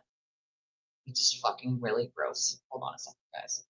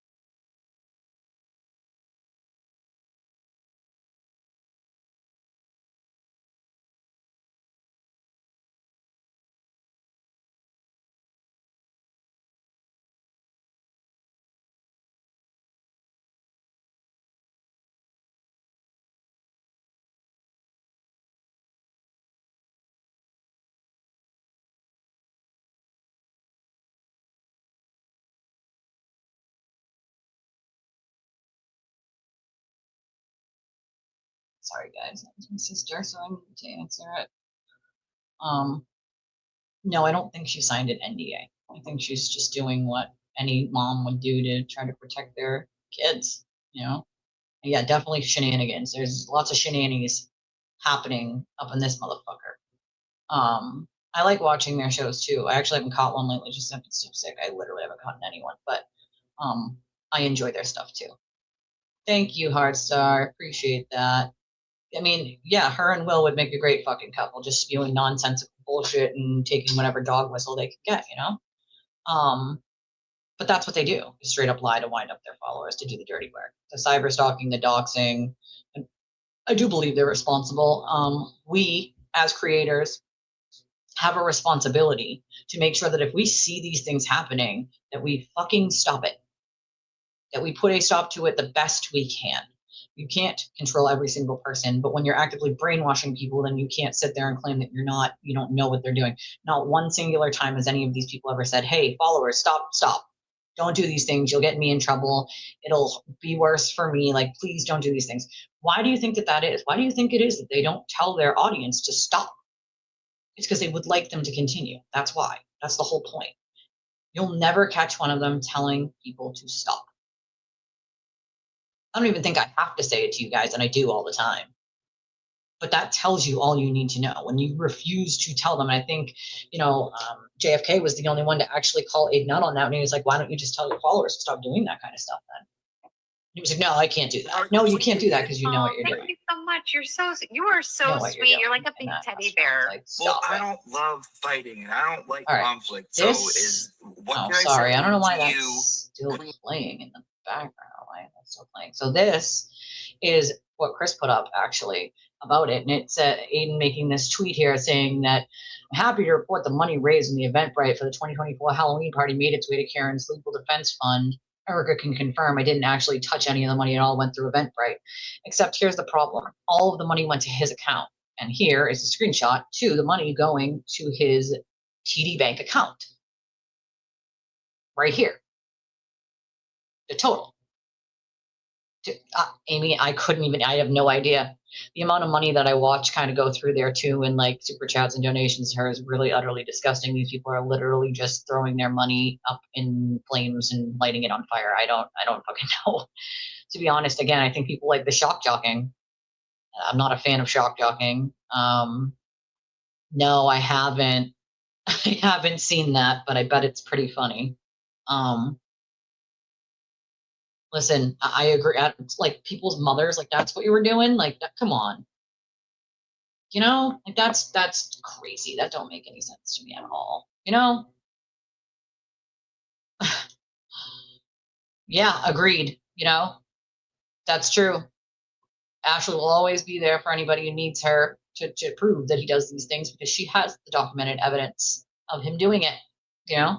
I agree. I can't believe it either, but I bet all of his lies are slowly catching up with him,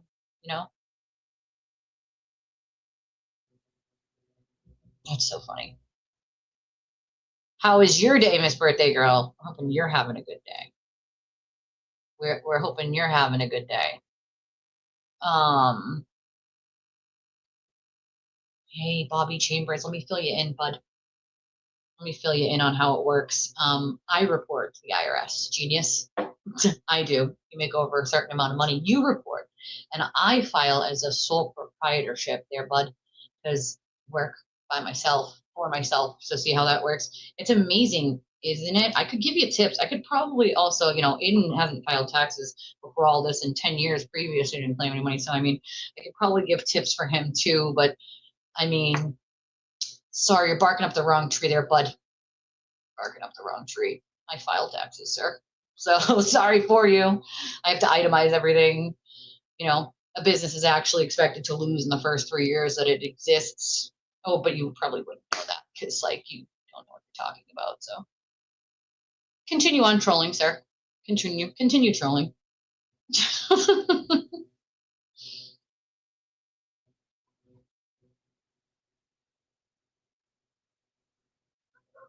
If you want to be able to, yeah, well, right. It's amazing to me what these people don't know, Oh, they bought you flowers. I love that. I just need a weed vape. Listen, if I was close enough and I owned a vehicle, and also if I had the money, it's not even big broke right now, but I would totally bring you one. I know you know that, but still, they're cupcakes. Oh, I love cupcakes. Listen, I love my rainbow chip cupcakes with my rainbow chip frosting. I'm not going to lie. They're delicious. Well, if Bobby means Aiden, then, I'm sure he's not going to report that to the IRS. He's underreporting, as we know. Underreporting. If he underreported to the court, you don't think he's going to underreport to the IRS? Come on. I don't even think he files as I think he still files as a person, which would be awfully fucking dumb if you're a YouTuber running a business. You know what I mean? Either get yourself a fucking LLC or file as a sole proprietor. Common sense. At least it would be common sense to me. I don't know. I don't get it. He will never tell them to stop because that's where he makes his money. We do. We have a responsibility. We 100% have a goddamn responsibility to make sure that we're not creating harm towards people. Right? We have that where we have a platform, and I don't care how small or big the platform is, you still have a platform. A platform. So at what point, well, she didn't file she didn't sign or file like he did. It's all on him. That's on him. Had she signed the paperwork, I'd say yeah. And she told someone else, she said, at least she said on her YouTube thing, that she had told him to have someone else look it over and whatever. So I don't know if he did or not, or if he just, signed on his own. But if you're under reporting for like alimony and child support, like that's a big no-no. You can't do that. Like they will bring you back in there.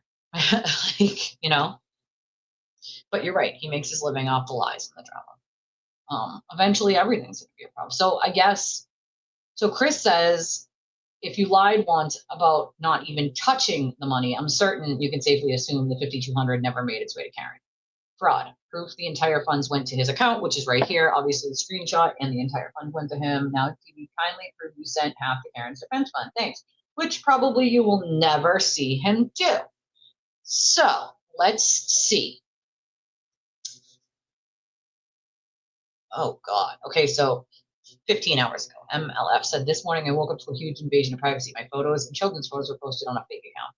This is after being dragged by multiple YouTubers on their very large platforms for over a month. YouTubers who undoubtedly encouraged posting my family. In my anger, I made a post saying I'd do the same to them, but I never did. My emotions get the best of me, but I didn't follow through, obviously. That's the difference between me and them. I'd never actually do it. I took a step back and realized while they are in the wrong for posting my family's photos first, I will be better than them. I will respond with facts and truth about the evil and terrible people they are.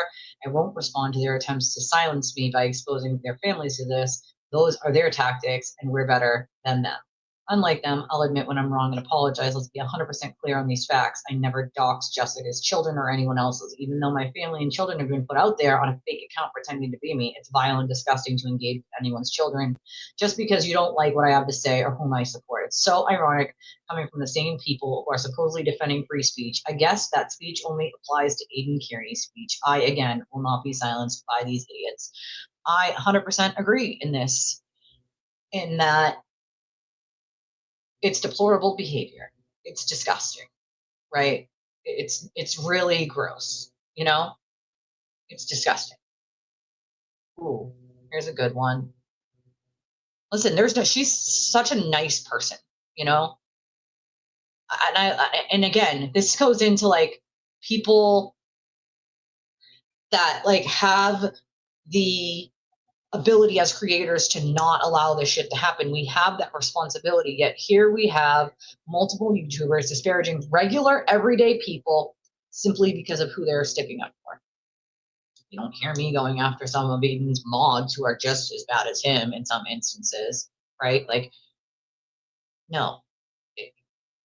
These are just regular people, right? And so because she sticks up for Meredith, because Meredith sticks up for Meredith, that all of a sudden she should be dragged by YouTube creators. I mean, that's fucking insane, dude. That is disgusting. It's deplorable. It's not okay. It is not freaking okay. So here's an interesting one from Nan, it looks like. Let me see what it says. It says, this one's I think about Jess. This is a woman who has gone after jobs and kids, simulates blowjobs for her audience, and defames people from her platform, and she wants to, quote, build a case against people. She's going to need more than a binder. I wish she knew what is coming her way. It's almost a shame that she doesn't. Bring it on, besties. Oh. So it's just insane to me, right? That, oh my God, I just love this is being posted. His like,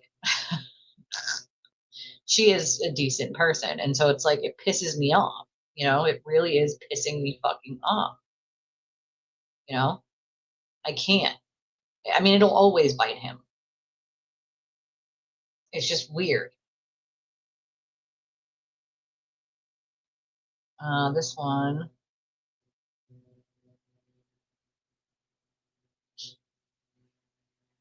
This makes it very clear for everyone faking outrage over me sharing privileged communications. These are texts Aiden himself sent me between me, him, and his lawyers.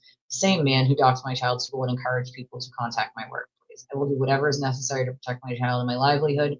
If an adult hands me information and then spends his days trying to wreck my real life, I'm not protecting him. Life lesson. Maybe don't continuously fuck with someone who you entrusted with so much. So yes, I shared these texts and I'll be happy to share recordings. Stay tuned. Oh boy. Oh boy. Well, I don't know. I feel like at what point, right? Like, no, you guys wouldn't have caught it anyway because it was on X.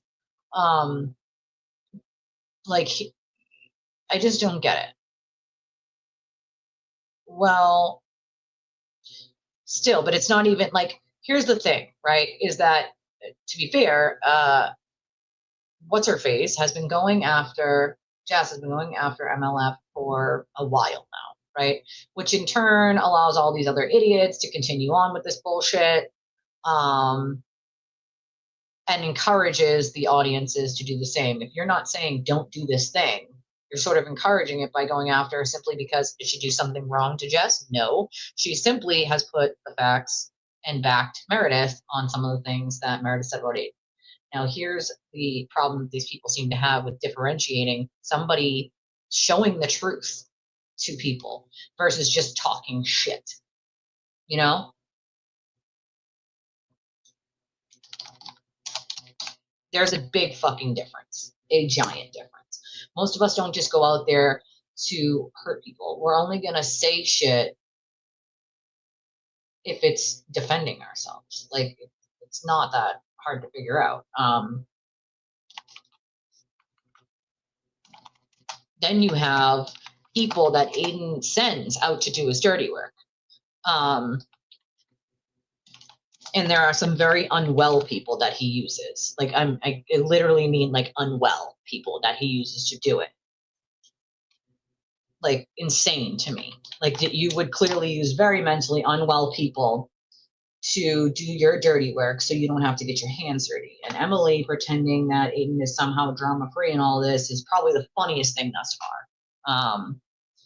Yeah, no, there's a lot of stuff that's been going on. And so she's been dragged by, Jess and Auntie Deb and all the people who are involved in all that. And so at what point, Brian spent months listening to Jess disparage him before he ever said a word, but now he's not allowed to say anything. I see a lot of Aiden's minions going, what about the drama? It's just drama, Brian. It's just drama. And I love when people do that, when they're like, well, you should just shut up and say nothing. And it's like, no, I'm not going to just shut up and say nothing. So you think that I should just keep dealing with it? Are you telling the person you're supporting to shut up and stop? No, you're not. So don't come to me with your fake fucking outrage and say, stop, it's just drama. I'm going to defend myself when I need to, period. I don't give a fuck who it is. I don't care what side you're on. I'm going to defend myself if rumors and fucking lies are being spread that are not true, that are nonsensical, that don't make fucking sense to anybody with brain cells, right? A lot of people have been saying it to Mike and saying it to Brian, and it's like, what they think that that's going to wear them down into like shutting up. It's the same thing Aiden sends his minions out to do to pretty much anyone who speaks up. Pretty much anyone who speaks up. It's ridiculous,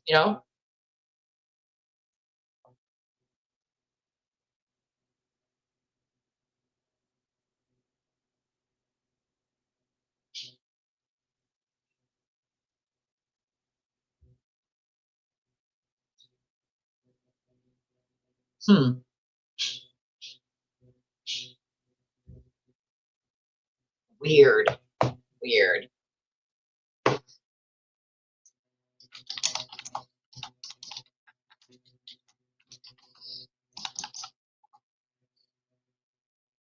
I mean, I wish she would too, but unfortunately none of us have control over that, I feel like she probably got shafted pretty hard. And that sucks. That really sucks. Really sucks.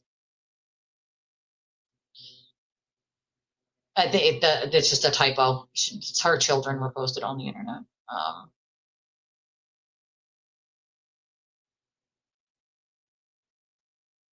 His mentality is always don't do what I do, because he doesn't want anybody to know he's doing it. That's the difference, is he doesn't want anyone to know that he's doing these things. That's the sad part. So it's like, at what point do people go, hold on, he's saying he doesn't like this thing, but this thing is happening. What the fuck? Okie dokie, artichoke. Some of the shit that I see is just so fucking wild. And again, Like, some of the shit these people say is so fucking crazy. Like what?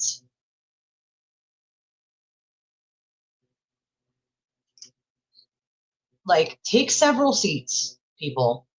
Like, take several fucking seats on shit that you know nothing about. It's delusional at best to start spewing shit you have no idea about what you're talking about and then stating it as fact.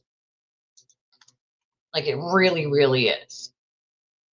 I really hope that they are, because at this point, like, I feel like I've said a lot, you know? And that's the other thing, is there are other larger content creators that are sort of encouraging the behavior because it helps their wallets.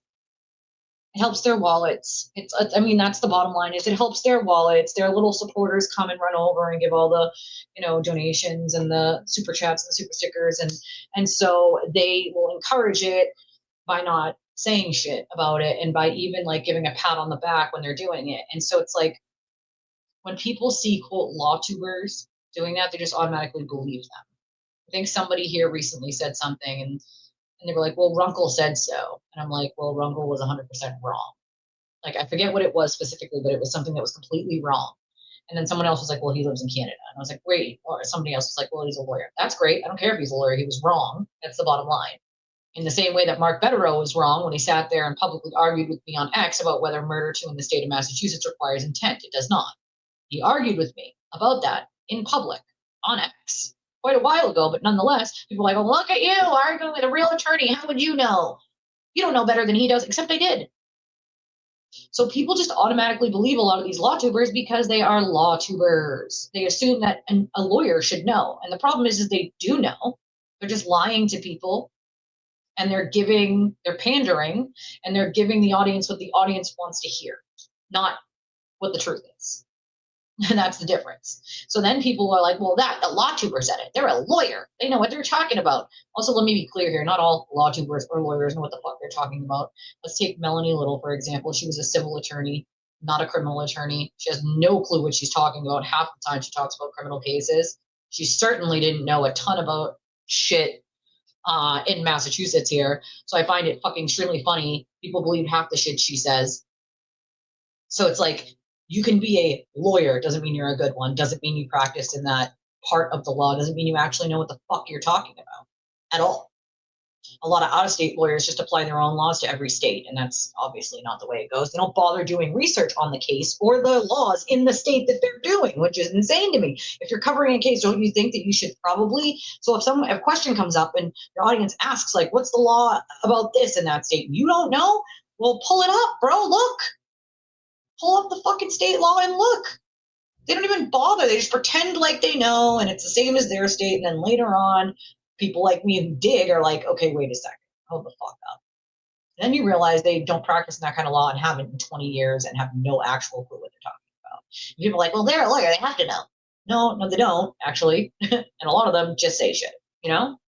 I was sick for a week. Sick. If he had any self-respect, Betterow would have stepped down from handling Aiden a while ago. Bradel doesn't have self-respect, so I never expected him to come down. I know, right? A lawyer lie? Never. Never. Of course we know that that's not true. Always a lie coming out of these fucking idiots. It's just insanity to me. Absolute freaking insanity.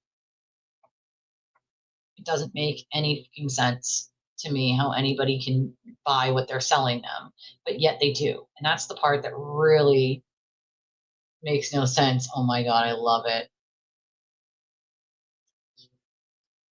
I don't know. That's a good question. Where does the respect come from? I don't know. Just to automatically assume that he should get it. That's why. I mean, if he did advise him to do that, it's probably the stupidest advisory I've ever heard. The fact that they're going along with it makes no sense to me either, because it's not going to benefit him. It's just not, you know? Who knows? I mean, for me, it screams that you only care about the media surrounding, and that you're only looking for that attention on YouTube and in the media. Otherwise, again, self-respecting attorney would have bowed out at this point. Tim Bradel has no self-respect, so I never expected him to bow out. He's just a real snaky sneak. And I believe one day he won't have a law license anymore just because of the way that he behaves and the shit that he does, which is unethical. Better, I thought, might have had a little more self-respect for himself, but it's very clear to me that he doesn't, unfortunately. That he doesn't. That he'll just keep dealing with it. I mean, it might be on thin ice, but what's thin ice at this point? You know what I mean? To me, thin ice should have been a long fucking time ago. You know? Feels like no matter what happens now, something else is released. Guess what? He's just going to be like, oh, well, that's a long time ago, Mark, and I haven't done anything since, so you can't drop me. Like, it's just going to be excuse after excuse at this point. You know what I'm saying? I agree with you. You know? I agree with you in all of this. I mean, that mega motion spoke volumes to me about what kind of attorneys these are. That mega motion was an absolute fucking joke. It's the biggest joke I've ever seen. No self-respecting attorney would put a fake medical condition in a fucking 88-page motion that could have been half as big if they didn't repeat the same thing over and over. Never mind the fact that most of it was just innuendo and speculation. You know? Well, that's the thing. Mike is the one who brought him on. Nobody would know who he was if Mike didn't bring him on his channel. And now you have other people who are just pandering to keep him on their channels because they're bringing in money by having him on. That tells you everything you need to know about these people. It's that simple. I think he wrote it too. I think he demanded that they put this, this, and this in it, and they did. I think they had their like paralegals write it up, but nonetheless, they still signed their names to it. No self-respecting attorney is going to sign their fucking names to a document like that, especially with as much innuendo, speculation, fake medical conditions, and just vitriol that's in it. There are so many things that are just completely false. That's misrepresenting to the court on purpose. Oh, absolutely. It screams from the pages. Screams from the pages. No doubt in my mind, you know? Well, that's the thing. I mean, she has him on and other people have him on simply for the views and the money that comes in when he does. Mike gave it up. Like, Mike is the one who decided not to invite him on. How can you have someone on that his client is actively disparaging you? How can you continue to have that person on your channel? You can't, right? If you have morals and ethics, you don't. You can't. Mike knew what he was giving up by not inviting him back on, and that was Mike's choice, right? So it's like, I love when people are like, Better wouldn't come on your channel, and that's not even true. It's not true. It had nothing to do with Better. It wasn't his choice. It was Mike's choice. And again, any self-respecting person would say, okay, this is a boundary here. Like, you know? I mean, what's the point of having him on if you're not going to talk back and forth about shit, you know? A lot of them knowingly lied, though. A lot of them knowingly lied because they wanted the views. They wanted the money. They wanted the minions that were coming over and dropping the super chats and super stickers and donations. Like, they wanted all of it. And so instead of telling the truth, they pandered to whatever they wanted to hear. And that makes me really sad for LawTube as a whole. I'm a fan of the law. I'm a fan of like helping people understand the law. And I feel like LawTube has moved from helping people understand the law and understand how trials work into just a money grubbing machine that they couldn't care less if they're giving people the truth or not, or their real opinions on anything. They don't give a fuck about their real opinions. They care about what the audience is swayed by. If the audience is swayed by this person is not guilty, then they're going to go with that. If the person is swayed by, oh, this guy's guilty as fuck, they're going to go with that. There's no real, like, okay, this person definitely is not guilty because of this thing, and this thing, right? They're essentially just pandering to what the most people think in their chats, the loudest voices, the most donations. That's not ethical to me. That reeks of having no boundaries whatsoever. That you're just going to pander to whatever. That's not somebody I would want to listen to, because if you're going to pander to whatever brings in the dollars and the cents, no matter what, even when it comes to like destroying other people's lives in the process as you do that, that is not somebody that I want to listen to. Sorry. It's just not for me. Not at all. And I mean, obviously plenty of people do listen to these people anyway, right? They clearly enjoy the content when they're pandered to. I'm just not that type of person. I'm not going to do it. It's just not going to happen. It's unfortunate.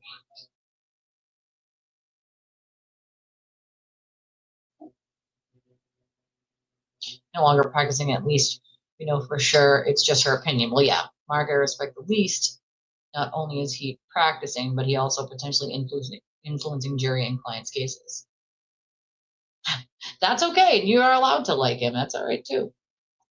It's totally okay too. I think that he just isn't the kind of ethical attorney I would want anything to do with.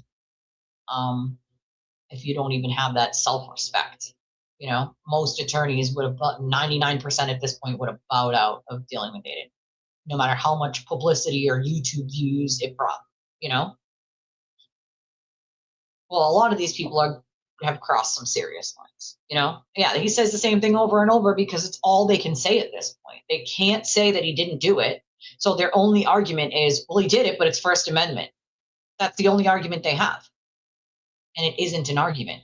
It's well beyond First Amendment's not absolute. I mean, let's be honest here. He probably offered to drop the civil suit.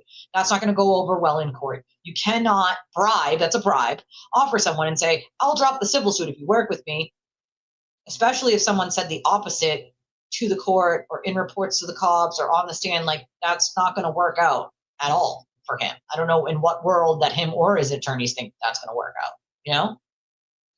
No. There's no ramifications for sharing them. You can waive your privilege anytime you want. You can share them anytime you want, but just know that if you do, you are waiving that privilege to then be secret, you know?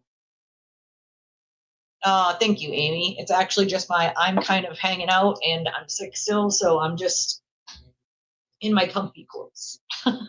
I'm in my comfy, I don't feel good and I don't care what I look like today clothes. Well, that's the thing. He doesn't have any tea. There's no tea to share, you know? There's just none. Yeah, I mean, yeah, they can call it satire all they want, but that's not so they have to have a legal defense, and there's no legal defense called satire. So the only legal defense that they have is it's First Amendment, and that's just not going to fly.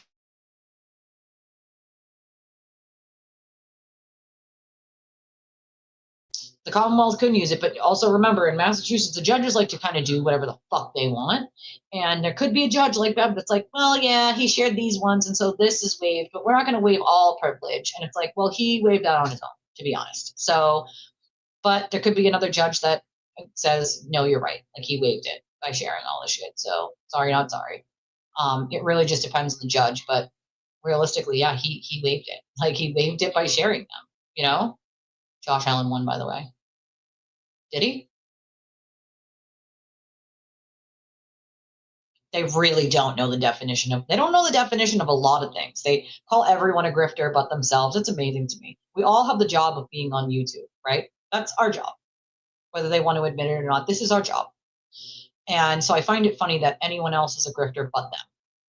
They do the same work that I do, except I probably put more work and time and effort into it to make sure that the things that I have for information are clear and correct before I give it to you. And they just say, make puppet shows and horizon boards. I can't, I don't fucking know.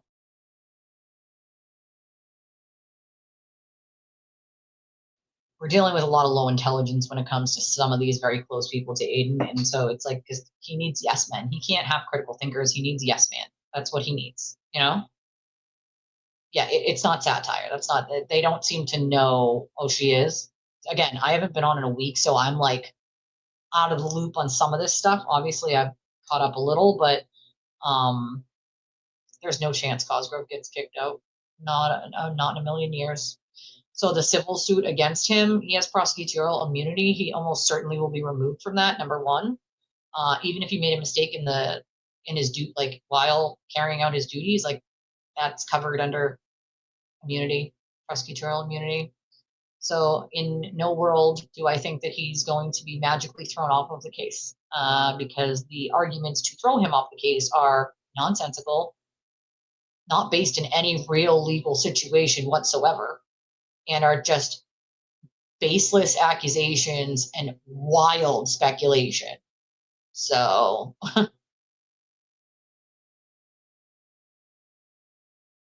and I am sure that he will be showing all sorts of things to the judge at this point. You know what I mean? Yeah, she's mad that they, you know, I don't, like, nobody wants to be on your dumb board at the top or the bottom, bro. How about you just don't make a board? How about that? I could make a board if I fucking wanted. One of them did. One of them flipped on the other one, and we're still awaiting the outcome of that second person. But the first person who dropped it off at her house immediately told on the person that made them do it. So, I mean, yes, they're being held accountable, but we don't have both names yet because they're still not done dealing with the second person that the first person sort of flipped on. Unfortunately. They will just replace him, but I highly doubt that will happen. Because that's all he has to talk about. I mean, what else is he going to fucking talk about at this point? Can't talk about his client. So what else is he going to talk about? The only thing he can talk about.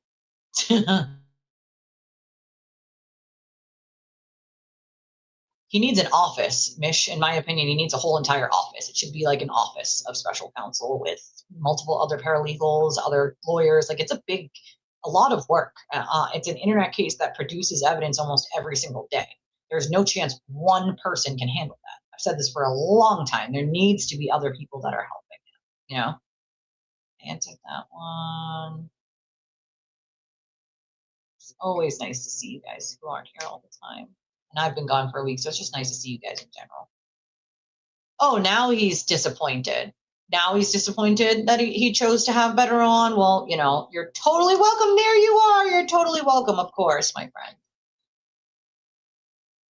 I told you need to get a giant gag wine glass and then like fill it halfway and show them what a real giant gag wine glass looks like, since they don't seem to know what, like, you know, a basic one looks like. You know what I mean? I can't believe, is he actually disappointed, or is he just disappointed he didn't bring in enough money to keep riding that fence? You know, which one is it? Which one the fuck is it, in my opinion? You know? It just doesn't make sense to me. There's a lot of like nonsense going on. Lots of shenanigans afoot in this mother effer. It don't make a ton of sense to me, but you know, it's what it is, I guess. Oh. See? This is what I love about my chat, is someone like MLF can come in and pop in and say hi, and they just get the love, you know? And this is one of the things I'm so proud of with you guys, you know? Oh my God. I didn't want to post it publicly, but I saw it in our DMs, and I freaking love it. It's great. It's amazing. Wasn't that a great idea? To just say F you to all your haters. You just get a giant gag wine glass and fill that bitch halfway. Like, you want to see a giant wine glass? I'll give you a motherfucking giant wine glass. Like, these people act as if nobody, like, because you're on YouTube, you couldn't have like a glass, you know, have a glass of anything. Like, fuck you, I'll have a glass whenever the fuck I feel like it. I'm hanging out with my peoples here, so if I choose to have a glass, and I was having a glass of champagne with you on that last one that I streamed while you were having yours, so we were, you know, we were vibing, girl. All right, we were vibing over here. Yeah, I mean, yeah. We share hatred of TV. We share a hatred of just bullies in general, right? Like bullies. It's crazy to me. It does. It's not absolute, and if you do things that are beyond the First Amendment, you have to deal with the consequences of that. And that's on them. You know, it's unfortunate, but it is what it is. It's sad. It's really, really sad. I hate that it's come to this, because I feel like there are so many missed opportunities to have conversations with people. And I feel like a lot of us could have had these conversations a long time ago if people would have just saw the light a little sooner with him, you know?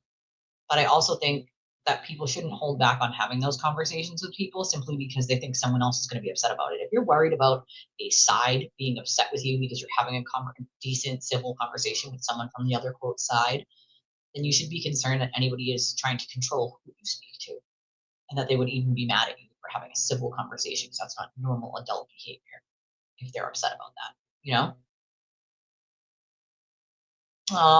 It was probably before, maybe. I think a lot of people, I've unblocked a lot of people actually who have kindly came to me and asked for me to unblock them, and I have. And actually, I haven't regretted it once yet. Nobody's made me regret it, so that's a good thing. Yeah. Oh, that's so nice. I love that. See, I love that. Okay, I'll put a video show behind $100. Yeah, I did see that. I talked about that, like, I think right before I left, that he put it behind $100 paywall and Will paid for it like a fucking chump.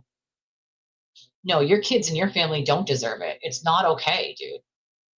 It's not okay. It's not okay. But this is what they do. They do it so that you'll shut up and go away. That's the whole point. The whole point is to make you shut up and go away and not support anybody and not tell the truth so that you're one less person who's telling it. You're one less person who is giving it to them straight. You're one less person that can lead them to the understanding that these people are not good people, that they are milking you for all your worth and they don't give a fuck about you.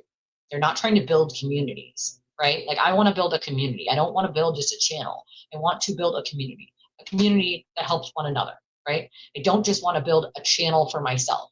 I want it to be a place for all, right? Like, so for me, like, most of these people aren't doing it to build a community. They're doing it to build, their bank account. It's,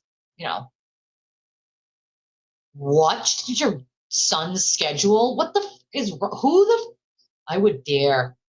Listen, this is where I wish that I had a car, because I'll drive out to each one of your son's damn games and can sit there with my camera. And if someone showed up, they'd have to deal with me. Like, this is what I mean. Like, I can't.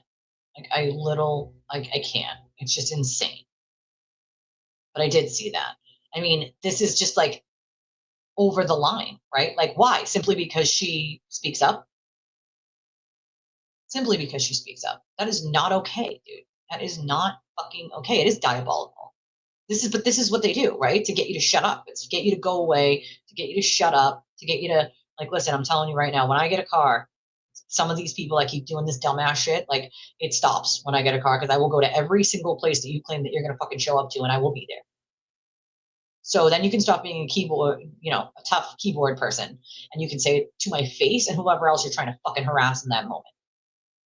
I will go every goddamn time. This is like the problem of not having a car. Is like, I don't have the capacity to, like, go to far away places or even like even nearby places that, like, don't cost money. And so it's a restriction on me that not only affects, like, being able to get to, like, my doctor's appointments and shit, but, like, it's income restricted. Like, I can only spend so much on Ubers and Lyfts, and I can only, you know what I mean? Like, so sometimes I'm just stuck at home, Oh, I love that. I love the amends, though, I think everyone's sick of that. Just diabolical, disgusting fucking behavior. She lives in the same state as me. She's probably about, I'd guess, like, maybe an hour away, 45 minutes. I don't care. I would drive the whole fuck. I don't care if it was 2 hours, 3 hours. I don't give a shit. I would drive every fucking time, every one of her kids' games, and I would sit there and wait for some idiot to show up. They could deal with me. Like, for fuck's sake. It's just gross. It's wild. It's insane. Like, it's not normal. It's not fucking normal. It's like taking the same behavior that Aiden's been doing and saying, oh, well, he's making money off doing it. Maybe I can do that same shit. Or I can let other people do it and they can, get their hands dirty, and I can feign ignorance later and still make the money off of it. It's fucking gross. Yeah, everything does seem hush hush, but we're going to push that, because it's been a little too long for this whole dead turtle thing they sent. Actually, like, we got to, give them a little push, I think. Girl, yes, you can come. Of course you can. Yes, girl, of course you can. Oh, I would. I literally would stand there with one. You listen. If you think what I have to say here is like, bold, wait till you see what I would do in public if people were threatening to do this kind of shit to people. I would show up and I would sit there and I would be like security, essentially. Like, okay, cool. You want to show up? You're gonna have to deal with me first. You gotta get through me first if you want to harass people. See how well that works out for you. Let's see just how well that works out for you. Yeah, see, that's what they go for first, That's what they go for first. Oh, do you know how many fake accounts he has? It's so ridiculous. Like, so fucking deranged. Oh, hell no. Oh, hell no. See, this is what I mean, dude. I would totally post up at your friggin' house all night long with my camera. I would wrap myself up in my Snuggie and sit on your porch and wait. I fucking dare you. I dare you. Go, get back in bed. What are you doing? You're not supposed to be doing none of that right now. You, Missy, surgery lady, get in bed. It is deranged. It is not normal behavior, right? Like, it isn't. Like, leave people's kids alone, leave their families alone. Like, what the fuck is wrong with people? I would totally take, I'm not kidding. Bullhorn, I don't give a fuck. It is stalker shit. It's weird stalker shit. It's not normal. It's not normal behavior. You can't threaten to go to someone's house because you don't like what they said. That's fucking weird, dude. Like, it's weird. But he has normalized it, and that's the problem. Is because he's normalized it. Everybody and his minions think it's okay to do it to help him out, right? Help him out. Shut these people up. Shut them up. I still feel like open ass, but I can at least sit in this chair, which was more than I could do yesterday, to be fair. I'm still like tired, but I'm like, I've missed a week of work here, and yeah, I'm big broke, so I don't have an option to be so sick that I can't get up for another week because I just don't have that option.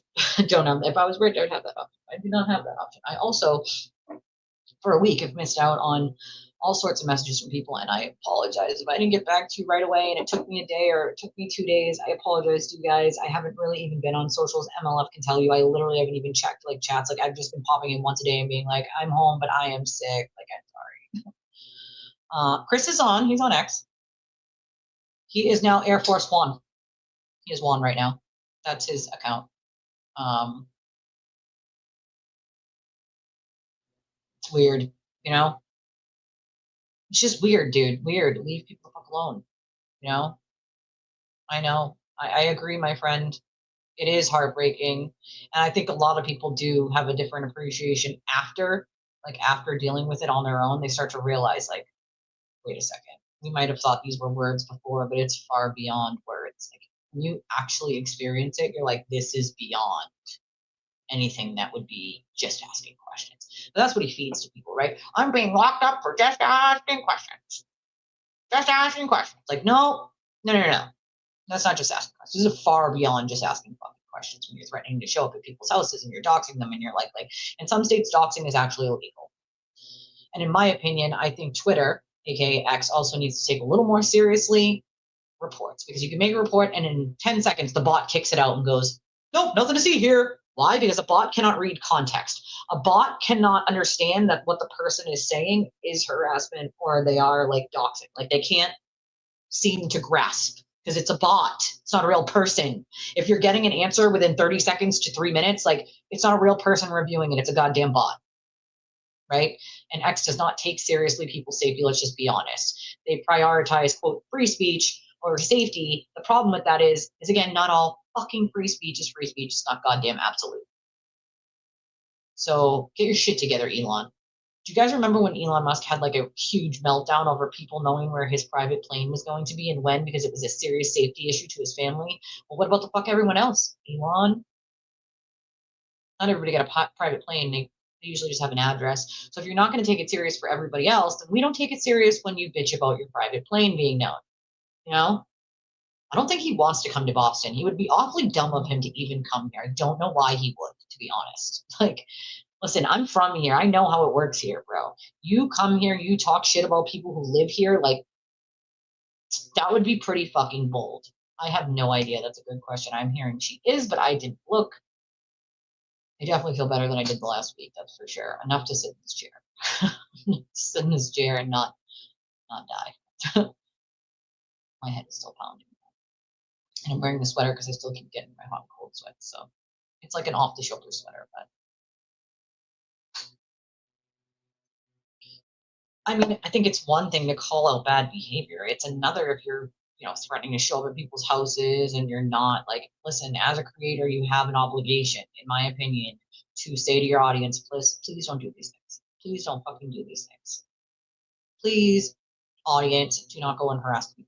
Please do not talk about their children, their families. Like, please do not reveal where they go to school, where they live, like where they work.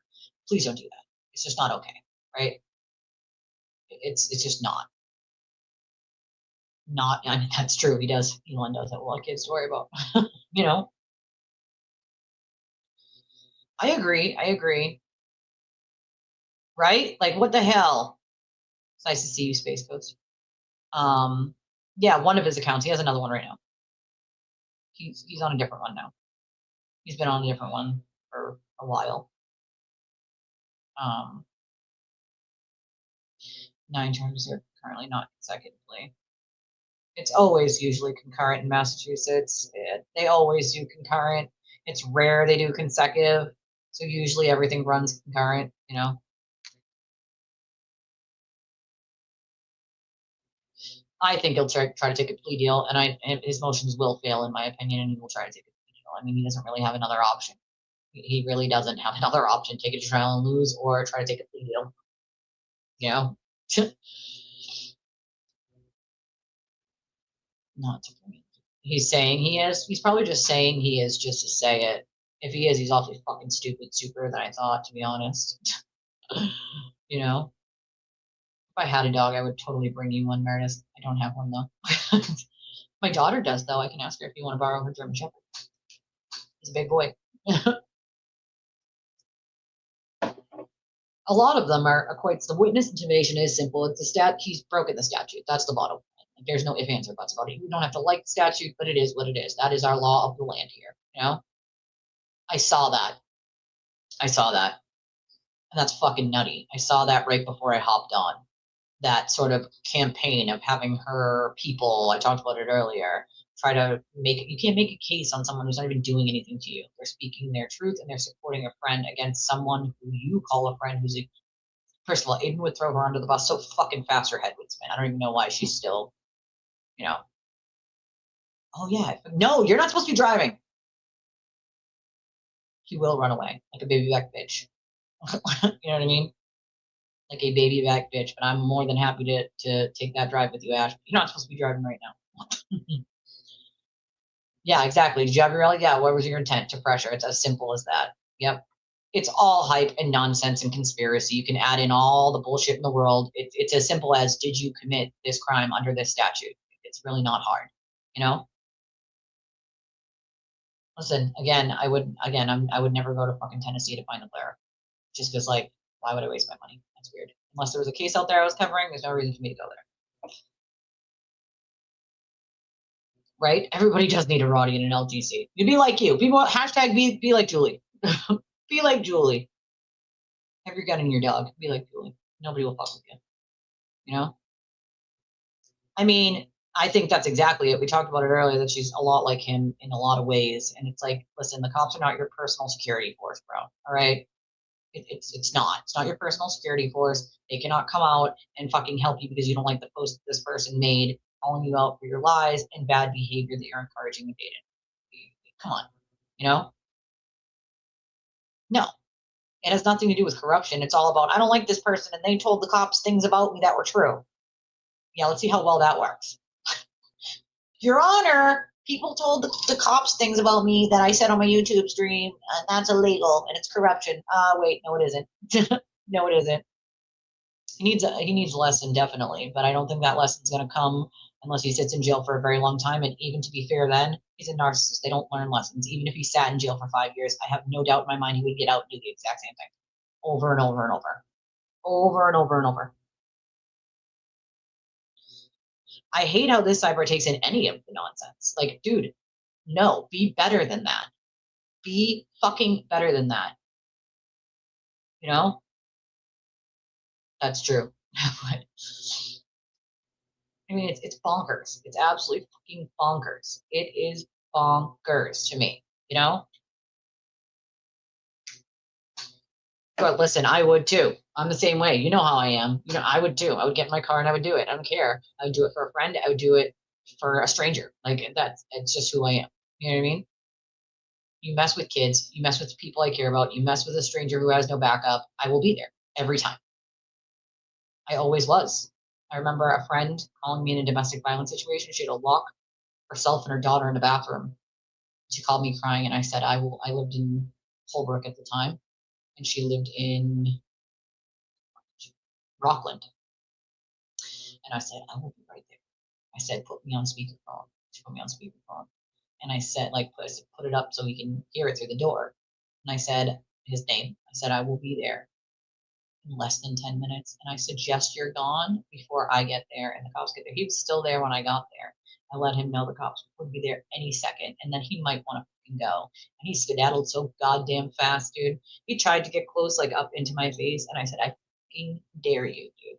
I dare you. See, here's the thing. I don't have fear anymore because I had an abuser. I lived being punched in the face over and over and over. Okay. I lived it while I was pregnant nonetheless. So you, sir, do not fucking scare me. You are a coward, a vagina, a pussy. You have to beat up on women to feel good. You are a joke. And he left. There's been a lot of scenarios like that. There's nobody that I wouldn't step up for in that scenario. I remember one time me and my husband pulled over. He was on his bike, on his motorcycle at the time, and I was in the car. Back when we had these things, they didn't die. And I forget where we were going. We're going somewhere, and we saw a guy pushing a girl on the side of the road, and people were just driving right by. It was right near a four-way stop in Whitman. And people were just driving by.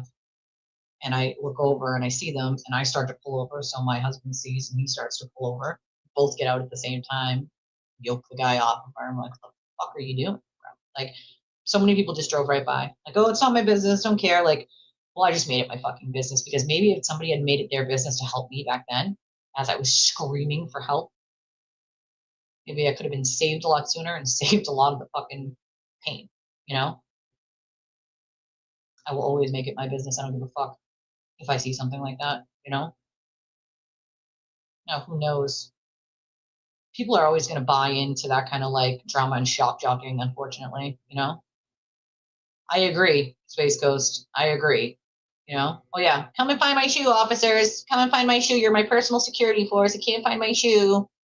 You know? Well, that's part of the problem, is Holden PD themselves. But I think now that they've been called out by the like Leominster court, I think they're a little more careful.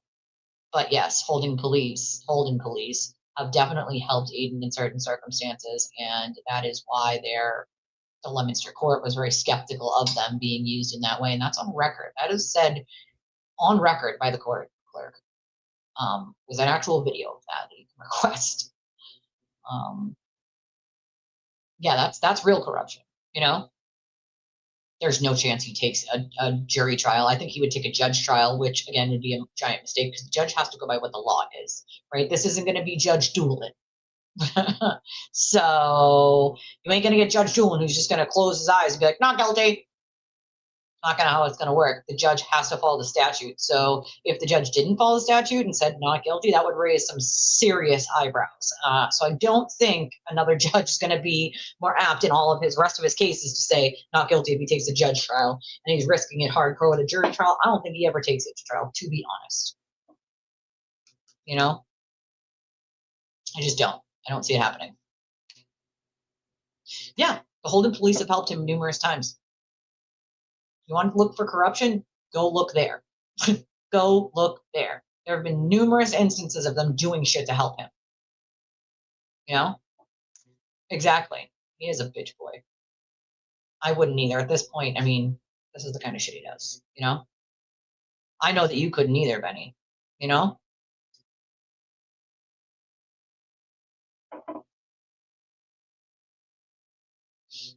Yeah, I couldn't either.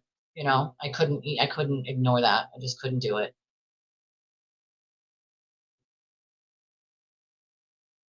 That is crazy. Oh, those poor babies. The wife's ex-husband. That's so sad. Yes, I said it earlier. She was in and out. Big 4-0. Don't worry, I'm coming up on that big 4-0 next year. Well, this year actually, but it's the end of this. Good. They should, because how many times has he demanded things that he doesn't have any right to ask for, or something that doesn't even exist, simply to try to back up his own lie? So people should ask him, you know? Yes, we did. That's right. Like, not okay, dude. Like, no. Like, I can't sit there and watch something like that and not do something. I cannot, you know? Me either. It's my family, right? Or someone else's family. Like that's, you know. Thank you, standing. I mean, I'm still definitely feeling like shit, but definitely better than I have been in the last week. That's for sure. You know. Yeah, I mean, they did the long times when they're waiting on the phone to see if they were getting the phone extraction thing in his case. But well, we had to. There was like it looked like they were fighting. It was a big group of kids. They were arguing, screaming back and forth, and we were like, this doesn't look right. This just doesn't look right, you know? So we waited there for a minute. Like, gotta watch this for a second. Gotta make sure that I was about to, you know, have to drag some kids off some other kids. Like, what are you guys doing? You know? Nothing yet. There's still court cases coming up. You have proof of a lot, you know? If he makes it to trial at this rate with everything he has done, they should have already revoked his bond. They should have already put a motion in to revoke his bond, in my opinion. You know? I feel like they don't have a choice but to respond at this point, you know? They don't. But the New Jersey cases are still happening. They're still going on, still ongoing. That makes sense. I